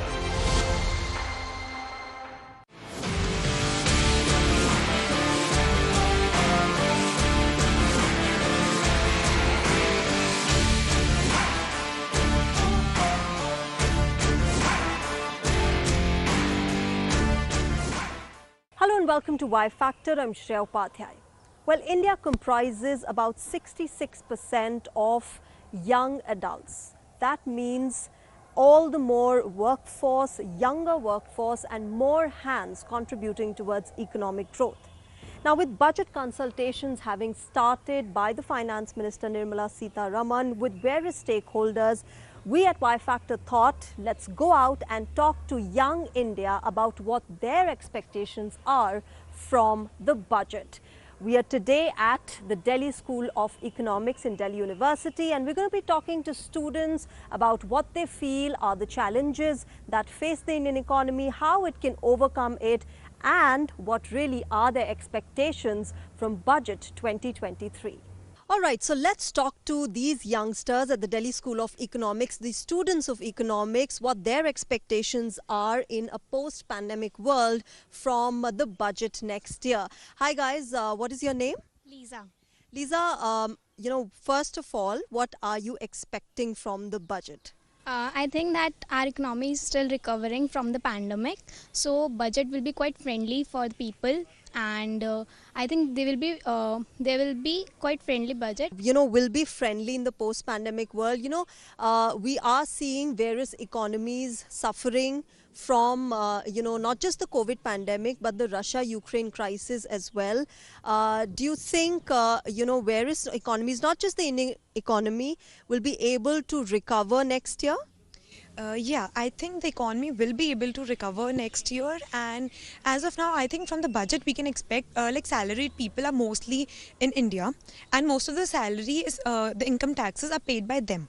So I feel the exemption limit, which is 2.5 lakh initially, it will be increased in the coming budget. So this is what most people are expecting right now. Not just right now, but every budget we have these expectations that there should be tax exemption and tax slabs should be, reduced, especially for the middle class. But last time when the budget was presented, there was a lot of emphasis on education. The budget was increased for education. The government has also come out with the national education policy. What do you guys make of that? And do you think more and more stress should also be given to research and innovation as well as higher education in the country?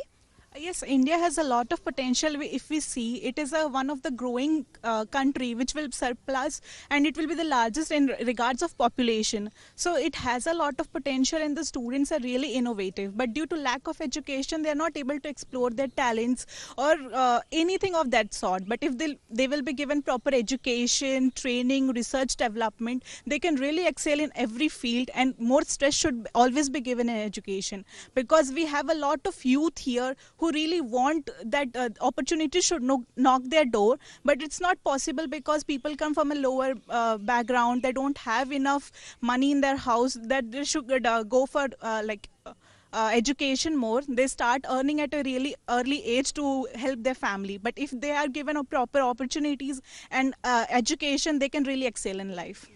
When COVID hit, one of the main sectors, one of the main fields that was severely affected was the sector of education.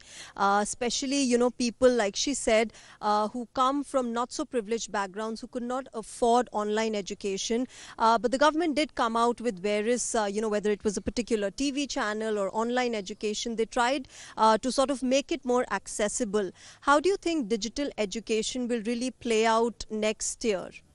I think the digital education has played pretty well during the COVID time, but I think now the expectations will be more high because everything is going online. If we talk about the digital education, it may reach a huge number of people. Now, if like we can see that schemes are coming up with the setup of the internet facilities in the villages. If it's implemented in a proper way and the particular amount is set up for that particular thing, I think the budget may have some criteria for the digital education for the coming years, because it will definitely benefit in the future and it will reach a large number of audience. We did have an increase in the budget of digital education in the last budget that the finance minister presented.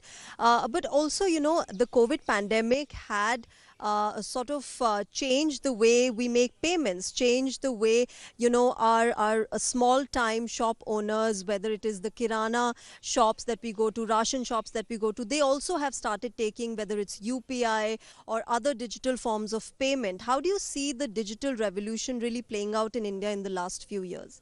If I will tell you that from 1 week I have not spent anything in cash, I am doing all the payments with the digital only. I think the government should also motivate new things, motivate the students to innovate something in the lines of a digital, we can say digital thing for the payments or anything else. Online payments I think is the best option because it reduces your cash thing, and many reasons are there, we can say. And a lot of transparency also in digital payments. But that was about, the digital revolution in the country, especially post the pandemic. We are talking about how it has really benefited not just people who can access digital modes of payment, but also those who never used it. Now they have started using it. Guys, हम digital revolution की बात कर रहे हैं India में. आप लोग क्या सोचते हैं किस तरह से इंडिया ने प्रोग्रेस किया है? Like what we had seen as a drastic evolution of the IT industry in India, it has greatly helped in making India's UPI as much as a internationally acceptable main, and countries are demanding, or there's a buzz in the environment that they should follow it. The MasterCard and Visa, both the organizations are bearing the brunt of the simple, a small penny system transactions which is cost effective. But there are few loopholes, like it is not dealing with the people who are in their mids, like in 40s or 50s. They are not as usual, or they are not as acquainted to it. So there's much more need for a digital literacy that needs to be done at a college level. There may be like different organizations in colleges that can help. Which I think is happening. More and more awareness is being done for digital literacy. But आप मुझे बताइए, digital revolution जैसे आपके friend ने बोला कि एक digital literacy भी ज़रूरत है, डिजिटल अवेयरनेस जो अब आ रही है. मतलब जब हम निकलते हैं बाहर मार्केट में, हम देखते हैं चाय वाले भैया भी डिजिटल फॉर्म यूज़ कर रहे हैं पेमेंट के लिए. आपको क्या लगता है कि इसका क्या फ्यूचर है आगे, और इंडिया ने कैसे प्रोग्रेस किया है? बिल्कुल. मैं कभी भी रिक्शे में बैठता हूँ या फिर समोसा लेने के लिए जाता हूँ या चाय भी पीता हूँ, तो मेरे पास कैश नहीं होता. तो मार्केट में अगर 8 लोग डिजिटल पेमेंट ले रहे हैं ना, जो अनएजुकेटेड है या जो पढ़ा लिखा नहीं है, उसको भी एक्सेप्ट करना पड़ेगा, क्योंकि मेजॉरिटी ऑनलाइन पेमेंट के साथ जा रहा है. अभी जो वर्ल्ड है, यूरोप के बहुत सारी कंट्रीज में तो कैश चलता ही नहीं है, और जो इंडिया है यूपीआई में लीड कर रहा है. जिन्होंने आधार कार्ड को बनाया उन्होंने ही यूपीआई को भी फाउंड किया है. तो अभी लगभग 12 लाख करोड़ का ट्रांजैक्शन लास्ट मंथ में हुआ है. तो आप, ये आंकड़ा इतना बड़ा है कि आपको इसको कैलकुलेट करने में ही कम से कम 5 से 7 मिनट खर्च हो जाएगा. थोड़े समय पहले ये भैया के पास मैं 2 रुपये का चॉकलेट लेने के लिए गया था. लिटरली वो 1 ही रुपये का था, लेकिन मैंने ऑनलाइन पेमेंट किया और उन्होंने एक्सेप्ट किया. ये कि नहीं कि अब दुकान वाले भी ये नहीं बोलते कि भैया आप कैश ही दो. पहले ये होता था ना कि नहीं मुझे बैंक जाना पड़ेगा. अब उनको पता है कि मेरा पैसा बैंक में सेफ है. बस यहाँ पे अवेयरनेस की बात है, जो कि आपने पहले ही मेंशन किया है. तो वो कंफर्ट आ गया है डिजिटल पेमेंट यूज़ करने में. एंड देयरफॉर जब निर्मला सीतारमण जी बजट प्रेजेंट करेंगी, what are your expectations from that? देखिए, 80% लोग इंडिया में डिपेंडेंट हैं 20% के ऊपर. इंडिया का जो करंट जीडीपी पर कैपिटा है वो 150,000 रुपीज़ है, और अकॉर्डिंग टू रिलायंस इंडस्ट्रीज 2047 तक इंडिया का जीडीपी $40 ट्रिलियन क्रॉस कर जाएगा. मुझे लगता है कि कुछ ग्राउंड के लोगों को इसमें शामिल किया जाना चाहिए, जैसे कि ये कैमरामैन सर हो गए, या कोई रिक्शा वाला हो गया, या फिर कोई सिक्योरिटी गार्ड हो गया. इनको लेना चाहिए. So every strata of society should be taken into account when the budget is being prepared. So this was about, the digital revolution that we are seeing in the country. But last time budget also was significant because it introduced it sort of acknowledged the fact that there are mental health issues. The government allocated a certain amount of budget towards mental health, towards setting up of centers and helplines for mental health teleconsultation. Guys, one of the most significant things about the budget last time was the introduction and the allocation of budget towards mental health. And we know that post the pandemic, mental health issues और बढ़ गए हैं. What do you guys think? I mean, how does the government allocating budget towards mental health, and even accepting the fact that, okay, there are mental health issues and we must acknowledge them and we should do something about that, how does that help you, or change the general scenario? Yeah, government should have some budgets on that also, on the health issues, because after COVID there are a lot of things that happen, like suicidal cases were increasing a lot. So government should provide some of the budget into this. As a youngster, how does it help you? So basically, mental health used to be a taboo in this country, so it's really great to see that it's being recognized, because this is something that's serious, especially for our generation. And post COVID, it's like we don't know what we are really going to do, because the recession is already here, people are losing their jobs. So at this moment of time, it's not just students that need the mental counseling and the mental health issues they are having. There are people who are losing their jobs as well. Recently, a lot of companies just went on the freezing spree. They are not hiring people. They are just firing people. They are reducing their sizes. So at this time, the mental health issues are really on a rise, and counseling should be there. Moreover, just like DU is a central university, what government can do that they can appoint counselors and they can deploy them across central universities, because we will have to start a trend.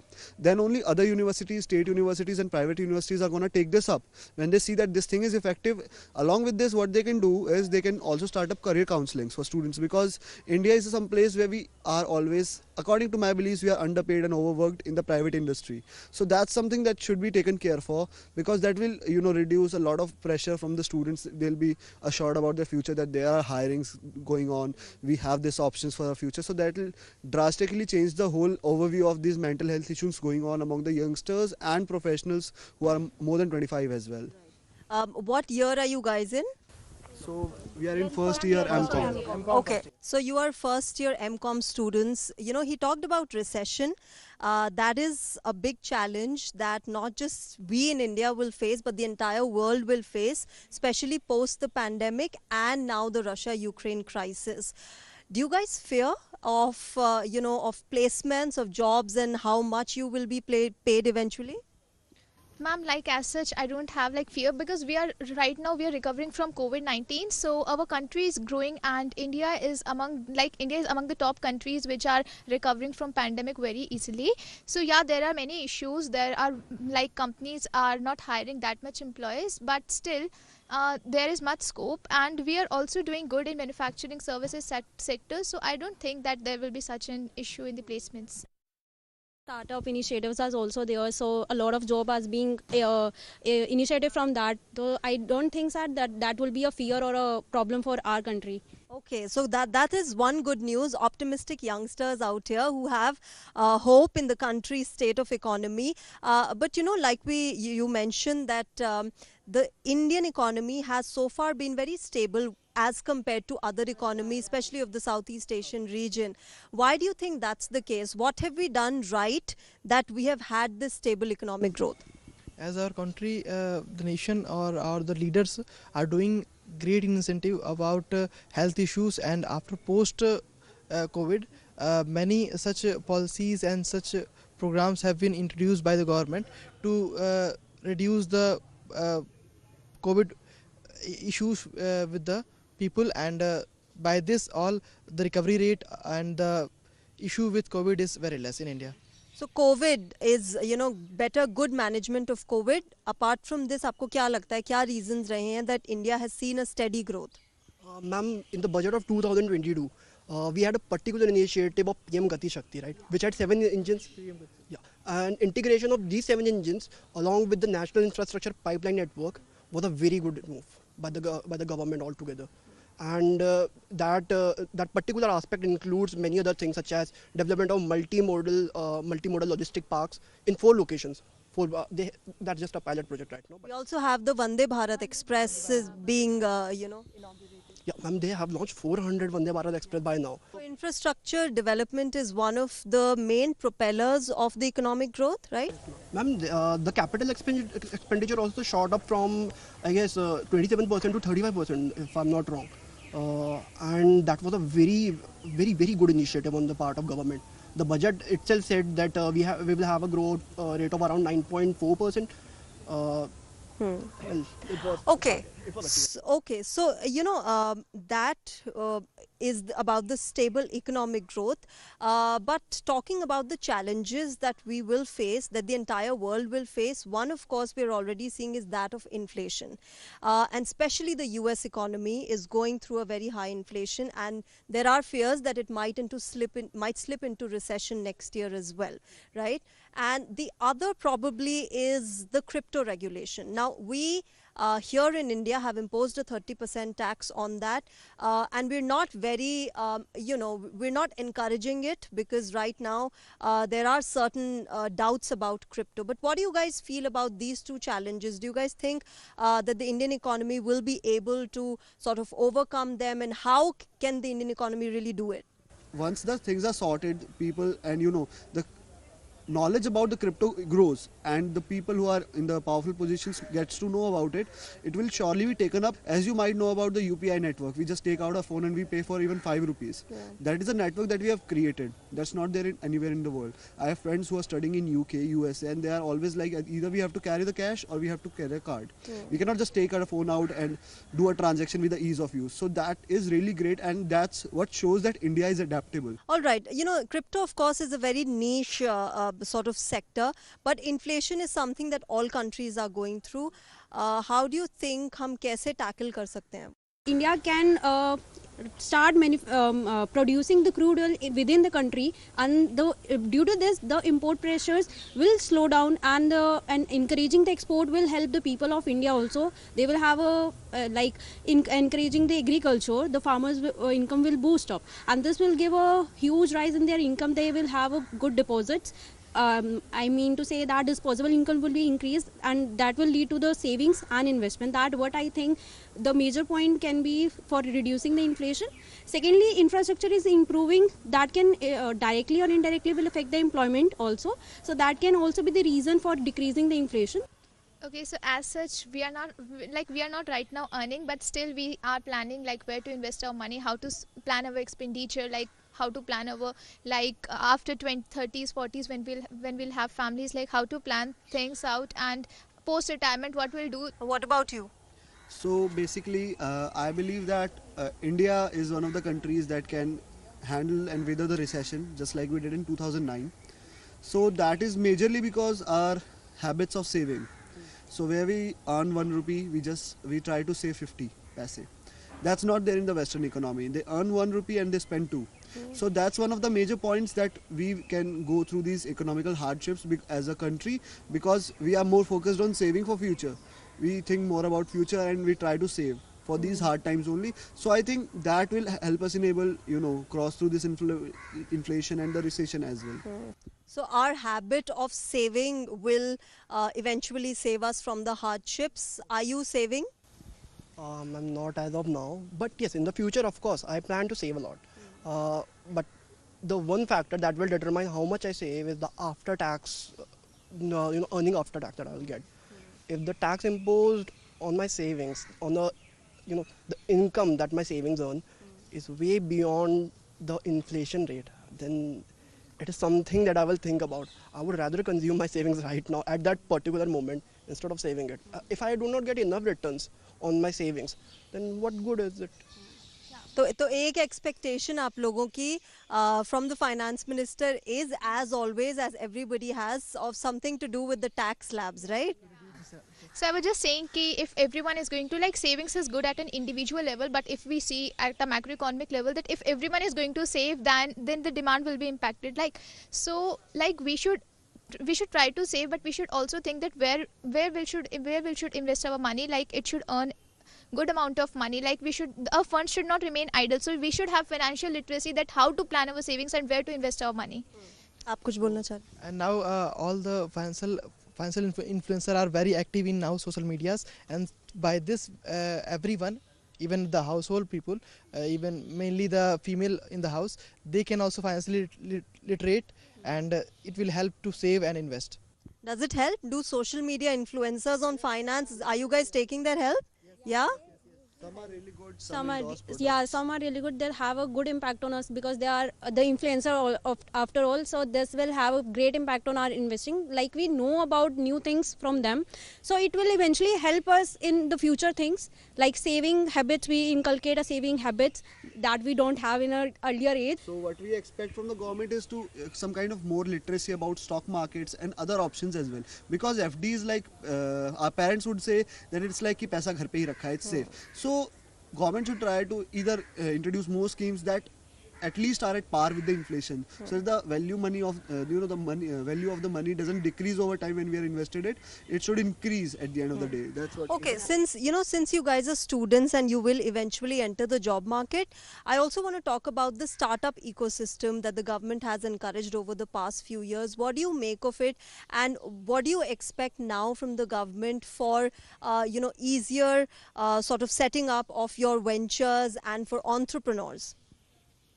Okay, so startup is like we should create employment. So like graduates and students should be encouraged that they should be creating like such an ecosystem should be provided to the students, so that they can they can think about some creative ideas, innovative ideas, instead of only applying for placements and thinking like working in a corporate job. So they should think that they can also apply their, like they can use their brilliant minds and start a new idea. Like if the government is going to provide them with the financial help, because financial help is the one of the most like it is one of the most important barrier that stops the people from such startups. So I think that there should be like the students should be encouraged, and yeah, support should be provided from the government and from the society.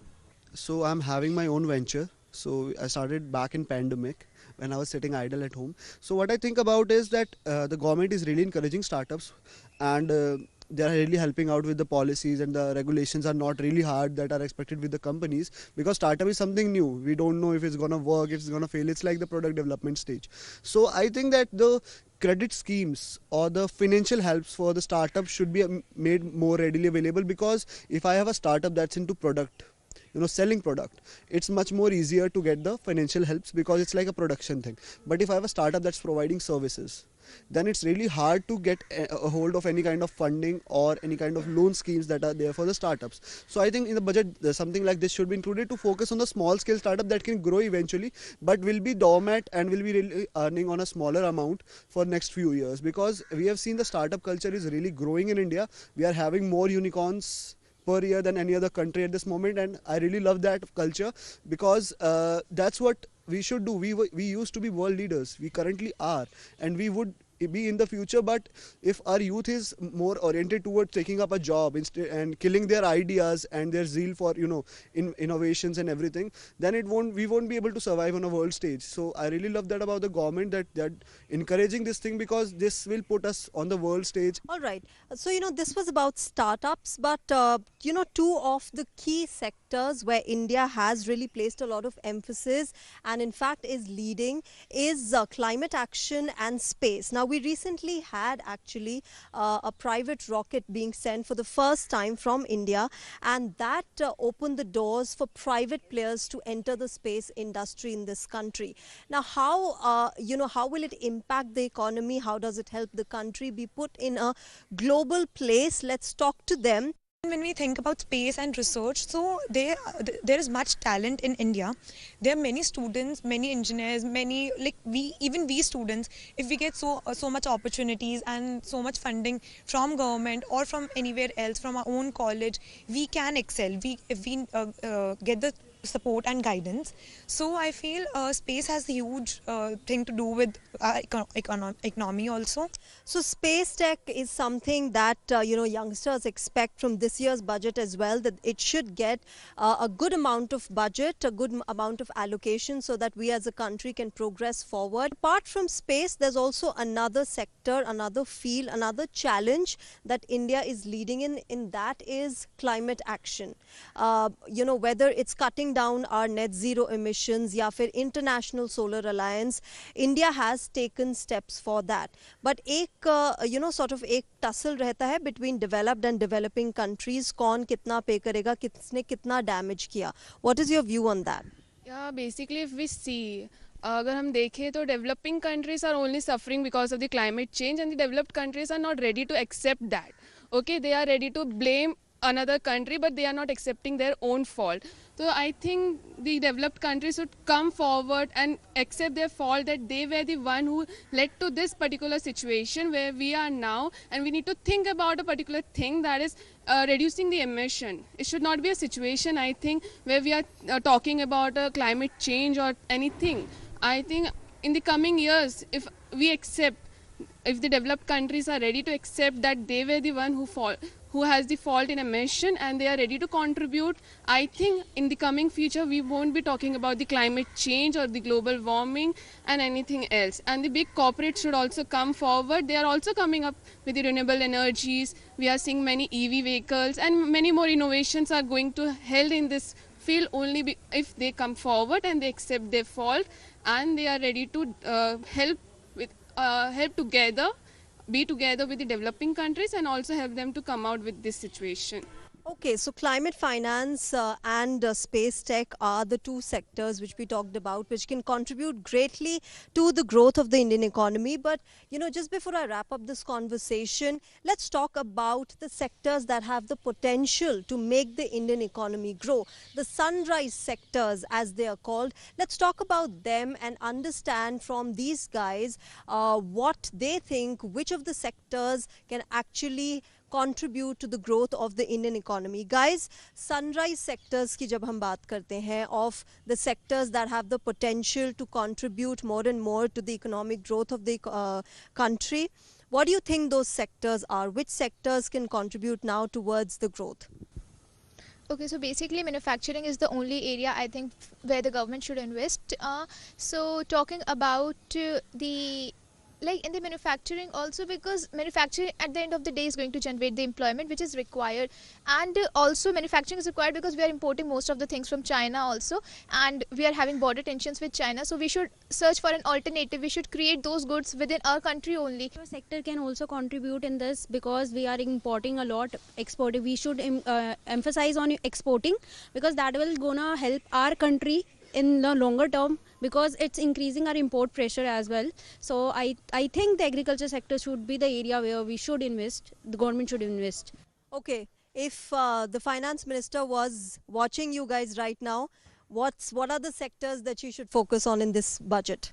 So I would say the service sector and the sectors dealing with renewable energy, because fossil fuels is something that we cannot do about. If we don't have it, we don't have it. We'll have to import it. But renewable energy is something that we can produce. That comes under manufacturing. I think the government should focus upon artificial intelligence along with geospatial systems and yes, solar systems, solar excavations as well. The rockets and all that which are happening right now, space shuttles and all. But the hot topic would be artificial intelligence. We all heard about the Twitter takeover by Elon Musk. Yes, well, that too is a part of AI. The co-founder of SpaceX, the owner of SpaceX and Tesla company. So, he focuses a lot on artificial intelligence, and that is actually not wrong. Artificial intelligence, if we look at anything right now, any application that is being built right now or being developed right now, be it even UPI, everything works on artificial intelligence, right?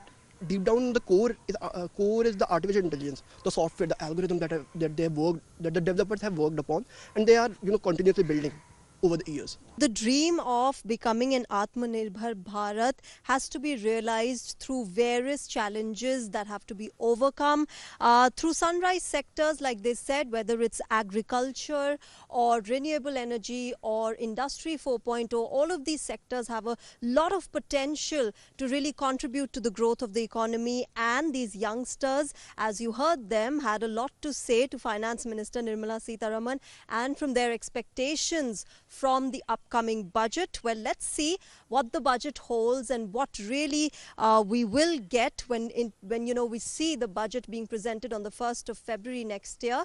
This is it in Y Factor right now, but of course next time around we will come up with something interesting. Till then, bye-bye.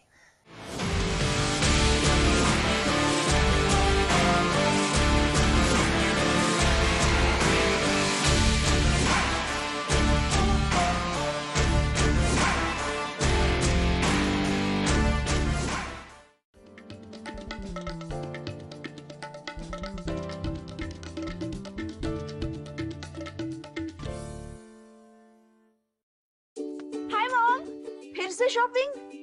बाबूजी, आपने इसे बिगाड़ के रखा। Limit में करो तो कुछ बुरा नहीं होता है। बिना लिमिट शॉपिंग करेगी आपके कार्ड पे ऐड ऑन जो है। मैंने तो कार्ड पे लिमिट सेट कर दिया। अच्छा, इसके फायदे ये हैं कि रिस्क कम हो जाता है और अगर फ्रॉड भी हुआ तो तुरंत बैंक को बोल दीजिए, नुकसान कम। दादू, नेक्स्ट टाइम ये pink dress. You are the limit. Limit तो सेट है। आरबीआई कहता है, जानकार बनिए, सतर्क रहिए।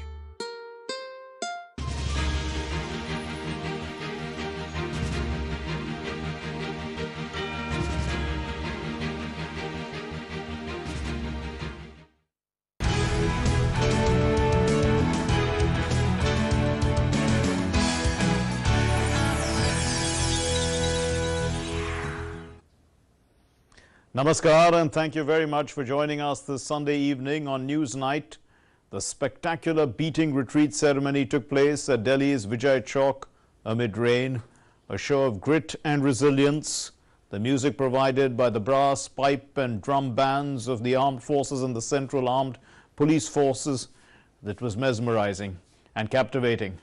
Among the attendees was Chaba Koroshi, who is the President of the United Nations General Assembly, and his visit to India is important, especially since he is an expert on water management, an important facet of the Sustainable Development Goals. We're going to be discussing this aspect. We're going to put it into perspective in News Night tonight. Let's begin with the headlines. 4-day-long Republic Day celebrations culminate with beating the retreat ceremony held at the Vijay Chowk. And the Indian tunes based on Indian classical ragas remained the flavor of beating retreat ceremony. The event came to a close with popular tune Sare Jahan Se Acha.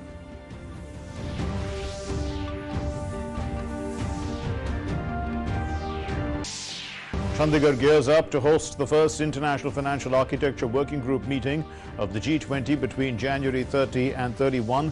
The agenda of the meeting includes discussions on dynamics of capital flows for developing economies, strengthening global financial safety net to support low-income countries, debt transparency and digital currency, also part of the agenda. UN General Assembly President Chaba Koroshi arrives in India on a 3-day visit.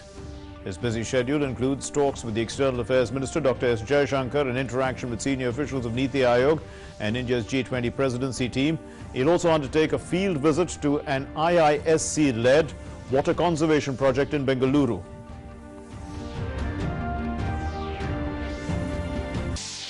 Tension continues to simmer between Israel and Palestine. The Israeli Prime Minister, Netanyahu, promises swift response to synagogue shooting. 7 Israelis were killed by a Palestinian gunman in a synagogue. Friday's attack was the deadliest in Jerusalem area since 2008.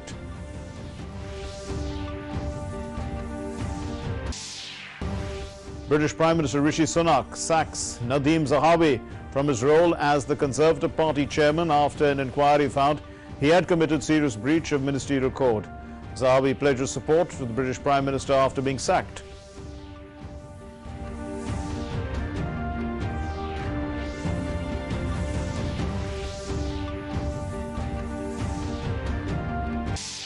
In sports and cricket, the Indian women lift their inaugural Under-19 Women's T20 World Cup 2023 title, beating England by 7 wickets. And the women in blue, they chased down that modest target of 69 and 14 overs. Prime Minister Narendra Modi has congratulated the Indian team for this special win. And in tennis, Novak Djokovic wins his 22nd Grand Slam title, beating Stefanos Tsitsipas in a record-extending 10th Australian Open title. Djokovic terms this the biggest win of his career.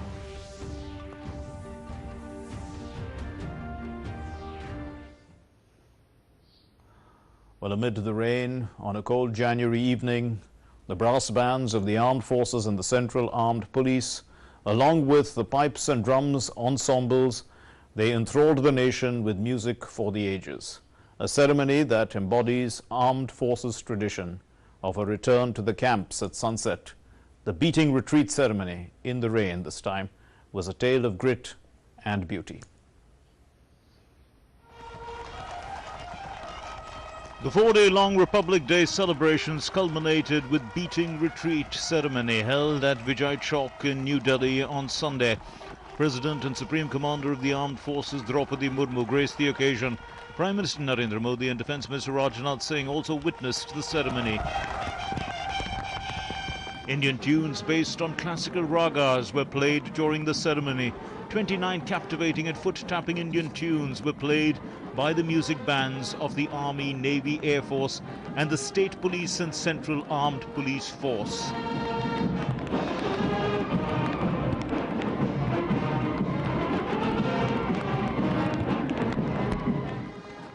The ceremony began with the mass band's Agniveer tune, which was followed by the enthralling tunes like Almora, Kedarnath, Sangamdur, Queen of Satpura, Bhagirathi, Konkan Sundari by Pipes and Drums Band. Indian Air Forces Band played Aparajay Arjun, Charka, Vayu Shakti, Swadeshi, while fascinating Ekla Cholo Re. Hum Tayar Hai and Jai Bharati were played by the band of the Indian Navy. The Navy band also enthralled the audience at the beating retreat ceremony, whereas the Indian Army's band played Shanknad, Sher-e Jawan, Bhupal, Agrani Bharat, Young India, Kadam Kadam Badhaye Ja, Drummer's Call and Ae Mere Watan Ke Logo.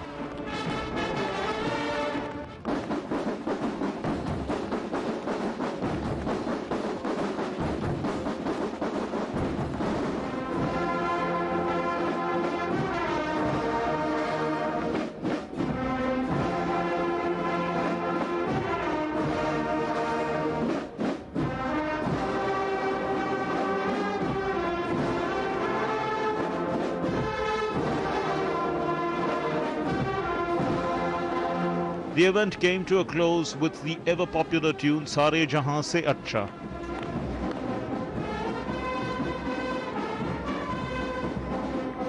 Newsnight Desk, DD India.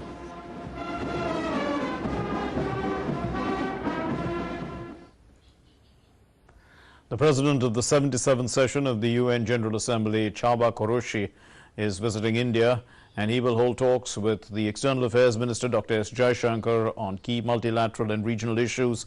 Koroshi will also interact with senior officials of Niti Aayog and India's G20 presidency team. He's going to be visiting Bengaluru and interacting with scientists at the Indian Institute of Science on water conservation, among other things. Let's take a look at this report. The President of the 77th session of the United Nations General Assembly, Chaba Koroshi, landed in New Delhi on Sunday on a 3-day visit. This is Koroshi's first bilateral visit to any country since he assumed UNGA presidency in September 2022. He was received by India's permanent representative to the United Nations, Ruchira Kamboj, United Nations Resident Coordinator in India, Shombi Sharp, and Ministry of External Affairs Joint Secretary, UNP Prakash Gupta.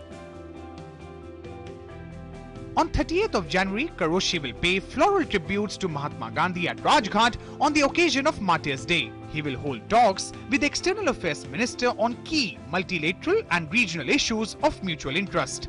Given PGA's strong interest in India's expertise in water management and experience in SDGs, he would also be interacting with senior officials of Niti Aayog and India's G20 presidency team to explore the scaling up of India's best practices.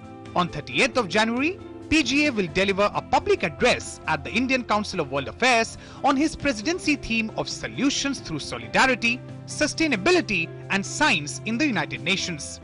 PGA will also be travelling to Bengaluru on 31st of January, where his engagements include interaction with scientists at the Indian Institute of Science and a field visit to an Indian Institute of Science-led water conservation project. PGA is also expected to visit development projects in and around Bengaluru and interact with the United Nations India country team. First, standing firm on basic principles of the United Nations Charter. Second, making significant and measurable progress in sustainability transformation. Third, aiming at integrated systemic solutions. Fourth, enhancing role of science in decision making. And fifth, increasing solidarity to better endure new chapters of crises facing the world. The President of General Assembly's visit to India is an opportunity to exchange views on global challenges that the United Nations is currently seized with. It would help reinforce India's abiding commitment to multilateralism, including through its ongoing G20 presidency, and how it would address these global challenges meaningfully for a better future for the Global South. Newsnight Desk, DD India. So let's go a little deeper now and look at the plan of Mr. Koroshi. He's looking for transformative solutions, the Koroshi's plan. Let's see what it is. His presidency is going to have the motto, or it has the motto, in fact, of solutions through solidarity, sustainability, and science. Science is key.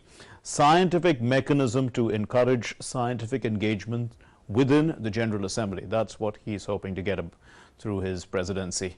3 scientific briefings are expected on February 7 for him, and these are the economics of water, the connections between climate, conflict, and cooperation, the role of early warning for pandemic preparedness. Now, he hopes that the UN 2023 Water Conference, which is going to take place in March, is going to be the new Paris moment, and he hopes to raise the level of ambition amongst all countries to realize SDG 6, which is clean water and sanitation. He hopes to integrate water and climate policies together and move beyond this reactive water management that is taking place largely across the world, and he wants proactive steps to emerge from water crises. Let's take a look a little bit at India's water management. India has various success stories. Water, in fact, in India is a state subject. So most of the steps for efficient management of water resources, they fall upon the states. But of course, with plenty of help from the center. The center provides several schemes to aid the states. The Jal Shakti Abhiyan since 2019 comes to mind. The Atal Bhujal Yojana for supporting groundwater recharge is another. The Government of India has implemented the Jal Jeevan Mission, Har Ghar Jal, since August of 2019. We're just looking at the recent past. The Drinking Water Quality Monitoring and Surveillance Framework started in October of 2021. There are 256 water-stressed districts which are now working towards promoting water conservation. Catch the rain where it falls, when it falls. That's part of the Jal Shakti Abhiyan. It covers all blocks of all districts.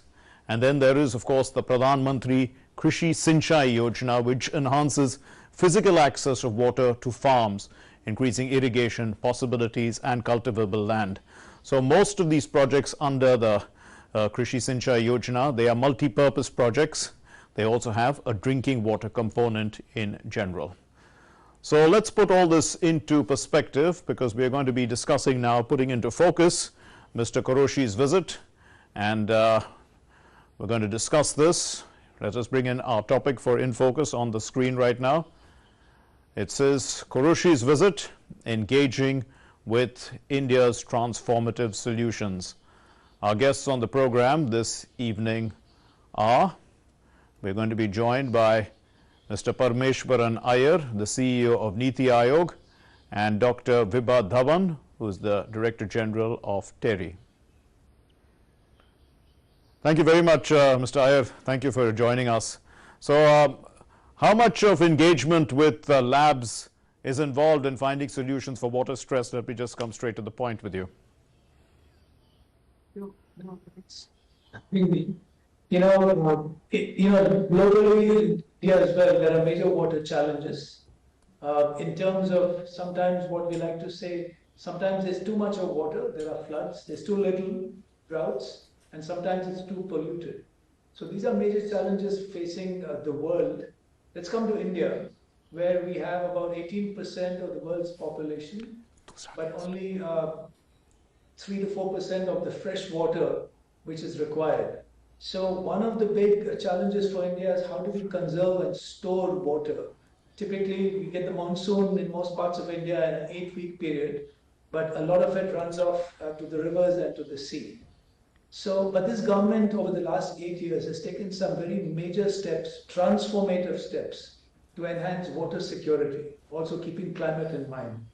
So, in fact, the Prime Minister, when he was Chief Minister of Gujarat, sort of helped transform the Kutch region by unleashing the waters of the Narmada, and that led to transformation of the economy and quality of life in that entire Kutch region, which today is blooming in many ways.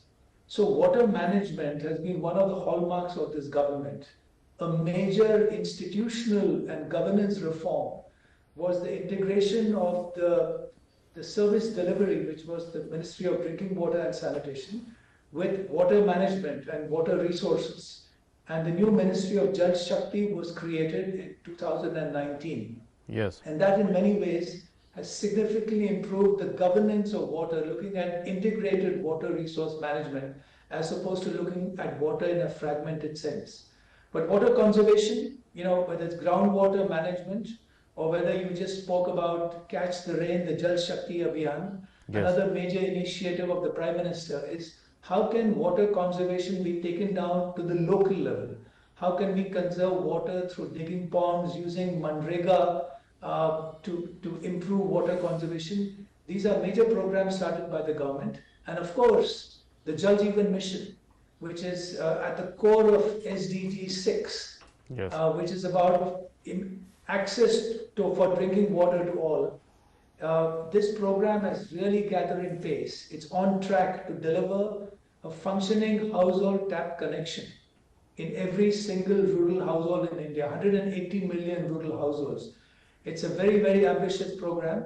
And today already, 11 crore or 110 million house connections have been set up. Most of them will be community managed. So in many ways, it's a Jan Andolan, getting communities to manage their own resources. Yes. And get them involved and have a stake in it. And then the other aspect of SDG 6 is sanitation. The Swachh Bharat mission, where 550 million people were brought out of open defecation under the leadership of the Prime Minister. So in many ways, India, at least in terms of drinking water and sanitation, is well on track and ahead of the SDG goal of 2030. So there Indeed. are, of course, many more challenges in water, and these are being addressed both at the central level and of course at the state level, because as you know, in India, water is a state subject. Yes, Mr. Iyer, Mr. Qureshi he aims to enhance the role of science in decision making. That seems to be part of his agenda, and he's meeting with you, the Niti Aayog, and also India's G20 team. So, what are the key priorities then that will be discussed in these meetings? Sure, and I know I saw that one of Mr. Qureshi's priorities is what he's called solidarity, sustainability, and science. And that's pretty much at the heart of what Niti Aayog does. Niti has been working for the past several years on how technology and disruption can transform the quality of lives. So we will be discussing some of those aspects. Even in the water sector, increasingly now technology is being applied, whether it's IoT, sensors to measure water quality, the quality of water or the quantity of water. If you look at urban water supply, how do you reduce non-revenue water by the use of technology and the latest scientific appliances? So science and technology for water are going to be at the heart of the discussion which we have tomorrow. But beyond water, if you look at the Sustainable Development Goals, sustainability itself is at the heart of the work we do in NITI, including looking at the SDGs in India and localizing the Sustainable Development Goals. Because one of NITI's mandates is really to focus on cooperative, competitive federalism. How can we support state governments in taking forward the SDGs down to the districts, down to the grassroots level, and really internalizing them? We have made a lot of progress. So it's solidarity in terms of getting everyone together, cooperation, science in terms of the technology, and sustainability being at the heart of our program. So while water will very much be on the table tomorrow morning when we meet with Mr. Qureshi, we will also be discussing other aspects of cooperation. We're also joined by Dr. Dhawan from TERI, Dr. Bibha Dhawan. Thank you very much, ma'am, for joining us. Now, I think TERI says that there are two aspects to water issue. One is the conservation of water and the other is the efficient use of it. Now, when we talk about efficient use, what are the sectors that are inefficiently using water? If we look at industry, agriculture, households, which is the sector do you think that is worst, misusing water? Ma'am, I can't hear you. I think you're on mute. Sorry. Yeah, go ahead. And thank you for having me on this panel. Well, if we look at the use of fresh water, almost 80% of that is in the field of agriculture. And we have number of solutions available today when we look at the water use. The problem over there is that the pricing of water is not proper, and rightly so, because agriculture is such a sensitive subject We want food to be available at a competitive price to all our citizens. And at the same time, it uses a lot of water. And with the result, what is happening? We are growing crops in areas which are not well suited for it. For example, paddy in Punjab and sugarcane in Maharashtra are not the best solutions. But then we also have other solutions like precision agriculture. And in precision agriculture, you talk of subsoil irrigation or sprinklers or drip irrigation and so on. The Yes. capex is high. You have to make initial investments, but then there are savings. Similarly, RO water at a household level, it has become a very common thing without realizing, do we really need RO? So there also there can be lots of savings. And the third I like to say is the industrial sector, where there is a lot of opportunity to recycle, treat the water. Really speaking, it won't pollute our rivers. You can actually have solutions at the industry level, like Terry also has a technology, TEDx. So you Yes. treat the water and reuse it. So therefore, there is scope everywhere. Indeed. Mr. Iyer, you know, the Indian Institute of Science, where Mr. Qureshi will be visiting, has been, it has some energy and wastelands research group, which is part of its Center for Ecological Sciences. Now, wetlands have been, are being seen as vital for the future of humanity. Why is this so, and to what extent, you know, are we preserving our wetlands? Now, I think wetlands are a very important part of the entire climate, environment, water nexus. And there's a lot of effort going into this. If you look at the wetlands in different sort of ecologically sensitive zones, there are major programs underway in terms of conservation and environment. Also linked to wetlands are rivers themselves. You know, the Clean Ganga movement is a unique program which India started 7 or 8 years ago, which is gathering steam as we go. And as you know, how do you sort of clean a river?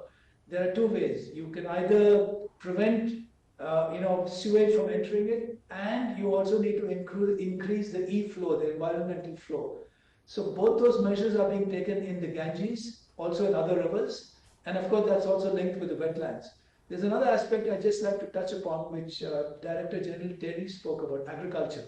Yes. More than 80% of water is consumed in the agricultural sector. So the water, food, agriculture nexus and climate is critical. Mm-hmm. You know, today with the Ukraine situation, obviously food supply chains have been affected. So food security is very closely linked to water security. There's a major program which is underway in the largest state in India in terms of population, UP, which is actually, you could call it paddies for the planet. It's how do you sort of increase the efficiency, reduce the water footprint in agriculture. So typically paddy rice is done through flood irrigation. A lot of water is consumed, more than necessary.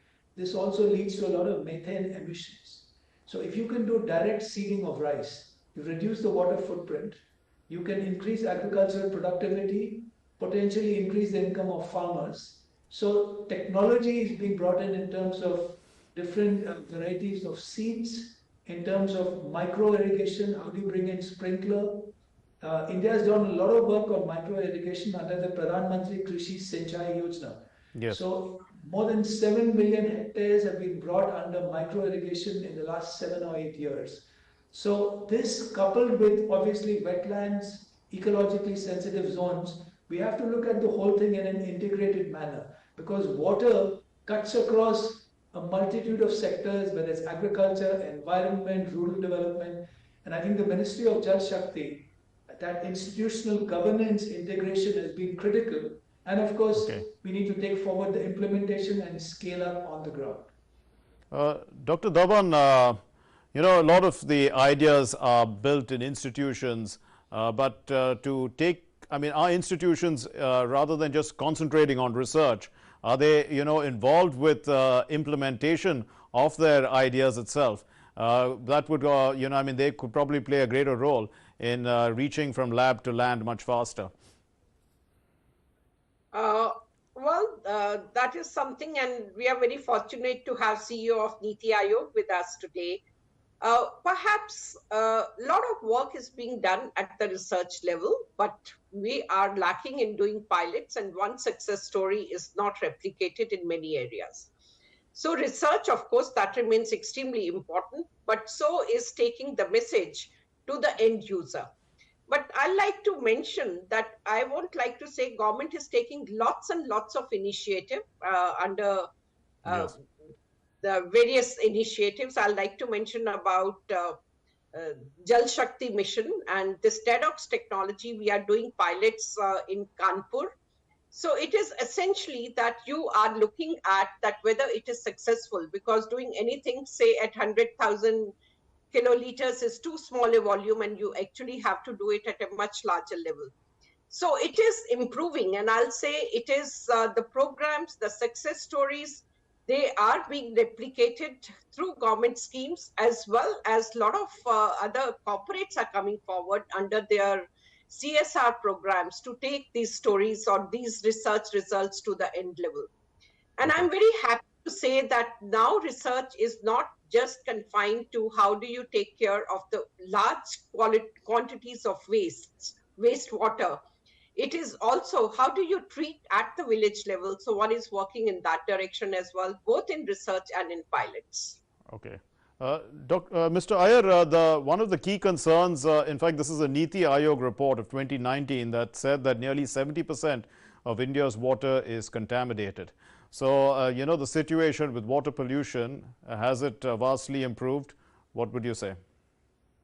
I think there's been significant improvement. Obviously, this is a major issue. But the Atal Bhujal Yojana, which is the World Bank funded program, which focuses on groundwater management, is looking at this as one of its major elements. Clearly, groundwater management, which obviously you have to deal with water pollution, is critical. How can it be decentralized? How can you bring about more efficient systems? How can you use data, which is critical, to map aquifers? How can you bring in remote sensing to map aquifers? And then look at preventing, recharge.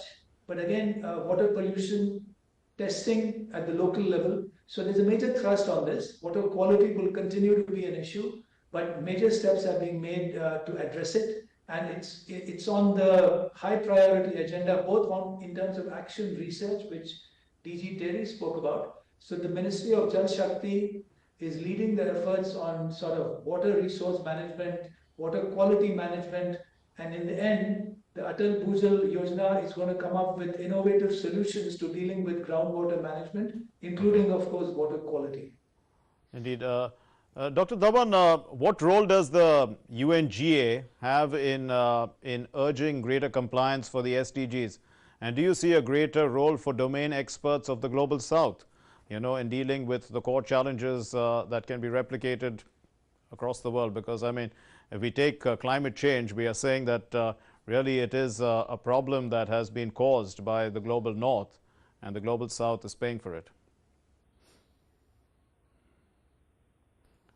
Yeah. So if we look at, first of all, what we are seeing is that the population pressure in the South Asian countries, Global South, is far greater than in the other parts of the world, and so are the availability of natural resources. So if we look at the global level, and we always say that think globally but act locally. So the requirements in our countries are very different from what is required perhaps in any of the developed countries, because they are blessed with natural resources far greater than per capita availability in Global South. We also look at solutions, and that is where it is that perhaps we are far more conservative in using water. But at the same time, the problems are also unique. And you just mentioned about the contamination of water. So that is largely happening because we have extracted groundwater far more than what we should have done. And therefore, we have problems of arsenic in West Bengal and Bangladesh and many other regions. And then the other is that when we use fertilizer, part of it is used by the plant, but quite a bit goes to the groundwater, further polluting it. So what needs to be done? It is not just water. You have to look at the sources, what is causing contamination, and look for those solutions. And I'll again take example from agriculture, and the use of nano fertilizers perhaps help us reducing the groundwater pollution. So what one is looking at technology in all. So and therefore the technologies for the global south are going to be different from perhaps at the global level. Mr. Iyer, you have served as the water and sanitation expert at the World Bank. You served as Secretary Drinking Water and Sanitation. You're now the CEO of Niti Aayog. So you've led India's Swachh Bharat mission. What is the main problem in getting these transformative ideas that come from various institutions or from, you've dealt at so many levels, down to the ground? I mean, are there bureaucratic hurdles or something like that?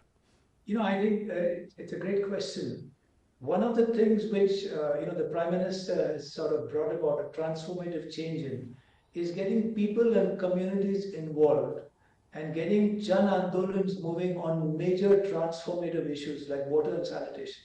So the Swachh Bharat mission, the effort was to get communities, villages to understand the importance of an open defecation-free existence, its health impacts, economic impact, its environmental impact, take charge themselves and lead the change. And we saw this, women, girls, school kids, they took the lead in this. So they went from being beneficiaries to becoming leaders. So I think that's one major lesson, the shift in behavior at scale. There were 4 major challenges when we started Swachh Bharat: speed, scale, stigma, and sustainability. So it was important to make those big shifts.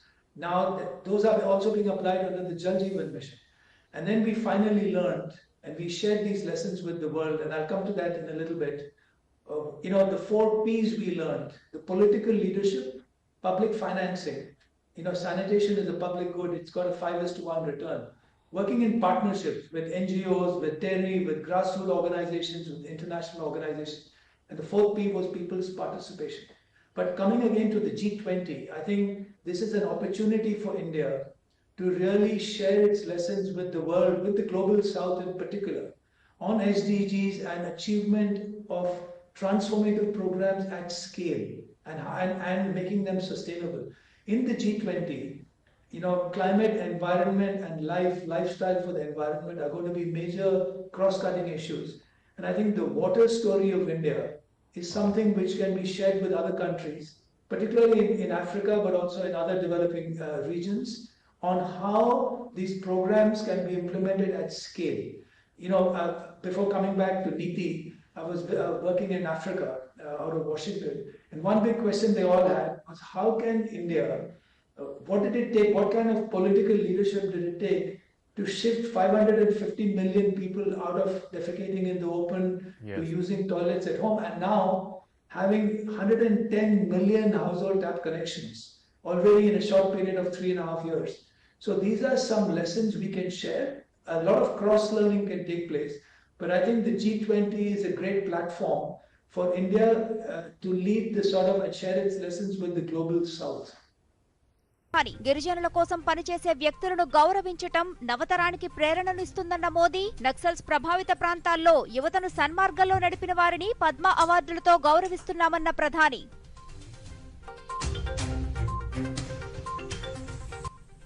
చిరుధాన్యాల ప్రయోజనాలను ప్రజలకు చేర్చేందుకు పలు ప్రయత్నాలు చేస్తున్నామన్న మోదీ. నంద్యాల జిల్లాకు చెందిన KV Ramasubba Reddy చిరుధాన్యాల ప్రాచుర్యానికి చేస్తున్న కృషిని ప్రశంసించిన ప్రధాని. రేపు జగనన్న చేదోడు 3వ విడత కార్యక్రమం. పల్నాడు జిల్లా వినుకొండలో లబ్ధిదారుల ఖాతాలో నగదు జమ చేయనున్న ముఖ్యమంత్రి జగన్మోహన్ రెడ్డి. ఆస్ట్రేలియా ఓపెన్ విజేత నోవాక్ జోకోవిచ్ ఫైనల్లో గ్రీక్ ఆటగాడిపై 6-3, 7-6, 7-6తో విజయం. వార్తల్లోని వివరాలు చూద్దాం. గణతంత్ర దినోత్సవ వేడుకల ముగింపును సూచిస్తూ ఈ రోజు ఢిల్లీలోని విజయ్ చౌక్లో బీటింగ్ రిట్రీట్ వేడుకలు ఘనంగా నిర్వహించారు. ఈసారి బీటింగ్ రిట్రీట్ కార్యక్రమాన్ని చాలా ప్రత్యేకంగా నిర్వహించారు. వర్షంలో సైతం బీటింగ్ రిట్రీట్ కార్యక్రమం కొనసాగింది. ఈ కార్యక్రమంలో ఆర్మీ, ఎయిర్ ఫోర్స్, నేవీ బ్యాండ్లు సంప్రదాయ దరువులతో కవాతు చేశాయి. ఈ వేడుకలకు రాష్ట్రపతి ద్రౌపది ముర్ము ముఖ్య అతిథిగా హాజరయ్యారు. ఈ కార్యక్రమంలో ఉపరాష్ట్రపతి జగదీప్ ధన్కడ్, ప్రధానమంత్రి నరేంద్ర మోదీ, రక్షణ మంత్రి రాజ్నాథ్ సింగ్, త్రివిధ దళాధిపతులు పాల్గొన్నారు. ఈ కార్యక్రమంలో ఆర్మీ, ఎయిర్ ఫోర్స్, నేవీ బ్యాండ్లు సంప్రదాయ ట్యూన్లతో కలిసి కవాతు చేశాయి. ఈ సమయంలో బ్యాండ్ మాస్టర్ రాష్ట్రపతిని సంప్రదించి బ్యాండ్ను వెనక్కి తీసుకుని వెళ్లేందుకు అనుమతిని కోరి సారే జహాస అచ్చా అనే ప్రసిద్ధ ట్యూన్ ని ప్లే చేస్తూ బ్యాండ్లు తిరిగి వెళ్లాయి.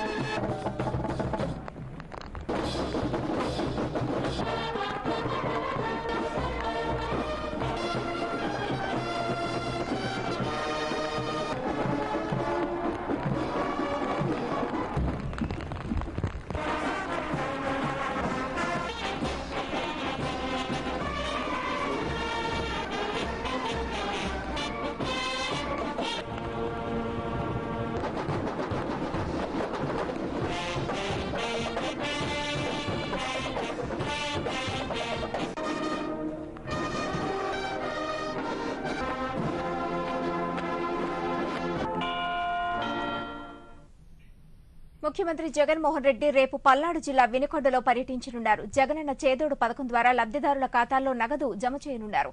రజక, నాయి బ్రాహ్మణ, దర్జీల సంక్షేమం కోసం ఏటా వారికి 10,000 రూపాయలను రాష్ట్ర ప్రభుత్వం అందజేస్తోంది. ఇందుకు సంబంధించి 3వ ఏడాది జగనన్న చేదోడు నిధులను వారి ఖాతాల్లో జమ చేయనున్నారు. రాష్ట్ర వ్యాప్తంగా 3,30,145 మంది అర్హులైన వారికి 330 కోట్ల రూపాయల ఆర్థిక సహాయాన్ని అందించనున్నారు. దీంతో ఇప్పటి వరకు రాష్ట్ర ప్రభుత్వం ఒక్కొక్కరికి 30,000 రూపాయల ఆర్థిక సహాయం అందించినట్లయింది. అవినీతి, వివక్షకు తావు లేకుండా అత్యంత పారదర్శకంగా గ్రామ, వార్డు సచివాలయాల్లో అర్హుల జాబితా డిస్ప్లే చేసి సోషల్ ఆడిట్ నిర్వహించి లబ్ధిదారుల ఎంపిక, అర్హత ఉండే ప్రతి ఒక్కరికి అందించేలా రాష్ట్ర ప్రభుత్వం చర్యలు తీసుకుంటోంది.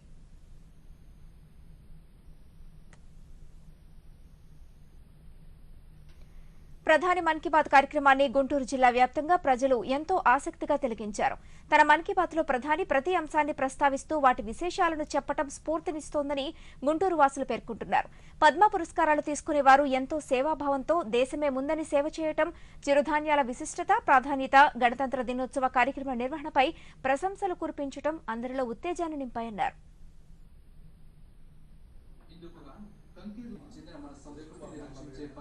శ్రీ నరేంద్ర మోడీ గారి 97వ మన్ కీ బాత్ ప్రోగ్రాంకి హాజరవడంలో నాకు చాలా ఆనందంగా ఉంది. ఈ ప్రోగ్రాం వలన అట్టడుగు వర్గ ప్రజలకు కూడా అందరికీ తెలిసే విధంగా అన్ని విషయాలు తెలియజేస్తున్నారు. చాలా బాగుందని నా ఉద్దేశం. Mann Ki Baat program since from the beginning, and most of the information which our Prime Minister Ji was addressing or giving in this particular program was excellent, and every Indian the best information from the nook and corner of the Indian villages, people whoever is doing a lot of advantage to Indian farmers, and if all the people whoever is getting, I mean Indian people, if they can start using the millets usage information from our Prime Minister Modi ji, and which is really helpful to. ప్రధాని మన్ కీ బాత్ కార్యక్రమాన్ని వైఎస్ఆర్ జిల్లాలో ప్రజలు వీక్షించారు. చిరుధాన్యాల విశిష్టతను ప్రధాని తెలియజేస్తూ నంద్యాల జిల్లాకు చెందిన రామసుబ్బారెడ్డి చేస్తున్న కృషిని ప్రధాని ప్రశంసించడం అందరికీ ఎంతో గర్వంగా ఉందన్నారు.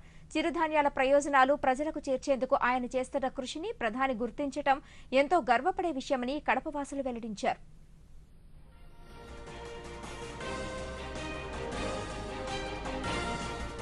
మన్ కీ బాత్ ప్రోగ్రాంలో మన భారత ప్రధాని గారు ఇచ్చినటువంటి సందేశాల గురించి మహిళలు, వృద్ధులు, తర్వాత పౌష్టిక ఆహారము, పిల్లలకు ఏ విధమైనటువంటి పౌష్టిక ఆహారం ఇవ్వాలా, ఆ పిల్లలు ఏ విధంగా ఈ పౌష్టిక ఆహారాన్ని ఉపయోగించుకోవాలా అనే విషయాల గురించి బాగా ఈ సజ్జలు, రాగులు మొదలైనటువంటి ఈ అపరాల ద్వారా కొన్ని ముఖ్యమైనటువంటి పిండి వంటలు తయారు చేసి అన్ని సంఘాలకు ఆయన సహాయం చేయడం వలన ఈ పిల్లలకు ఈ పౌష్టిక ఆహార విషయాల గురించి బాగా తెలియజేయడమైనది. ఫ్యాబ్రికేటెడ్ సంబంధించి అంటే బట్టలు ఏ విధంగా తయారు చేయాలనేది, అంటే నూలు సంబంధించినటువంటి బట్టలు కానీ, దాంతో జూట్ బ్యాగ్స్ కానీ ఏ విధంగా తయారు చేయాలా. ఇంకొక కొత్త అంశము, ఈ బట్టల్లోనే మనకు అరటిలోంచి వచ్చేటువంటి కాండంలో దాంతో వచ్చేటువంటి ఆ పీసు పదార్థాలతో ఎట్లా దారాలు తయారు చేయాలా, ఎట్లా ఏ విధంగా నూలుతో చేసినటువంటి బట్టలు ఏ విధంగా తయారు చేయాలా, అనేక విధాలుగా ఈ కన్స్ట్రక్షన్ ఫీల్డ్లో డెవలప్ అయ్యే విధానము బాగా ఈజీగా ఉంటుంది. అట్ ది సేమ్ టైం దీని ద్వారా భూకంపాలు అనేది చాలా వరకు తగ్గించేదానికి ఆస్కారం ఉంది. చాలా అద్భుతంగా ఈరోజు చాలా బాగుంది ఈరోజు. వార్తలు ఇప్పుడు ఒక స్వల్ప విరామం.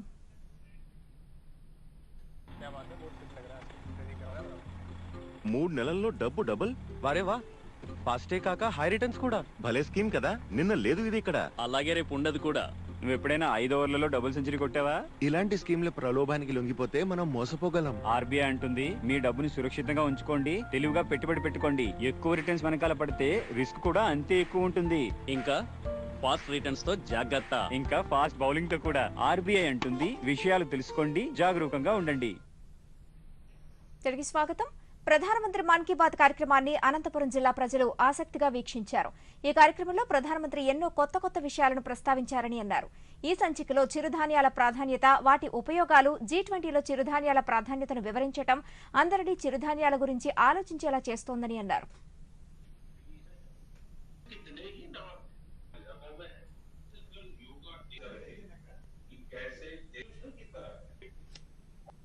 దూరదర్శన్లో వచ్చిన ప్రధానమంత్రి మనసులో మాట ప్రోగ్రాంని వీక్షించాము.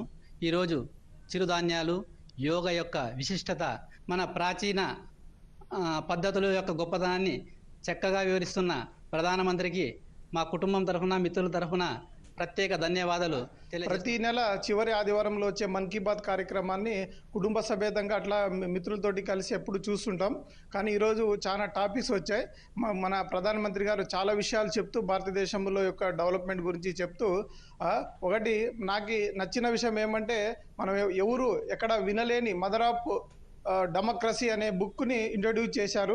అందులో పూర్వకాలంలో మన దేశంలో ప్రజాస్వామ్యం ఏ విధంగా ఉంది, గ్రామ స్థాయిలో ఆ విషయాలన్నీ చెప్తూ దాని గురించి చాలా క్లుప్తంగా వివరించారు. అలాగే చాలా విషయాలు చెప్పారు, అంతా నచ్చాయి. దీని గురించి మేమంతా రెగ్యులర్గా మన్ కీ బాత్ కార్యక్రమాన్ని మేము చూస్తుంటాం. ప్రతి నెల జరిగే చివరి ఆదివారం జరిగే ప్రధానమంత్రి మన్ కీ బాత్ కార్యక్రమాన్ని నిత్యం మేము కుటుంబ సభ్యులతో చూస్తుంటాము. సంగీతం గురించి చెప్పడం జరిగింది. సంగీతం వినడం ద్వారా, సంగీతం నేర్చుకోవడం ద్వారా మనిషికి టెన్షన్స్ కానీ, మైండ్ ఫ్రెష్నెస్ అన్నీ ఉంటాయని చెప్పారు. సంగీతంలో ప్రావీణ్యం పొందిన ఎంతో మందికి పద్మశ్రీ అవార్డు గుర్తించి పద్మశ్రీ అవార్డులు ఇవ్వడం జరిగింది. దానికి మేము ప్రధానమంత్రి నరేంద్ర మోదీ గారికి కృతజ్ఞత తెలియజేసుకుంటున్నాం. మా కుటుంబంలో కూడా మా పిల్లలకు అందరికీ మేము సంగీతం నేర్పిస్తున్నాం ఇప్పుడు. దానివల్ల మా పిల్లలు చదువులో కానీ, వాళ్ళ యాక్టివిటీస్లో కానీ అన్నింటిలో చాలా ముందుండాలని దీన్ని నరేంద్ర మోదీ గారు ఈరోజు ప్రస్తావించడం వల్ల మాకు ఎంతో లబ్ధి చేకూరింది. ప్రధాని మన్ కీ బాత్ కార్యక్రమాన్ని ఏలూరు జిల్లా ప్రజలు ఎంతో ఆసక్తిగా తిలకించారు. దూరదర్శన్ వారు మాట్లాడుతూ ప్రధాని ఎన్నో ఆసక్తికర అంశాలను వెల్లడించారు. పద్మ పురస్కారాలకు ఎంపికైన వారు ఎలాంటి సేవా కార్యక్రమాలు చేపట్టింది ప్రధాని వివరించడం ఎంతో గర్వంగా ఉందన్నారు. G20 సదస్సుకు భారత్ అధ్యక్షత బాధ్యతలు వహించడం, ఈ సదస్సులో చిరుధాన్యాలతో కూడిన ఆహార పదార్థాలను ఉంచడంతో వాటి ప్రాధాన్యత పెరిగిన అంశాలను ప్రధాని వివరించారు. అందరూ ఆరోగ్యంగా, దృఢంగా, మానసికంగా కానీ శారీరకంగా కానీ ఉండాలని ప్రధానమంత్రి గారు దీన్ని ప్రాసెసింగ్ యూనిట్ ఏర్పాటు చేశారు. ఇది సన్న చిన్నకారు రైతులకు కూడా ఉపయోగకరంగా ఉంటుంది. దీన్ని ఓన్లీ ఫుడ్, మామూలుగా ఆహారంలో అన్ని విధాలుగా ఉపయోగిస్తాము. అలాగే కాకుండా పిండి వంటలు వాటిని తయారు చేసుకోవడానికి, స్వీట్లు, హాట్లు, అందరూ మంచి ఆరోగ్యవంతులుగా ఉండాలి, భారతదేశాన్ని ఒక ఆరోగ్యకరమైన దేశంగా తయారు చేయాలి ప్రజలు. ఈ ప్రయత్నం చాలా బాగా నచ్చింది. ఇచ్చే పద్మ అవార్డులు చాలా గిరిజన ప్రాంతాల వారికి ఇవ్వడం చాలా సంతోషకరం. ఏ వ్యక్తి కోసం అయితే పనిచేస్తారో వాళ్ళ మొహలో ఆనందం కోసమే పనిచేస్తారు తప్ప దేశమే ప్రాధాన్యతగా ఇచ్చి పనిచేసే వ్యక్తులకి, గిరిజన ప్రాంతాల్లో ఉన్న వ్యక్తులు ఎవరైతే ఉన్నారో వాళ్ళకి పద్మ అవార్డు రావడం చాలా ఆనందకరం. చాలామంది యువత నక్సల్స్ ప్రాంతాల్లో తప్పుదారి పట్టకుండా వాళ్ళని సరైన మార్గంలో పెట్టే వ్యక్తులకు కూడా ఈసారి పద్మ పురస్కారం లభించింది. చాలా ఆనందకరం. G20 సమావేశాలకి అధ్యక్షత వహించిన భారతదేశ ఘనకీర్తిని ప్రధానమంత్రి నరేంద్ర మోడీ గారు వలన, ఆయన చేసే కార్యక్రమాల వలన మనకి ఈ ఘనకీర్తి వచ్చింది. ఆహార భద్రత విషయంలో కూడా అనేక దేశాలకి స్ఫూర్తిదాయకంగా నిలబడి ఈరోజు 2వ స్థానంలో నిలబడింది. దివ్యాంగులే కానీ మానసికంగా, శారీరకంగా దృఢంగా ఉండడానికి అదే విధంగా అక్కడ క్రీడలు కూడా నిర్వహించారు. అక్కడ ఉన్న షోర్లో టేబుల్ టెన్నిస్, అదేవిధంగా క్రికెట్ కూడా నిర్వహించడం జరిగింది. ఈ కార్యక్రమాన్ని విజయవంతం చేసిన ప్రతి ఒక్క దివ్యాంగులకి మోదీ గారు థ్యాంక్ఫుల్ చెప్పారు. ప్రధాని మోదీ మన్ కీ బాత్ కార్యక్రమాన్ని శ్రీ పొట్టి శ్రీరాములు నెల్లూరు జిల్లా గొలగమూడిలోని జ్యోతిరావు పూలే గురుకుల పాఠశాల విద్యార్థులు అధ్యాపకులు వీక్షించారు. కశ్మీర్ నుంచి కన్యాకుమారి వరకు సమయానుకూలమైన సందర్భాన్ని పురస్కరించుకుని అనేక అంశాలను ప్రధాని ప్రస్తావించారని విద్యార్థులు అధ్యాపకులు తెలియజేశారు. కశ్మీరులో ప్రశాంత పరిస్థితిని ఏర్పరిచి మంచు కాలంలో భూతల స్వర్గంగా ఉన్న ఆ ప్రాంతాన్ని సందర్శించే క్రమం కొనసాగుతుందని మోదీ పేర్కొనడం ఆనందాన్నిచ్చిందన్నారు. చిరుధాన్యాల ప్రాధాన్యతను ప్రధాని చెప్పడం ప్రతి ఒక్కరిలో చైతన్యాన్ని కలిగించిందని వారు పేర్కొన్నారు. ఇండియా మద్రాస్ ఆఫ్ డెమోక్రసీ అనే పుస్తకాన్ని ఆయన చదివారు. భారతదేశ ప్రజల స్వభావం ఎలా ఉండాలో తెలియాలంటే ఆ పుస్తకాన్ని చదవాలి, చర్చించాలి, సంభాషించాలి అని మనకి తెలియచేశారు. చిరుధాన్యాలను ప్రజలు అనేక విధాలుగా ఉపయోగించుకుంటున్నారు. కేక్లు, ఐస్ క్రీమ్లు, బిస్కెట్లు వంటివి తయారు చేస్తున్నారు. మా స్కూల్లో కూడా రాగి మాల్ట్, చిక్కీలు వంటివి మాకు ఇస్తున్నారు. దానివల్ల మేమందరం చాలా ఆరోగ్యంగా ఉన్నాము. ఈ ప్రధానమంత్రి ద్వారా నేను చాలా నేర్చుకున్నాను. శ్రీ నరేంద్ర మోడీ గారు 97వ మన్ కీ బాత్ కార్యక్రమాన్ని ఉద్దేశించి ఈరోజు విద్యార్థులను అదేవిధంగా యావత్ భారతదేశ ప్రజలను ఉద్దేశించి మాట్లాడడం జరిగింది. 74వ గణతంత్ర దినోత్సవాన్ని పురస్కరించుకొని చక్కగా నిర్వహించినటువంటి కార్యక్రమాలను ఉద్దేశించి కూడా మాట్లాడడం జరిగింది. చిరుధాన్యాలని పూర్తి స్థాయిలో వినియోగించడం పట్ల భారతదేశ ప్రజలు అవగాహన కలగాలనేటువంటి ఉద్దేశాన్ని కూడా స్పష్టంగా తెలియజేయడం జరిగింది. వార్తల్లో ఇప్పుడు ఒక విరామం.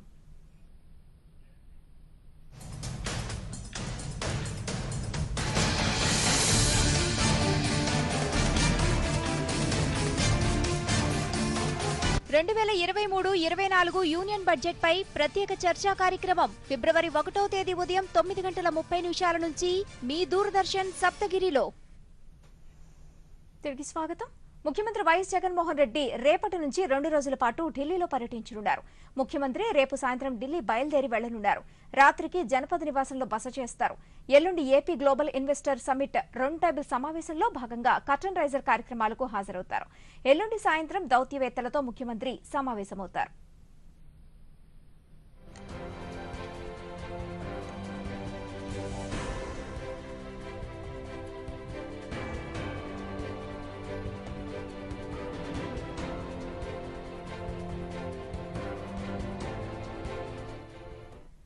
క్షయ పట్ల ఆందోళన చెందాల్సిన అవసరం లేదని, సరైన సమయంలో మందులు తీసుకోవడం ద్వారా సంపూర్ణ ఆరోగ్యవంతులు కావచ్చని శ్రీకాకుళం జిల్లా వైద్య ఆరోగ్య శాఖ అధికారి డాక్టర్ బి మీనాక్షి తెలియజేశారు.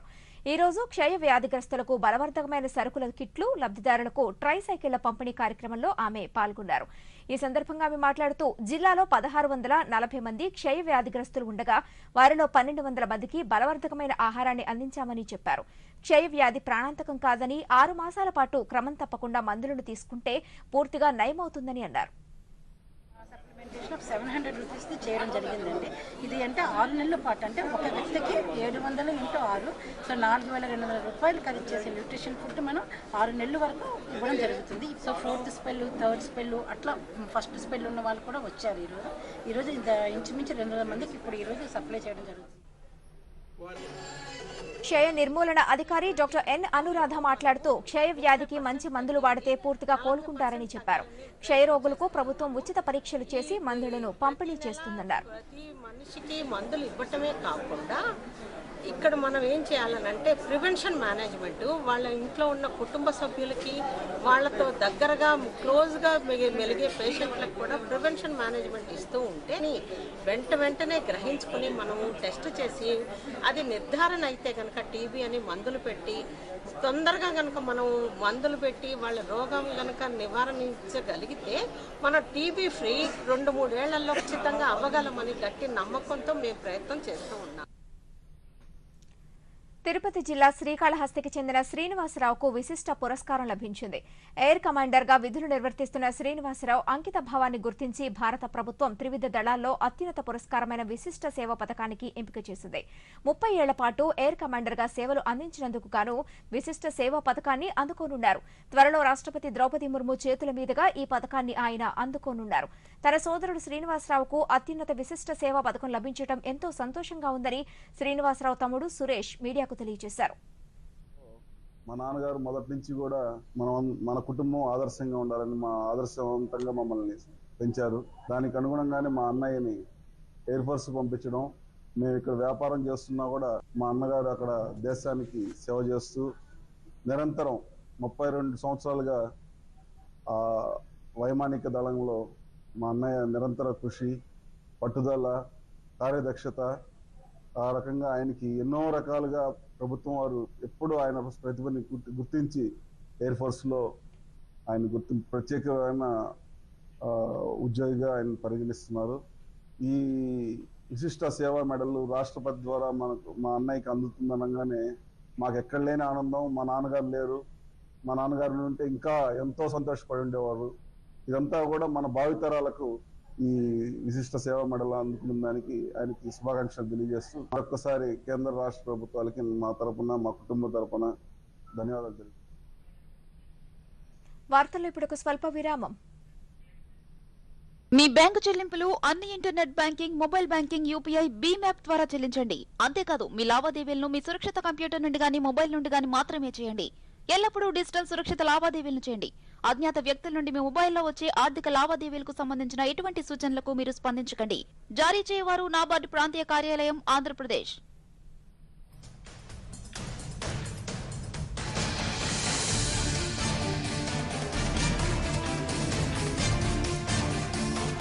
రెండు 2023-24 యూనియన్ బడ్జెట్ పై ప్రత్యేక చర్చా కార్యక్రమం ఫిబ్రవరి 1వ తేదీ ఉదయం 9:30 నుంచి మీ దూరదర్శన్ సప్తగిరిలో. తిరిగి స్వాగతం. విజయనగరం జిల్లా నెల్లిమర్ల నియోజకవర్గం జనసేన పార్టీ నాయకురాలు లోకం మాధవి ఆధ్వర్యంలో మెగా బైక్ ర్యాలీని జన సైనికులు నిర్వహించారు. జనసేన పార్టీ అధినేత పవన్ కళ్యాణ్ త్వరలో చేపట్టబోయే వారాహి యాత్రకు మద్దతుగా నియోజకవర్గంలో అన్ని మండలాల్లో బైక్ ర్యాలీని నిర్వహిస్తున్నామని జనసేన పార్టీ నాయకురాలు లోకం మాధవి మీడియాకు తెలియజేశారు. ఈ కార్యక్రమంలో జన సైనికులు, వీర మహిళలు అధిక శాతంలో పాల్గొన్నారు. రానున్న రోజుల్లో నెల్లిమర్ల నియోజకవర్గంలో జనసేన పార్టీ బలోపేతానికి కృషి చేస్తామని ఆమె అన్నారు.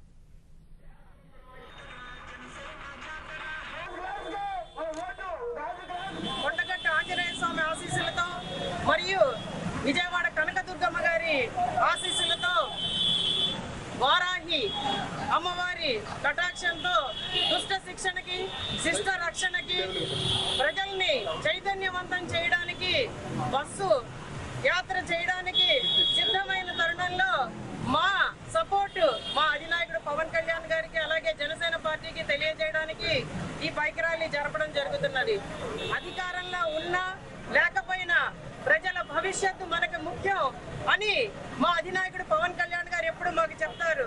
ఆయన అడుగుజాడల్లో నడుస్తూ మన ఊరిలో జనవాణి అనే కార్యక్రమాన్ని ఫిబ్రవరి 1వ తారీఖు నుంచి నెల్లిమర్ల నియోజకవర్గంలో ప్రతి పంచాయతీలో, ప్రతి గ్రామంలో తిరుగుతూ ఈ కార్యక్రమాన్ని నిర్వహిస్తూ ప్రజా సమస్యల్ని వెలికి తీస్తూ దాని పార్టీని నెల్లిమర్ల నియోజకవర్గంలో స్థాపించడానికి, పార్టీ నిర్మాణానికి అహర్నిశలు కృషి చేస్తూ ఉంటామని. తిరుమలగిరులపై ప్లాస్టిక్ ప్రత్యామ్నాయంగా మట్టి పాత్రలను వాడే అంశం ముఖ్యమంత్రి జగన్మోహన్ రెడ్డి పరిశీలనలో ఉందని రాష్ట్ర కుమరి శాలివాహన చైర్మన్ మండేపూడి పురుషోత్తం తెలియజేశారు. కమిటీ పదవీ కాలాన్ని మరొక 2 రోజులు సంవత్సరాలు పొడిగిస్తూ రాష్ట్ర మంత్రిమండలి తీసుకున్న నిర్ణయంపై కృతజ్ఞతలు తెలియజేశారు. ఈ మేరకు సభ్యుల నియామక పత్రాలను ఆయా జిల్లాల వారికి అందించే కార్యక్రమంలో భాగంగా శ్రీ పొట్టి శ్రీరాములు నెల్లూరు జిల్లా కలెక్టర్ కేవీఎన్ చక్రధర్ బాబును కలిసి పత్రాలను సభ్యులకు అందజేశారు. ఈ సందర్భంగా ఆయన మాట్లాడుతూ కుమ్మరి చేతి వృత్తుల వారికి జగనన్న తోడు ఇవ్వాల్సిందిగా చేసిన అభ్యర్థన పరిశీలనలో ఉందన్నారు. జిల్లా వెల్ఫేర్ కమిటీ మెంబర్స్ని ఈ రోజున 2 years చేయడం జరిగింది సీఎం జగన్మోహన్ రెడ్డి గారు. దాంతో ఇవాళ 26 జిల్లాలకు సంబంధించి ఒక్కొక్క జిల్లాకి 4 చొప్పున వెల్ఫేర్ కమిటీ డైరెక్టర్లని కలెక్టర్ గారి చేతుల మీదుగా నియమించబడిన పత్రాలు ఆయన ద్వారా ఇప్పించడం జరిగింది. గత ప్రభుత్వాలు కూడా ఏ విధంగా వాళ్ళ గురించి ఈ రోజున తిరుమల తిరుపతి దేవస్థానంలో బుక్లో ప్రింట్ చేయడం జరుగుతుంది. అదేవిధంగా ప్రవృత్తి చేసే శాలివాహన సోదరులకి జగనన్న చేదోడు స్కీమ్ కూడా ఇవ్వమని అడిగితే అది పరిశీలనలో ఉంది. అదేవిధంగా తిరుమల తిరుపతి దేవస్థానానికి సంబంధించి ప్లాస్టిక్ నివారణ ఉంది కాబట్టి దాన్ని కూడా అక్కడ ప్లాస్టిక్ నివారణ మట్టి కప్పుల్లో టీ ఇచ్చే అంశాన్ని కూడా జగన్మోహన్ రెడ్డి గారు పరిశీలనలో ఉంది. మార్చి 13 మల్ల జయంతి ప్రభుత్వమే చేసే కార్యక్రమాన్ని కూడా ప్రభుత్వం దృష్టిలో ఉంది. కలెక్టర్ గారు కూడా మంచి స్పందన ఇచ్చి మీకు ఏ ఇబ్బందులు ఉన్నా కూడా ఖచ్చితంగా రండి చేస్తానని హామీ ఇవ్వడం కూడా జరిగింది. రోడ్డు భద్రతా వారోత్సవాల్లో భాగంగా శ్రీకాకుళం జిల్లా ప్రజా రవాణా శాఖ ఆధ్వర్యంలో శ్రీకాకుళంలో పెద్ద ఎత్తున అవగాహన ర్యాలీ నిర్వహించారు. ఈ సందర్భంగా Srikakulam RTC 1 depot manager Narasingarao మాట్లాడుతూ కేంద్ర రాష్ట్ర ప్రభుత్వాలు రోడ్డు ప్రమాదాల నివారణకు ఎన్నో చర్యలు తీసుకుంటున్నాయని ప్రజలు జాగ్రత్తలు పాటిస్తూ సాగాలని కోరారు. అలాగే పోలీస్, రవాణా శాఖ సంయుక్తంగా ప్రతి ఏటా అవగాహన వారోత్సవాలు నిర్వహిస్తున్నట్లు పోలీసు అధికారులు తెలియజేశారు.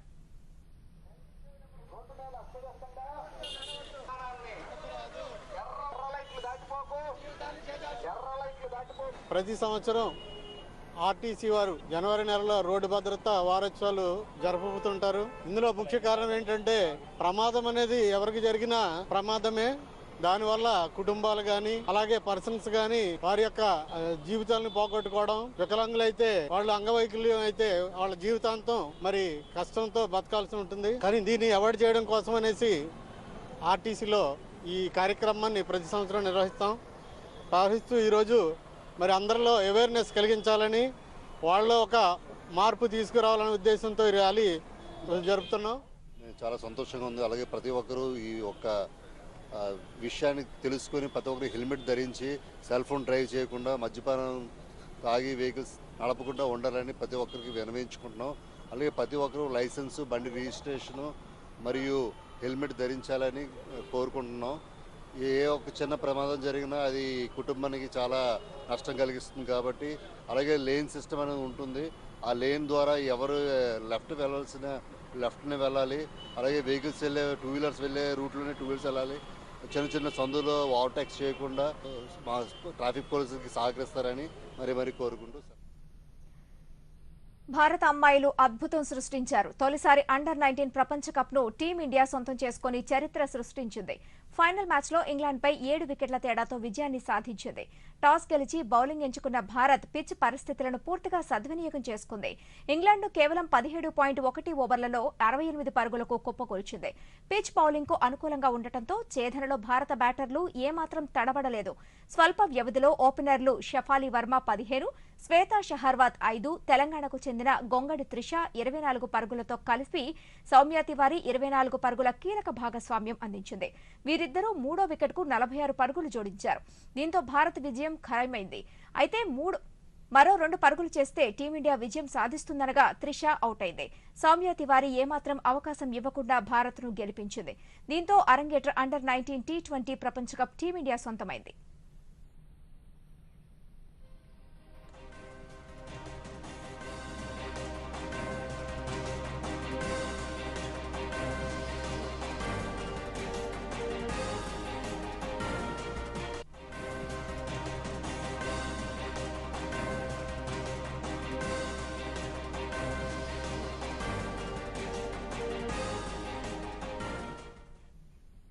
ఆస్ట్రేలియా ఓపెన్ 2023 పురుషుల సింగిల్స్ విజేతగా సెర్బియా స్టార్ నోవాక్ జోకోవిచ్ నిలిచాడు. ఈ రోజు జరిగిన ఫైనల్లో గ్రీక్ ఆటగాడు స్టెఫనోస్ సిట్సిపన్పై 6-3, 7-6, 7-6 తేడాతో జోకోవిచ్ విజయాన్ని సాధించాడు. జోకోవిచ్ కెరీర్లో ఇది 10వ ఆస్ట్రేలియా ఓపెన్ టైటిల్ కావటం విశేషం. ఇక ఓవరాల్ గా జోకోవిచ్ కెరీర్లో ఇది 22 గ్రాండ్ స్లామ్ టైటిల్. తద్వారా ఒక అరుదైన ఘనతను జోకోవిచ్ సాధించాడు. అత్యధిక 22 గ్రాండ్ స్లామ్ టైటిల్ సాధించిన నాదల్ రికార్డును జోకోవిచ్ సమం చేశాడు. ఇక తాజా విజయంతో ప్రపంచ నెంబర్ 1 గా జోకోవిచ్ నిలిచాడు.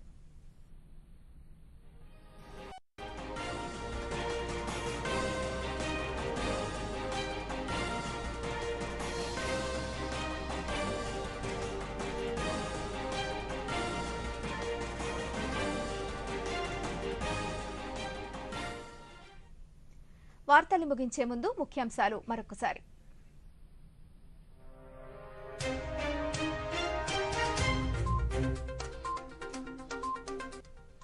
ఢిల్లీ విజయ్ చౌక్ లో ఘనంగా రిపబ్లిక్ డే ముగింపు వేడుకలు. వర్షంలోనూ కొనసాగించిన బీటింగ్ రీట్రీట్ విన్యాసాలు. బీటింగ్ రీట్రీట్ కు హాజరైన రాష్ట్రపతి, ఉపరాష్ట్రపతి, ప్రధాని.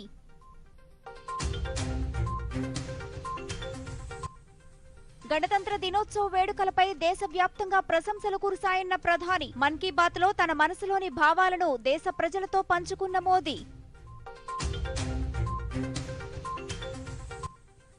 దేశ సమాజ అభివృద్ధిలో గిరిజనుల సహకారం ఎంతో ముఖ్యమన్న ప్రధాని. గిరిజనుల కోసం పనిచేసే వ్యక్తులను గౌరవించటం నవతరానికి ప్రేరణనిస్తుందన్న మోదీ. నక్సల్స్ ప్రభావిత ప్రాంతాల్లో యువతను సన్మార్గంలో నడిపిన వారిని పద్మ అవార్డులతో గౌరవిస్తున్నామన్న ప్రధాని.